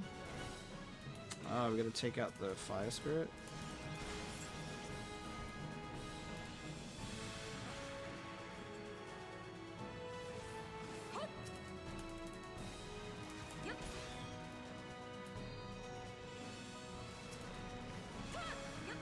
So cool. Yeah, this is an awesome room. Okay, so he becomes invulnerable and he activates a fire thing. Alright, let's see. Oh dude, this dude's this dude's just killing him. With being an archer. He's got it covered. I may as well just let him just go for it and then I can be closer to him for damage. I'll let the archer cover the flames spawning. The music is awesome.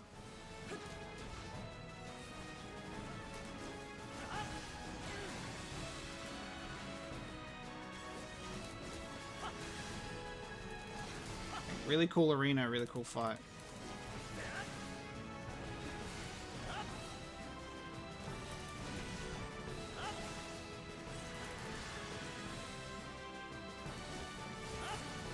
That was awesome. That was so good.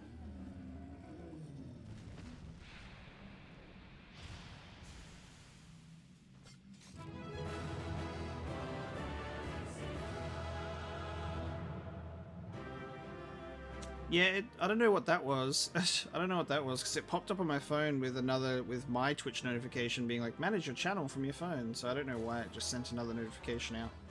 It's a bit weird. Well, always good to send another notification out. Just, hey guys, by the way, I've been live for 4.5 hours so far, but may as well let you know again. All the new expansions have new music and God, that's so cool.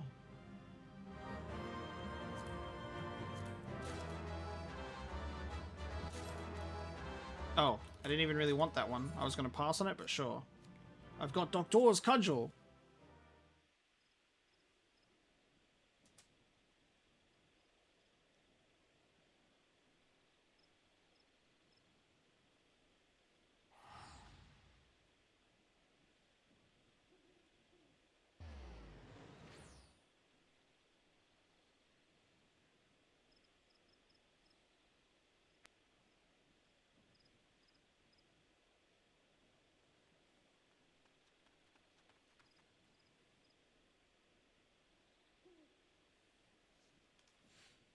It's only the halfway point. No, it's not this is not a 9-hour stream.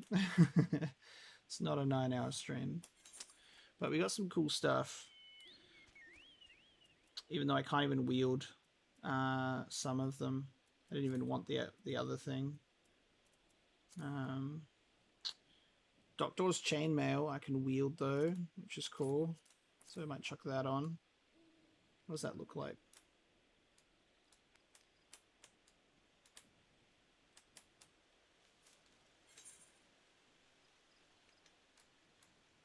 Pretty average looking. Pretty average looking. Ooh, Doctor's Better Resilience though, I want that. Check that on. That's the good shit.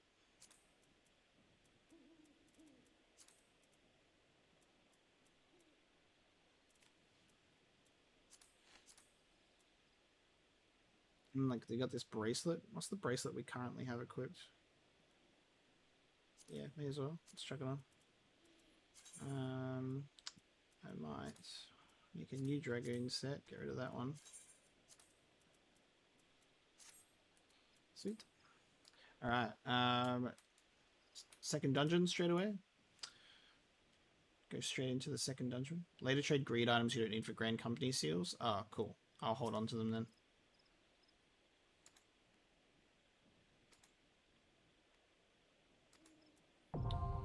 Nice. The 1,000 Moors is now accessible. So, level 24 dungeon. Named after a man-eating creature from Pajali folklore, the 1,000 Moors of Totorak was built on the side of a natural cave system beneath Silent Arbor. Until recently, it held all of Gridania's foulest criminals, from arsonists to poachers, but the completion of a new jail closer to the city heralded its abandonment. Let's do it.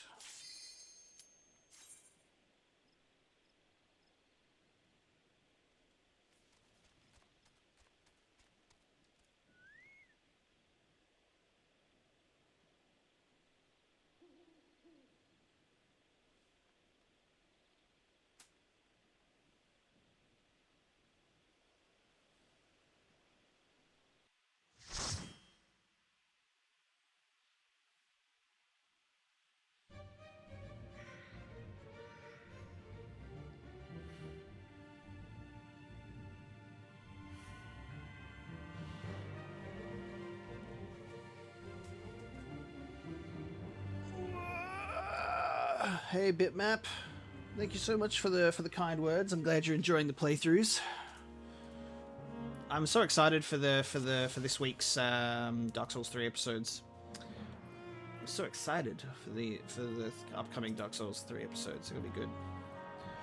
You know what the best part about being on stream, like live with me, is you get like key insider knowledge before everyone else on YouTube does.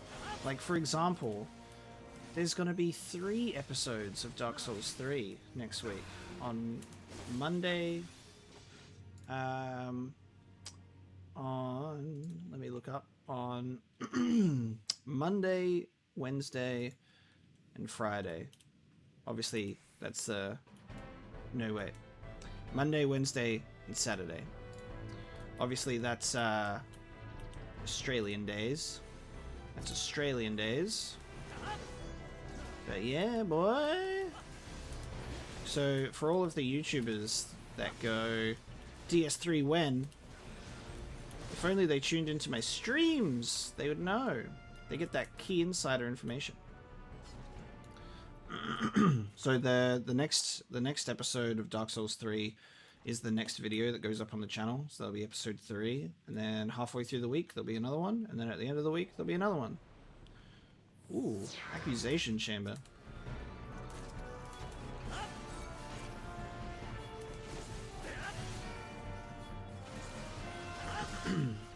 Because now you have to wait. But hope you guys enjoy them. The next episode's something truly special for me, anyway.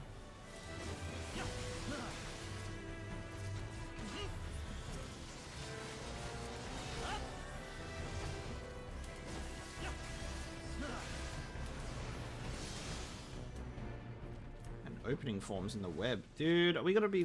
Please don't tell me we'll be facing off against a giant spider. God damn it, this webs. I always play the anticipation game, and I think I do it quite well when I build up hype for my own playthroughs, which is very funny, because it's such a weird thing to think about, is I don't tend to think about that. I'm like, oh, people are actually excited. That's weird. I don't really understand that. But sure. You guys are excited? I'm excited for your excitement. Yeah, dude. Bitmap, thank you so much. Thank you so much for the Twitch Prime sub. We got a few of those, which is super appreciated that you would use that on me.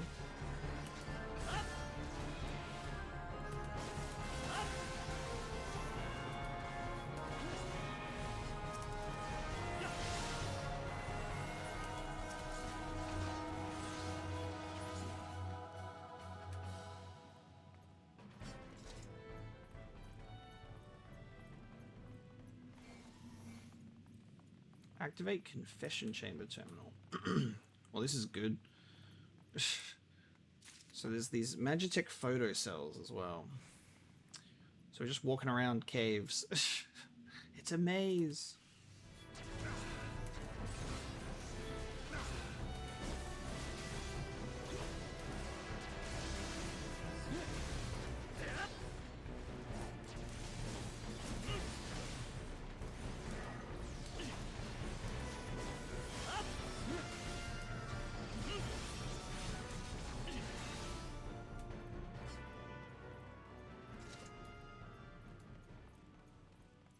And I've got another meme video, got another Dark Souls 3 meme video to post when episode 4 goes live, because it's in that episode. So yeah, episode 3, 4, and 5. Very excited to see how those are going to go. Kuerl or Ninetails? What a weird name for an Ochu. The nine-tailed Ochu. It'd be cool if it actually had like 9 like vine whipping arms. I'm a bit confused as to why this is called a Kuerl or Ninetails. Not sure.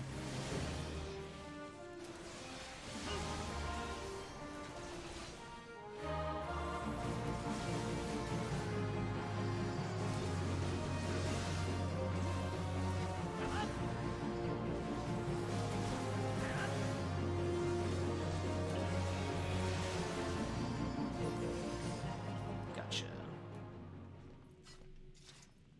2 ways to go, I think.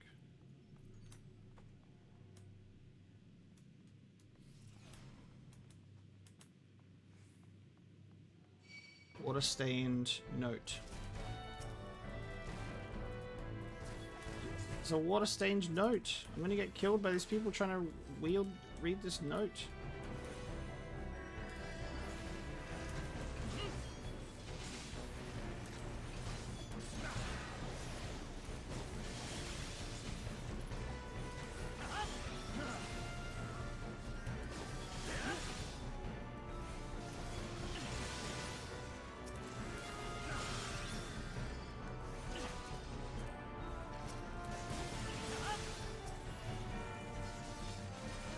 First Spear Ride or Expedition. Device located. One team yet to return. Barrier terminal unresponsive until technologist suggests applying set of 4 photocells. How does he know these things? Watch him. Lancer suggests locating missing team. Decided to press on.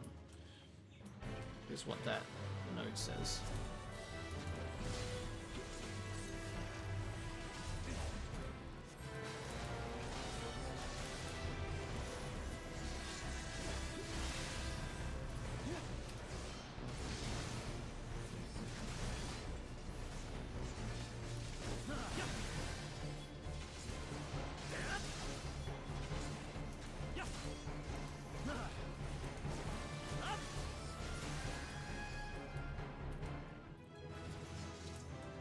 Yes.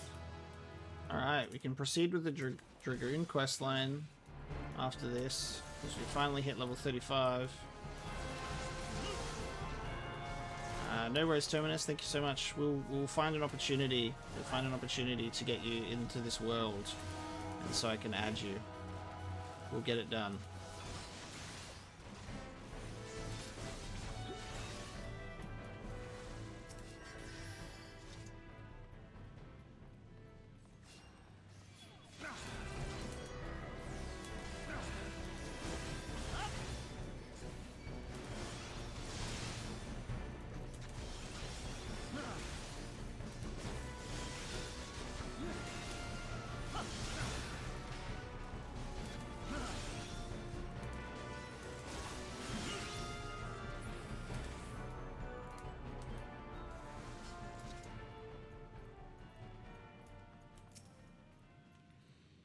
Day 3, Lancer downed, attempting to breach the Ashcrown technology, calls a Magitech field device in the vicinity. Okay, so that's day 3, so that's even the one we read before was day 4.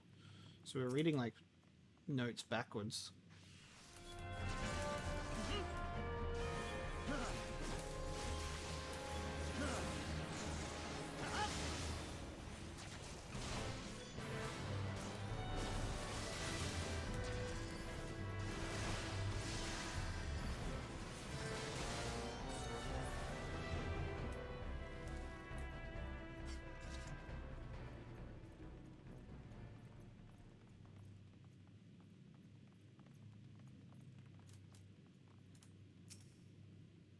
Day 2.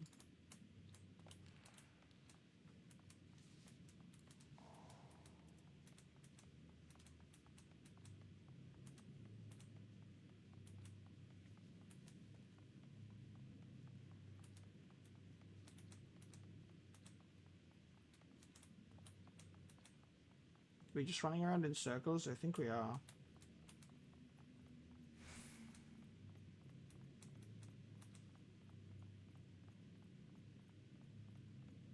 No worries, Bitmap. Thank you so much for tuning into the stream for a bit. I appreciate it. Yeah, we definitely went the wrong way.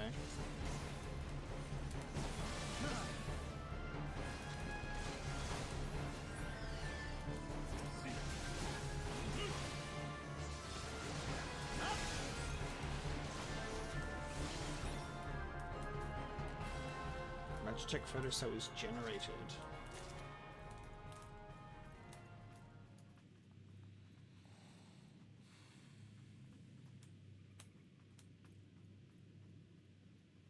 This team has no synergy. You're gonna go off left. You're gonna fucking hell. Just everybody's like, whoop. Let's just all go in separate directions. Oh no, it's a flan. Oh god, no. How the hell am I supposed to? I can't deal with that. I don't have any magic.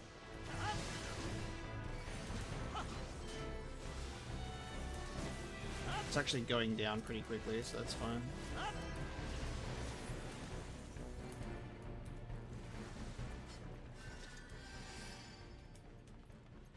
Okay, I don't think we're supposed to be here yet.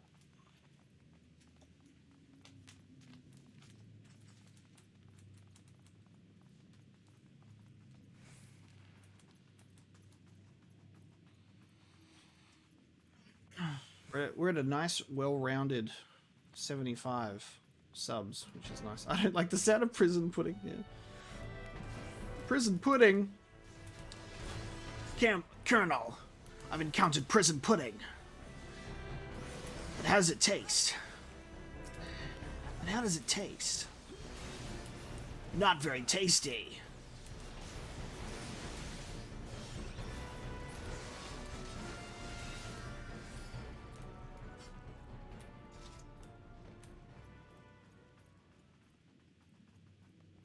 The guy who gets stuck with the code name Prison Pudding. Yeah.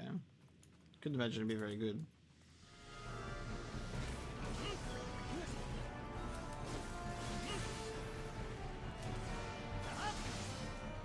Prison Pudding, Warden's Whip. You know, we've got a whole bunch of prison type names for the enemies in here. There's another one before that I've forgotten the name of.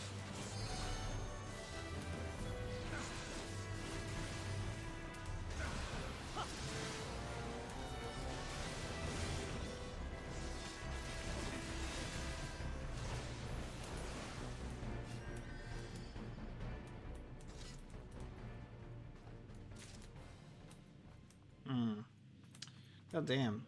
They're really throwing it at us. Aren't they? Take it on Prison Pudding. Prisoner's Delight.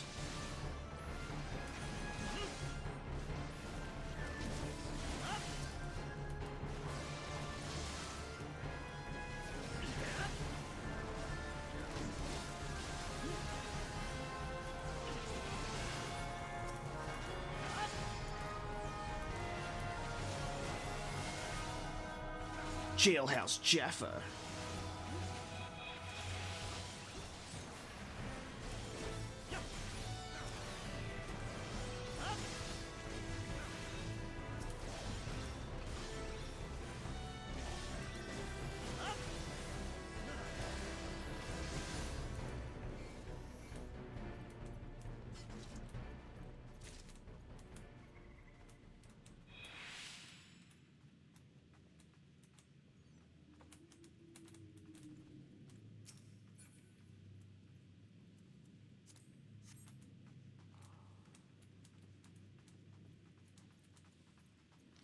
The opening in the web closes.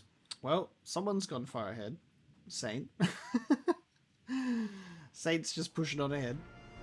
That's right. We'll join up with you. We'll join up with you shortly, sir.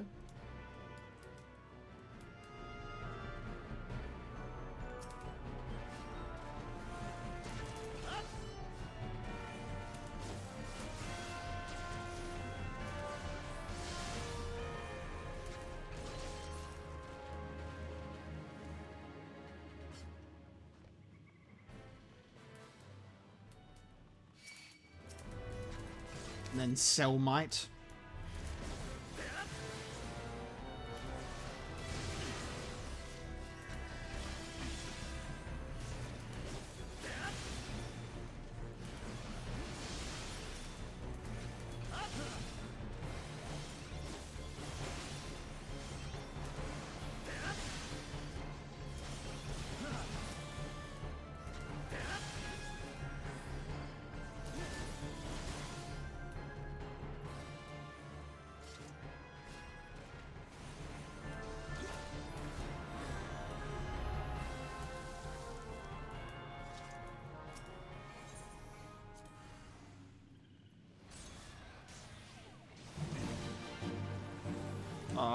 almost got it. Alright, we'll do the fight. With another Coelho Ninetales.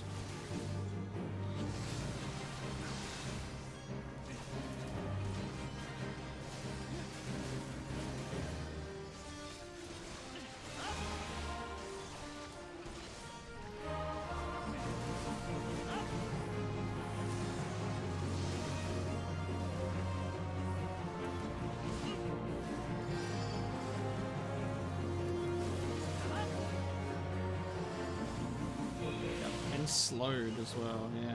Been slowed. Everything's going so slow.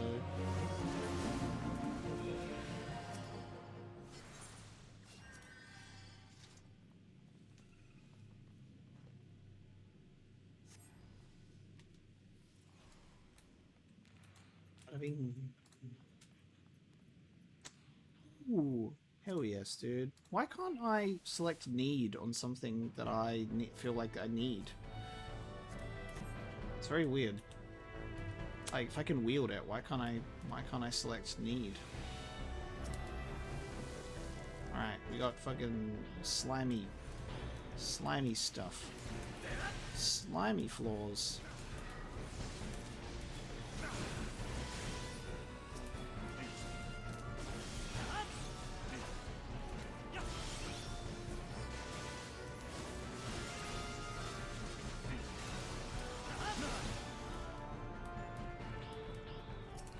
Fleshy pod.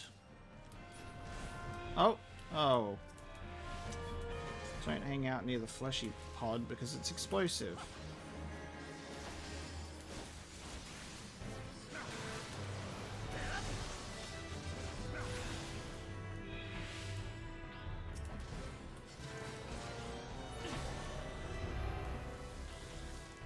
This is explosive. Don't kill. Oh, yeah. Don't do it. We'll just let Saint tank all the damage apparently of the fleshy pod.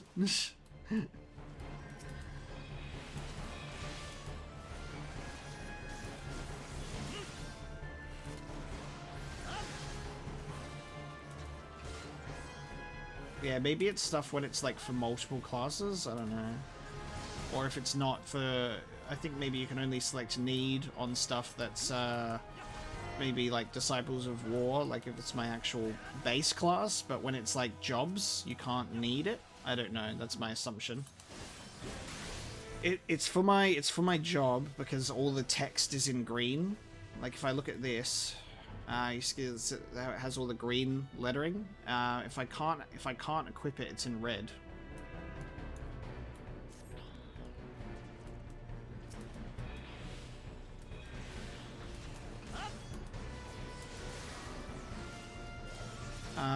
Typical gamer question: if technology or money was no issue, what new game would I love to see?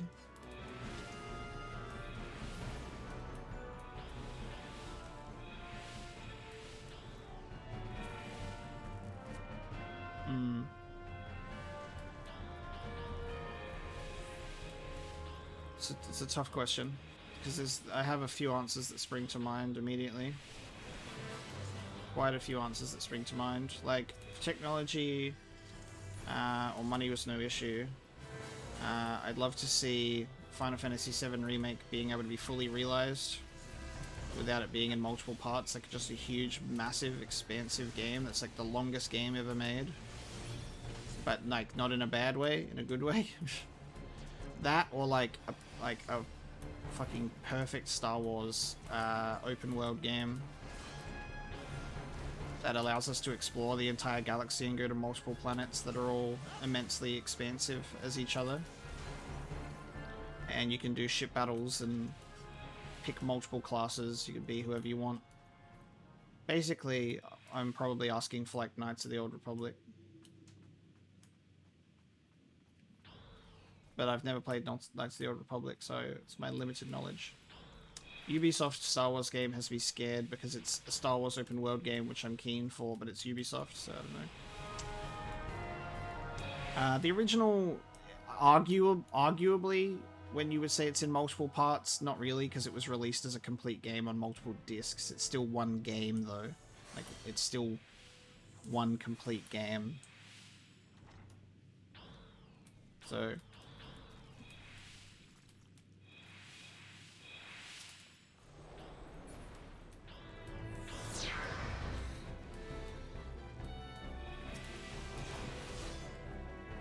hey, big man. Thank you for tuning into the stream. Trying to get through these dungeons. Actually doing pretty good on the dungeons.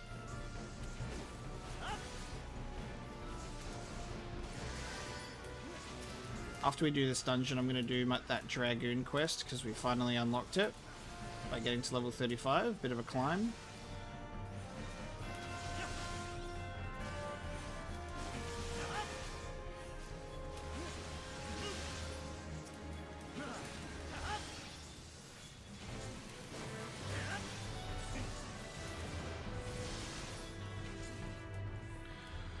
Get me out of this goddamn green sludgy hell. Oh no. Here we go. Boss room. Is it a spider? Because there's a bunch of web everywhere.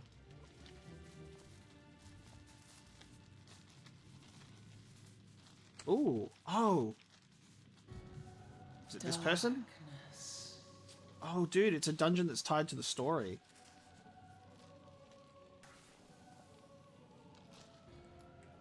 In this capacity. It's this person again.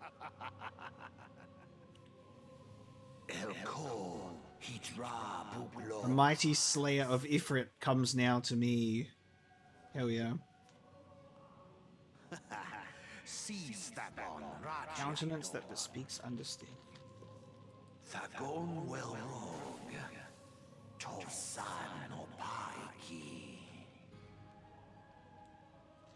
Mayhap I might if I deign to speak in my guest crude tongue.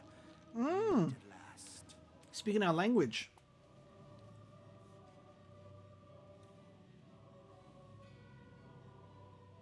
I am Lahabrea of the Asians, servant to the one true God. Lahabrea of the Asians. Yours is a most fantastical tale, truly absorbing. It is a tale to tell Eorzea's children before bedtime, and it will soon be dark, bringer of light. The dark minions. Pablo, everyone is in a cutscene and I'm soloing the boss. Or maybe that's what you get for getting too far ahead. Yours is a most fascinating tale. We're all watching the storyline. Alas, like all good tales, it must needs come to an end. But fear not. I thought it would just keep you in like a ring that you couldn't move from, like the beginning of the dungeon. The beginning of the dungeon, when people are watching a cutscene, sticks you in a thing. The presence of evil. For the end of your tale That's is strange. but the beginning of another. The tale of the crystal's demise. The tale of the crystal's demise. Is it going to be a giant spider? What's he going to summon? Because there's a bunch of webbing. Yep, giant fucking spider. Oh wait. It's a giant scorpion. I saw the tail just at the end. It's like, alright guys, they threw a curveball. They went, haha, it's not a giant spider. Enjoy your scorpion, boss, instead.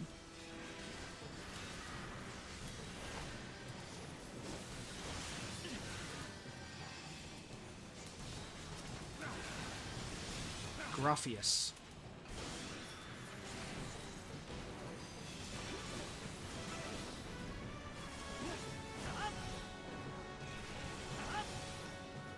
Oh, Gruffius's tail is a separate target. Should probably stand out of the poison, huh?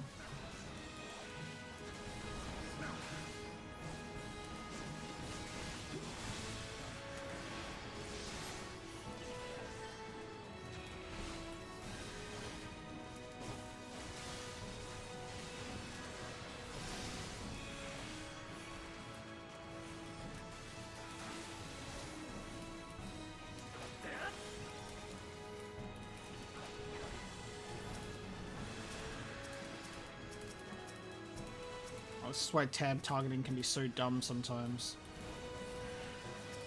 Wait. Here we go. Tab targeting can be so silly sometimes. You never got to fight the boss, teammates already beat it. Well, I'm glad that most of us were watching the cutscene then. Thanks, Pablo. Holding down the fort.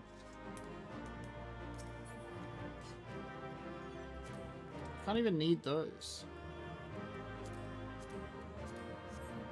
I want that.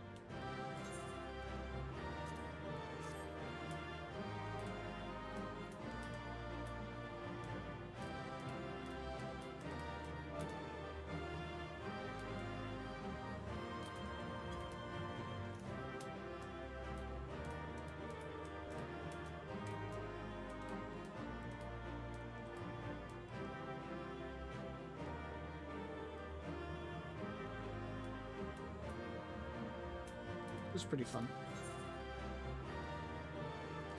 This was the boss where my whole team wiped while you were still watching it. That's so funny. You've had two hilarious experiences with the fight. Is one, you were watching the cutscene and they were fighting it, and then one, you're fighting it and we were watching the cutscene. Middle button on the mouse to target the closest enemy. That's cool. I need to experiment more with my settings, that's for sure. Oh, hello, Elder One. It's an old granny with glasses. That's how they communicate that she's the Elder One.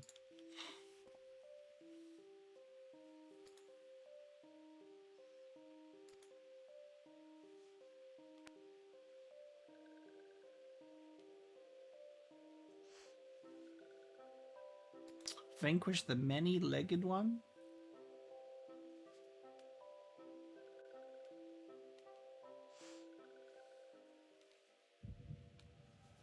Oh, it's time to pass out again.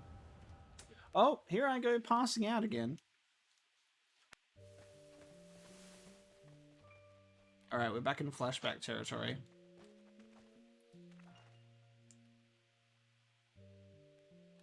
Alpha Squad.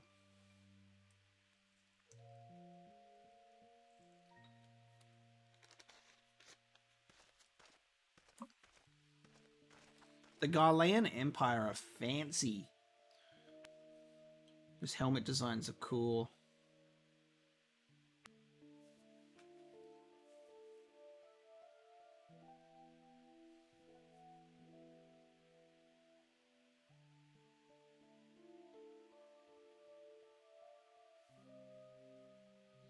Ramu will be gracing the mortal realm. So we're getting up to, I assume the next primal will be Ramu, which is gonna be awesome.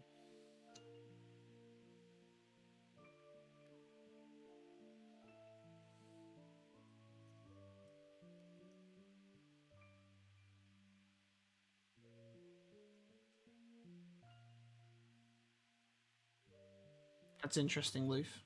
That's interesting. This person here, Nero Tol Skaver.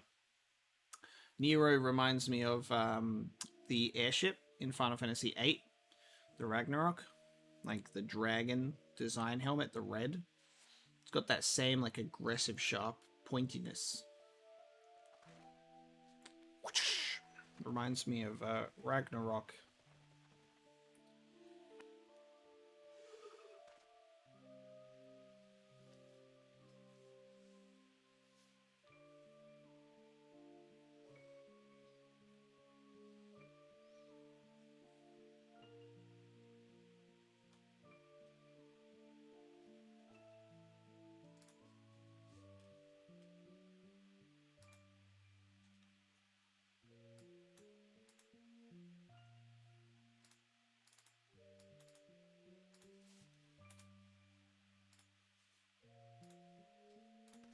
Secretly an XIV soldier.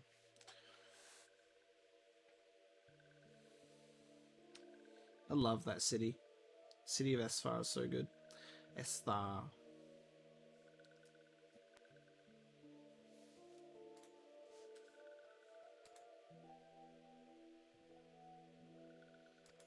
It's always funny how there's like scenes that are like seemingly important that pop up in the story that are sometimes voice acted and sometimes not.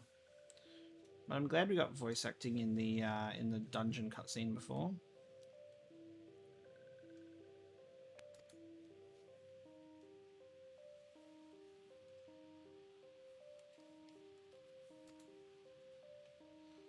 Summon associated to wind.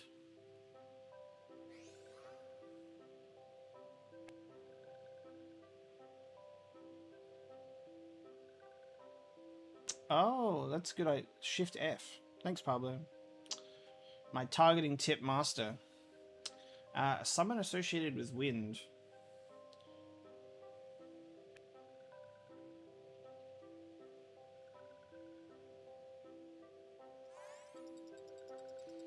Who's a summon associated with wind?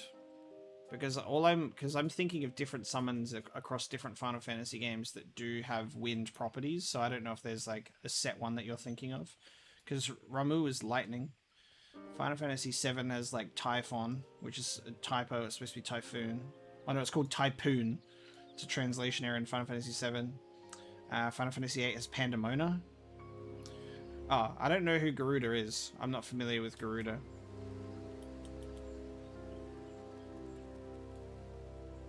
Is there a wind? Is there a wind Aeon in Final Fantasy X? Yeah, I'm not aware of Garuda. I don't know who that is. So yeah, I'm a Final Fantasy person, but there's a lot of games I haven't played, so there'll be some terminologies I'm not familiar with. Like, I've played a lot of Final Fantasy XII, but don't ask me to quote what any of those things are called. Because I can't even remember what they're called. Like, sometimes they're summons, they're aeons, they're eidolons, they're primals. I'm pretty sure there's one in Final Fantasy XII called Famfrit. That's probably the only one outside of ones that are probably like common. Like, I don't know. There's probably an Ultima in there somewhere. The first one in 10, yeah, Valifor. Valifor is kind of like wind. Valifor does that attack with its wings, but it's still kind of like standard damage. So this chest piece that I was gonna get before is now worse than what I currently have. There you go. It's funny how that works out. Isn't it funny how that works out? Even it might look cooler though.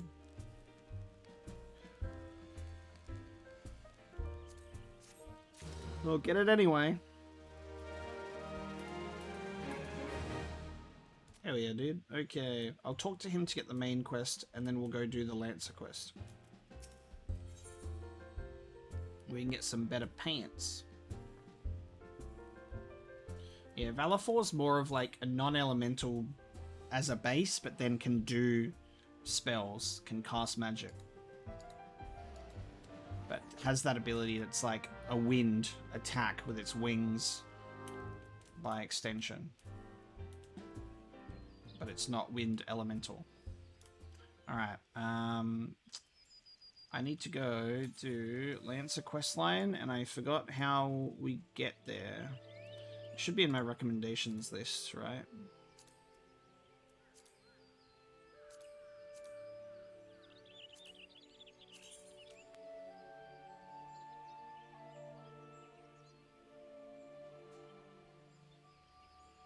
It's not in my recommendations.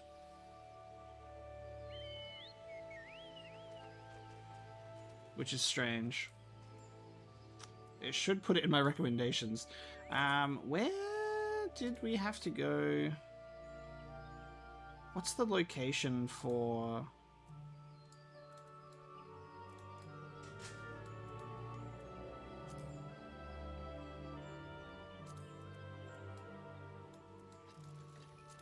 What's the location for my Dragoon quest? Is it my journal? It's not even in my journal. Oh, well, there you go. I haven't played 11, so it's kind of...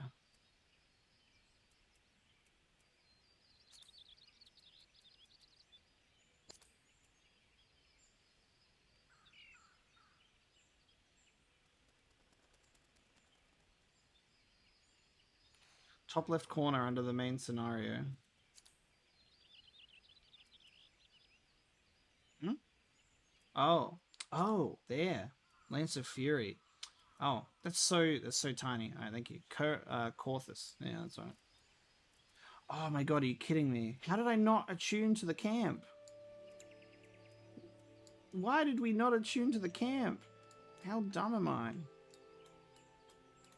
Alright, well we gotta... Goddamn. Alright, we gotta go from here. And then I gotta attune to the camp. Silly me.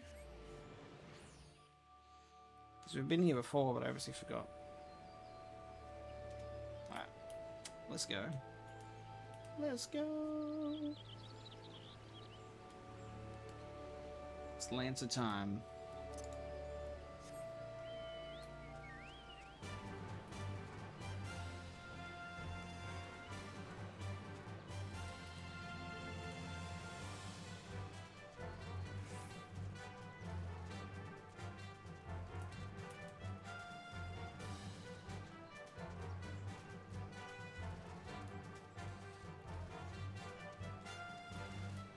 Kind of like skipping bonfires, except the bonfire is staring me right in the face and I choose not to rest at the bonfire. That's kind of what like this is. That's kind of what this is.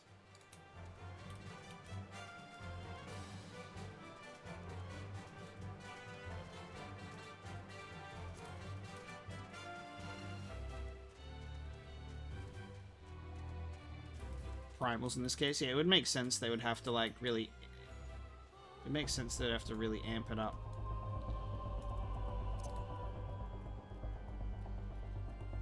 How good is this music? This music makes me not want to get onto the mount at all. Jesus. Listen to this.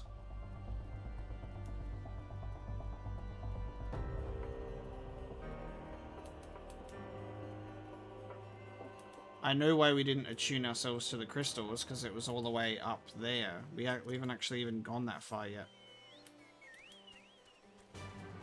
Let me go attune to this crystal first.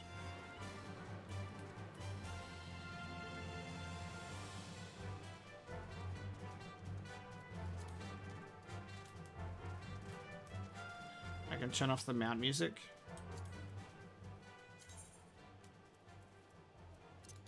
Oh, yeah. Cool. Paco Jam.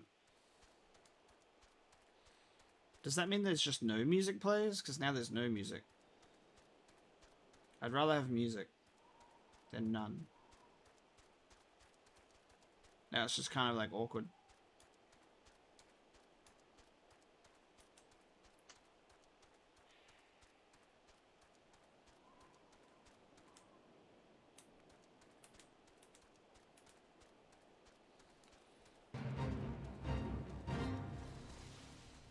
How's the stream looking for you guys, by the way? I'm just noticing that I'm having a couple of dropped frames. So you might want to refresh your stream. Otherwise there might be a bit of a chat delay. Might be a bit of a delay. If you wanna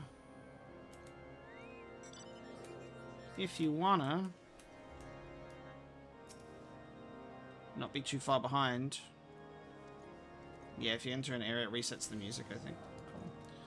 So I'd recommend doing a bit of a refresh on the old stream. But if it's fine for you, then that's good.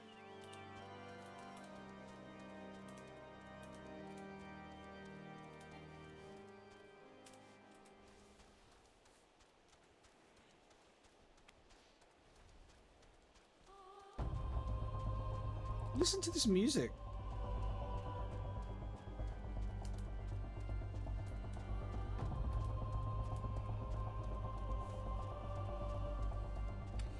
I'm just going down a road, dude. This feels like I'm marching on to the final battle.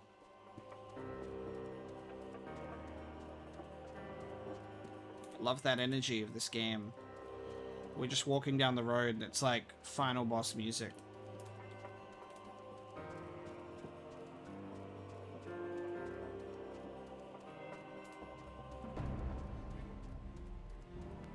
Hey Tommy, how you doing? Oh yeah, we've got the levy quests that we can do here as well.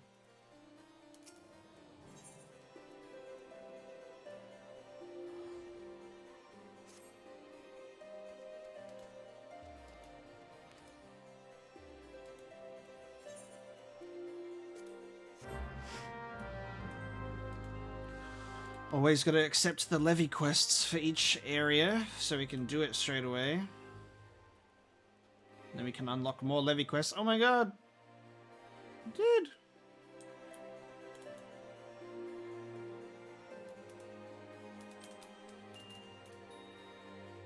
No, man!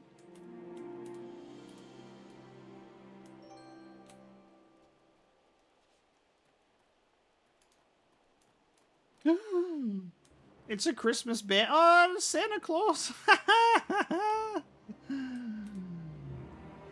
A Christmas bear and Santa Claus. No! I was about to take a screenshot.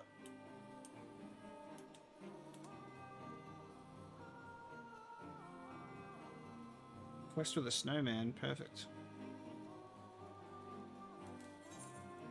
This music is incredible. What the hell? This is great, like, overworld music.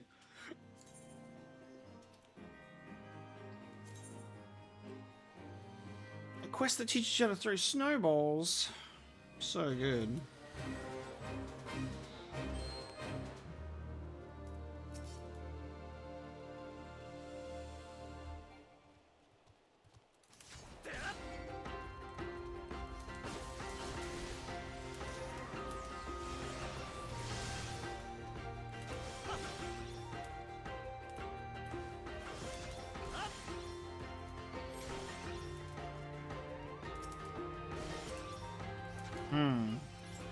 Shift F did not work for me. I tried Shift F just then and it didn't work. This is where you got to and you got excited way too early. Oh, so this is where you got up to. Oh, that's funny.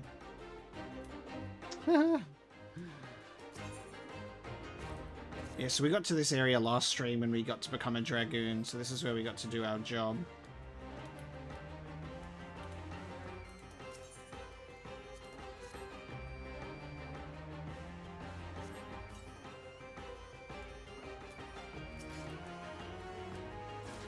Unexpected threat emerges.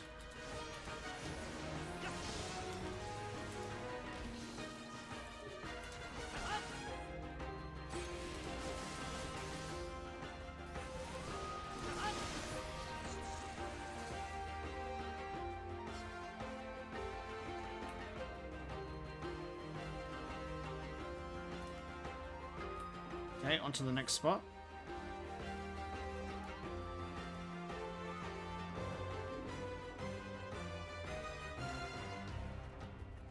Is your focus target enabled in the HUD layout? Probably not, because I haven't even checked what that is. So probably not. I'll have to look at that later. The levy target is drawn from hiding by the fillet of the burnt and crock meat. Oh, there you are. Red Avis. Oh yeah, I forgot that you named your fucking... You named your Chocobo Big Cock. Big Cock. I can't believe it.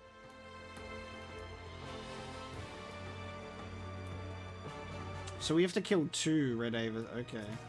Kill another one. Big Cock.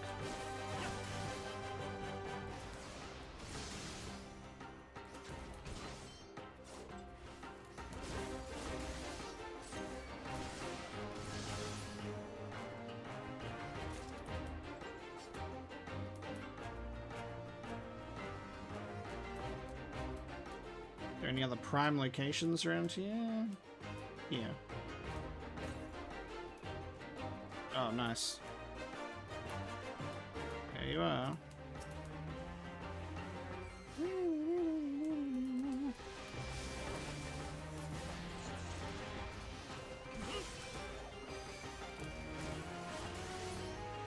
Never should have come here. He did it. Never should have come here. Yeah, snap jaws are totally disturbing. Like the head or the face being inside the jaws. It's pretty crazy.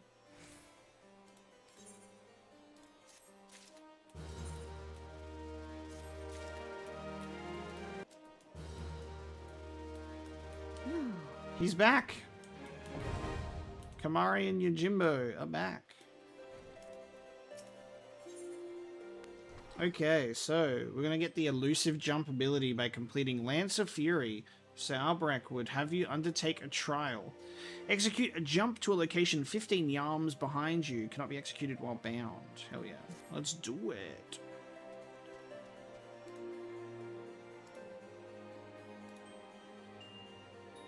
Oh, focus target. Okay, I can see. That looks cool. I do not have that.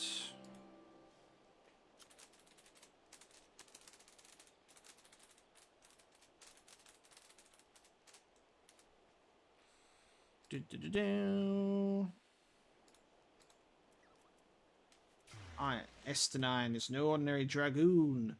This is so cool, by the way. For those of you who were not watching on last stream, when we became a dragoon, there's this guy, like S9, who's like top dog dragoon, who has like this like eye, it's like a jewel or something like that. That essentially chose him to be top dog dragoon, and it has reacted to another, aka me, and it's not supposed to react to another person. So it's very interesting. And so he ran away and he said, "We'll see you later, because I can't fight you now. So we need to face him later." Huge sword for your Dark Knight. That's awesome. Just a slab of dark metal.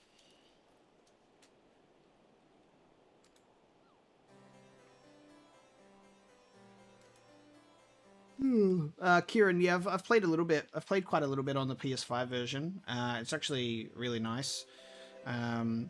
Using the hotbar with like you hold L2 and then you can do buttons on the left side of the hotbar, and then R2 buttons on the right side of the hotbar. It's actually quite good. The camera controls are really nice. I haven't had any bad experiences. Obviously, it's a little bit finicky. Like you need to press the touch bar on the PlayStation 5 controller to like select the different HUD elements sometimes. Obviously, chatting with people through text will be a bit slow. Like it has limitations with it being on console, but if you're just like there to just play the normal game experience on like as a complete experience, it's good. It's good. Yeah, people play on PC with controller. Like I can switch to the controller right now. I have the controller plugged in, so I don't know how the hotkey is going to work while I'm playing it on him, but I can at least try. So this is me playing on the controller at the moment.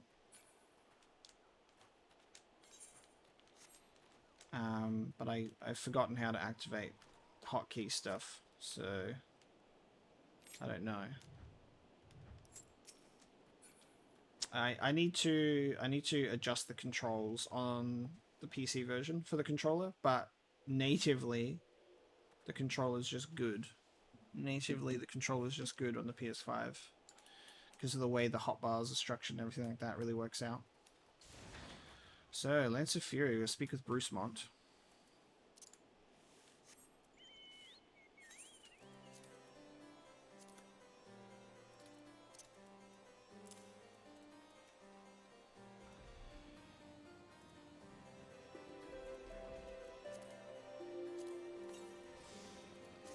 Let's do this quest. That thing was too big to be called a sword.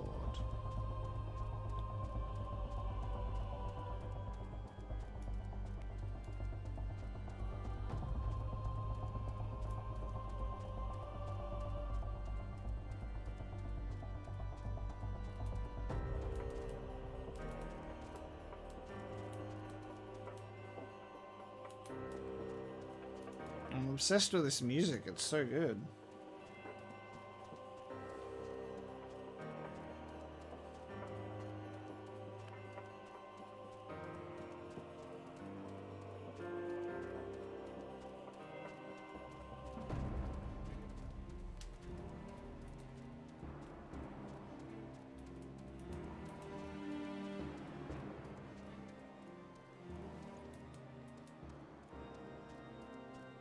Santa Claus bear.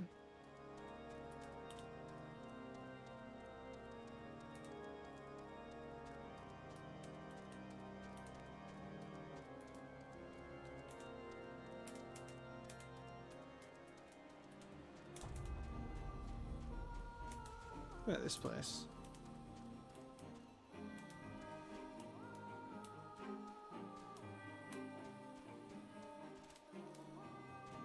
Is there full damage for your chocobo? Who knows? Oh shit. Oh, there's no... Oh, I survived with 1 health. Holy shit. I was like, that drop was so much bigger than I thought. We survived with 1 health. Oh my god. Oops. I love how your confirmations that there's full damage appears as soon as I land. Like, as soon as I land, like, yep.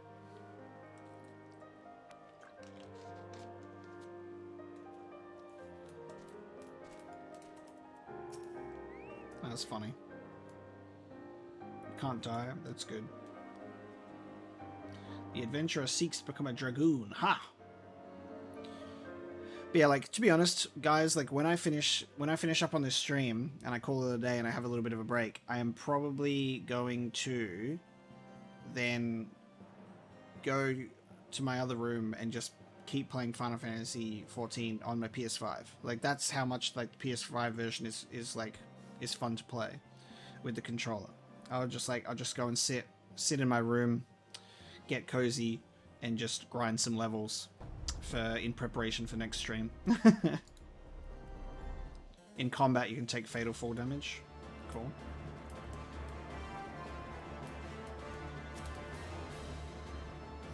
Trained death gaze. Jesus.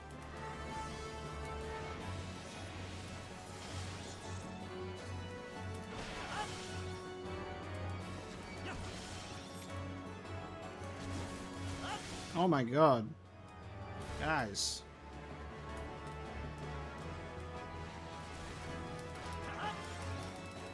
I'm gonna get absolutely wrecked over here.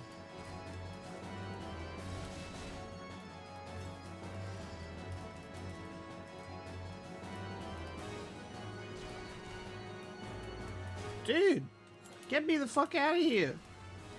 Get me the fuck out of here. What the fuck? Alright, thanks Pablo. What the fuck? This is just a standard mission. Why are they wrecking me? God damn. Get out of here. Jesus. Yeah, being on console is a huge advantage over WoW. Huge advantage. Look at these abilities. These attacks that they have are insane. Pablo's just drawing all of the attention. It's hilarious. Pablo the healer accidentally being a tank.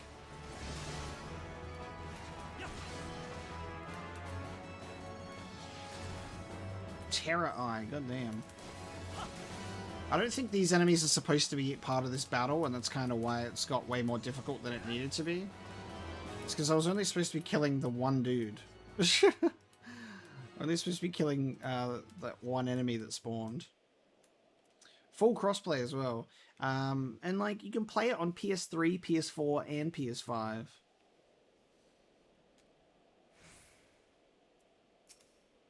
Yeah, Pablo just falling into his old habits. Old habits die hard, Pablo.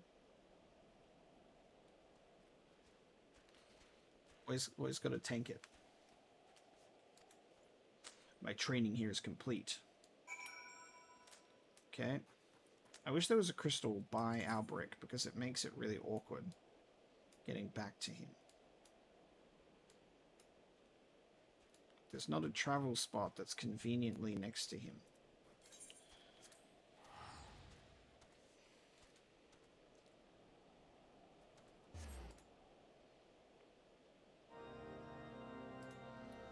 Destiny's getting crossplay as well. Dude, look at that mech. Destiny's getting crossplay as well.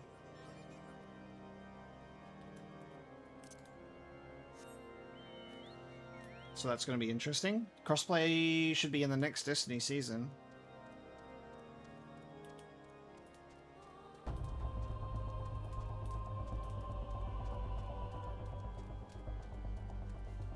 Is that a fire trigger? What's going on there?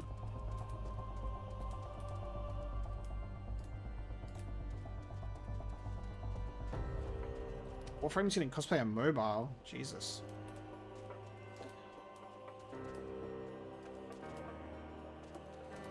I've never played Warframe. I had it installed in the early days of my Xbox, but I never played it or got into it. Always makes me wonder if I started playing Warframe instead of Destiny, if I would have stuck with that.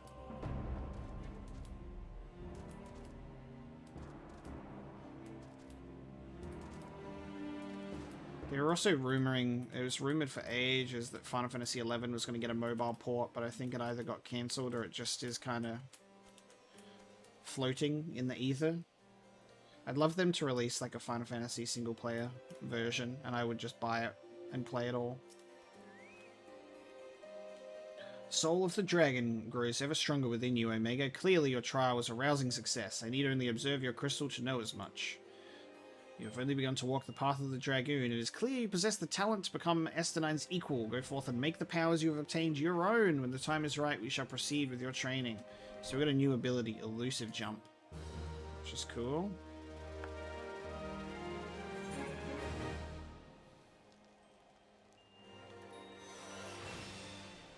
You guys have phones, right? Diablo Immortal? Come on, guys. You guys have phones. Hell yeah, okay. Now, we need to be level what to do this next one? Level 40, so it's like in level 5 increments. So, looks like I've got to grind 5 levels before we can proceed into the next part of the Dragoon quest. So after 5.5 hours, guys, it's time to bring the stream to a close.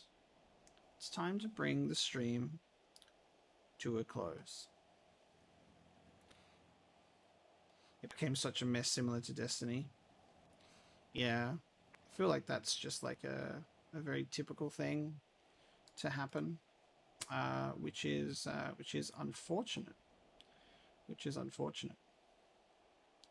Yeah, hitting a point where it's time for me to chill out, take a nap. You know. We'll bring the stream to a close. I really appreciate you guys tuning in to the stream for another Final Fantasy stream. I thought it might have been actually a shorter stream than this, but who knows? You know, whoever knows when you play Final Fantasy 14. When you play Final Fantasy 14, you end up playing for a long period of time and you haven't even realized. You end up playing a game for so many hours and you don't even remember why. But I really appreciated you guys tuning in for a nice chill Final Fantasy 14 stream. I'm going to be streaming again same time tomorrow for some Halo Master Chief Collection. So I would love for some Discord multiplayer action.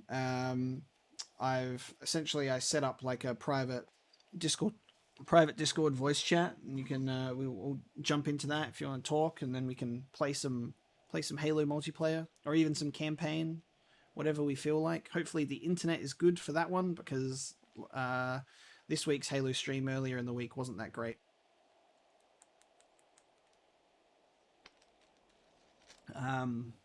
So we'll either play, like, ideally it would be good to play with voice chat so we can like communicate. If not, we'll just play around and have fun, and I'll just talk to myself on stream. But thank you so much for watching the stream, guys. I hope you look forward to the Dark Souls 3 episode that will be coming out in about 8.5 hours. 8.5 hours. More Dark Souls 3. And also Alien Isolation shortly to follow from there. So it's looking like a good week of video games. I'm very excited.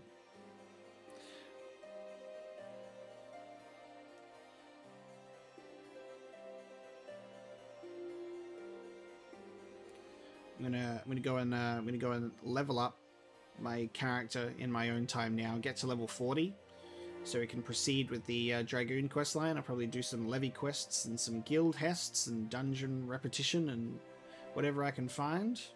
But it's been a blast, guys, as always. Thank you so much for tuning in, and I will see you in my stream tomorrow or in my videos throughout the week. So thank you so much for tuning in. I really appreciate it, and I will see you then.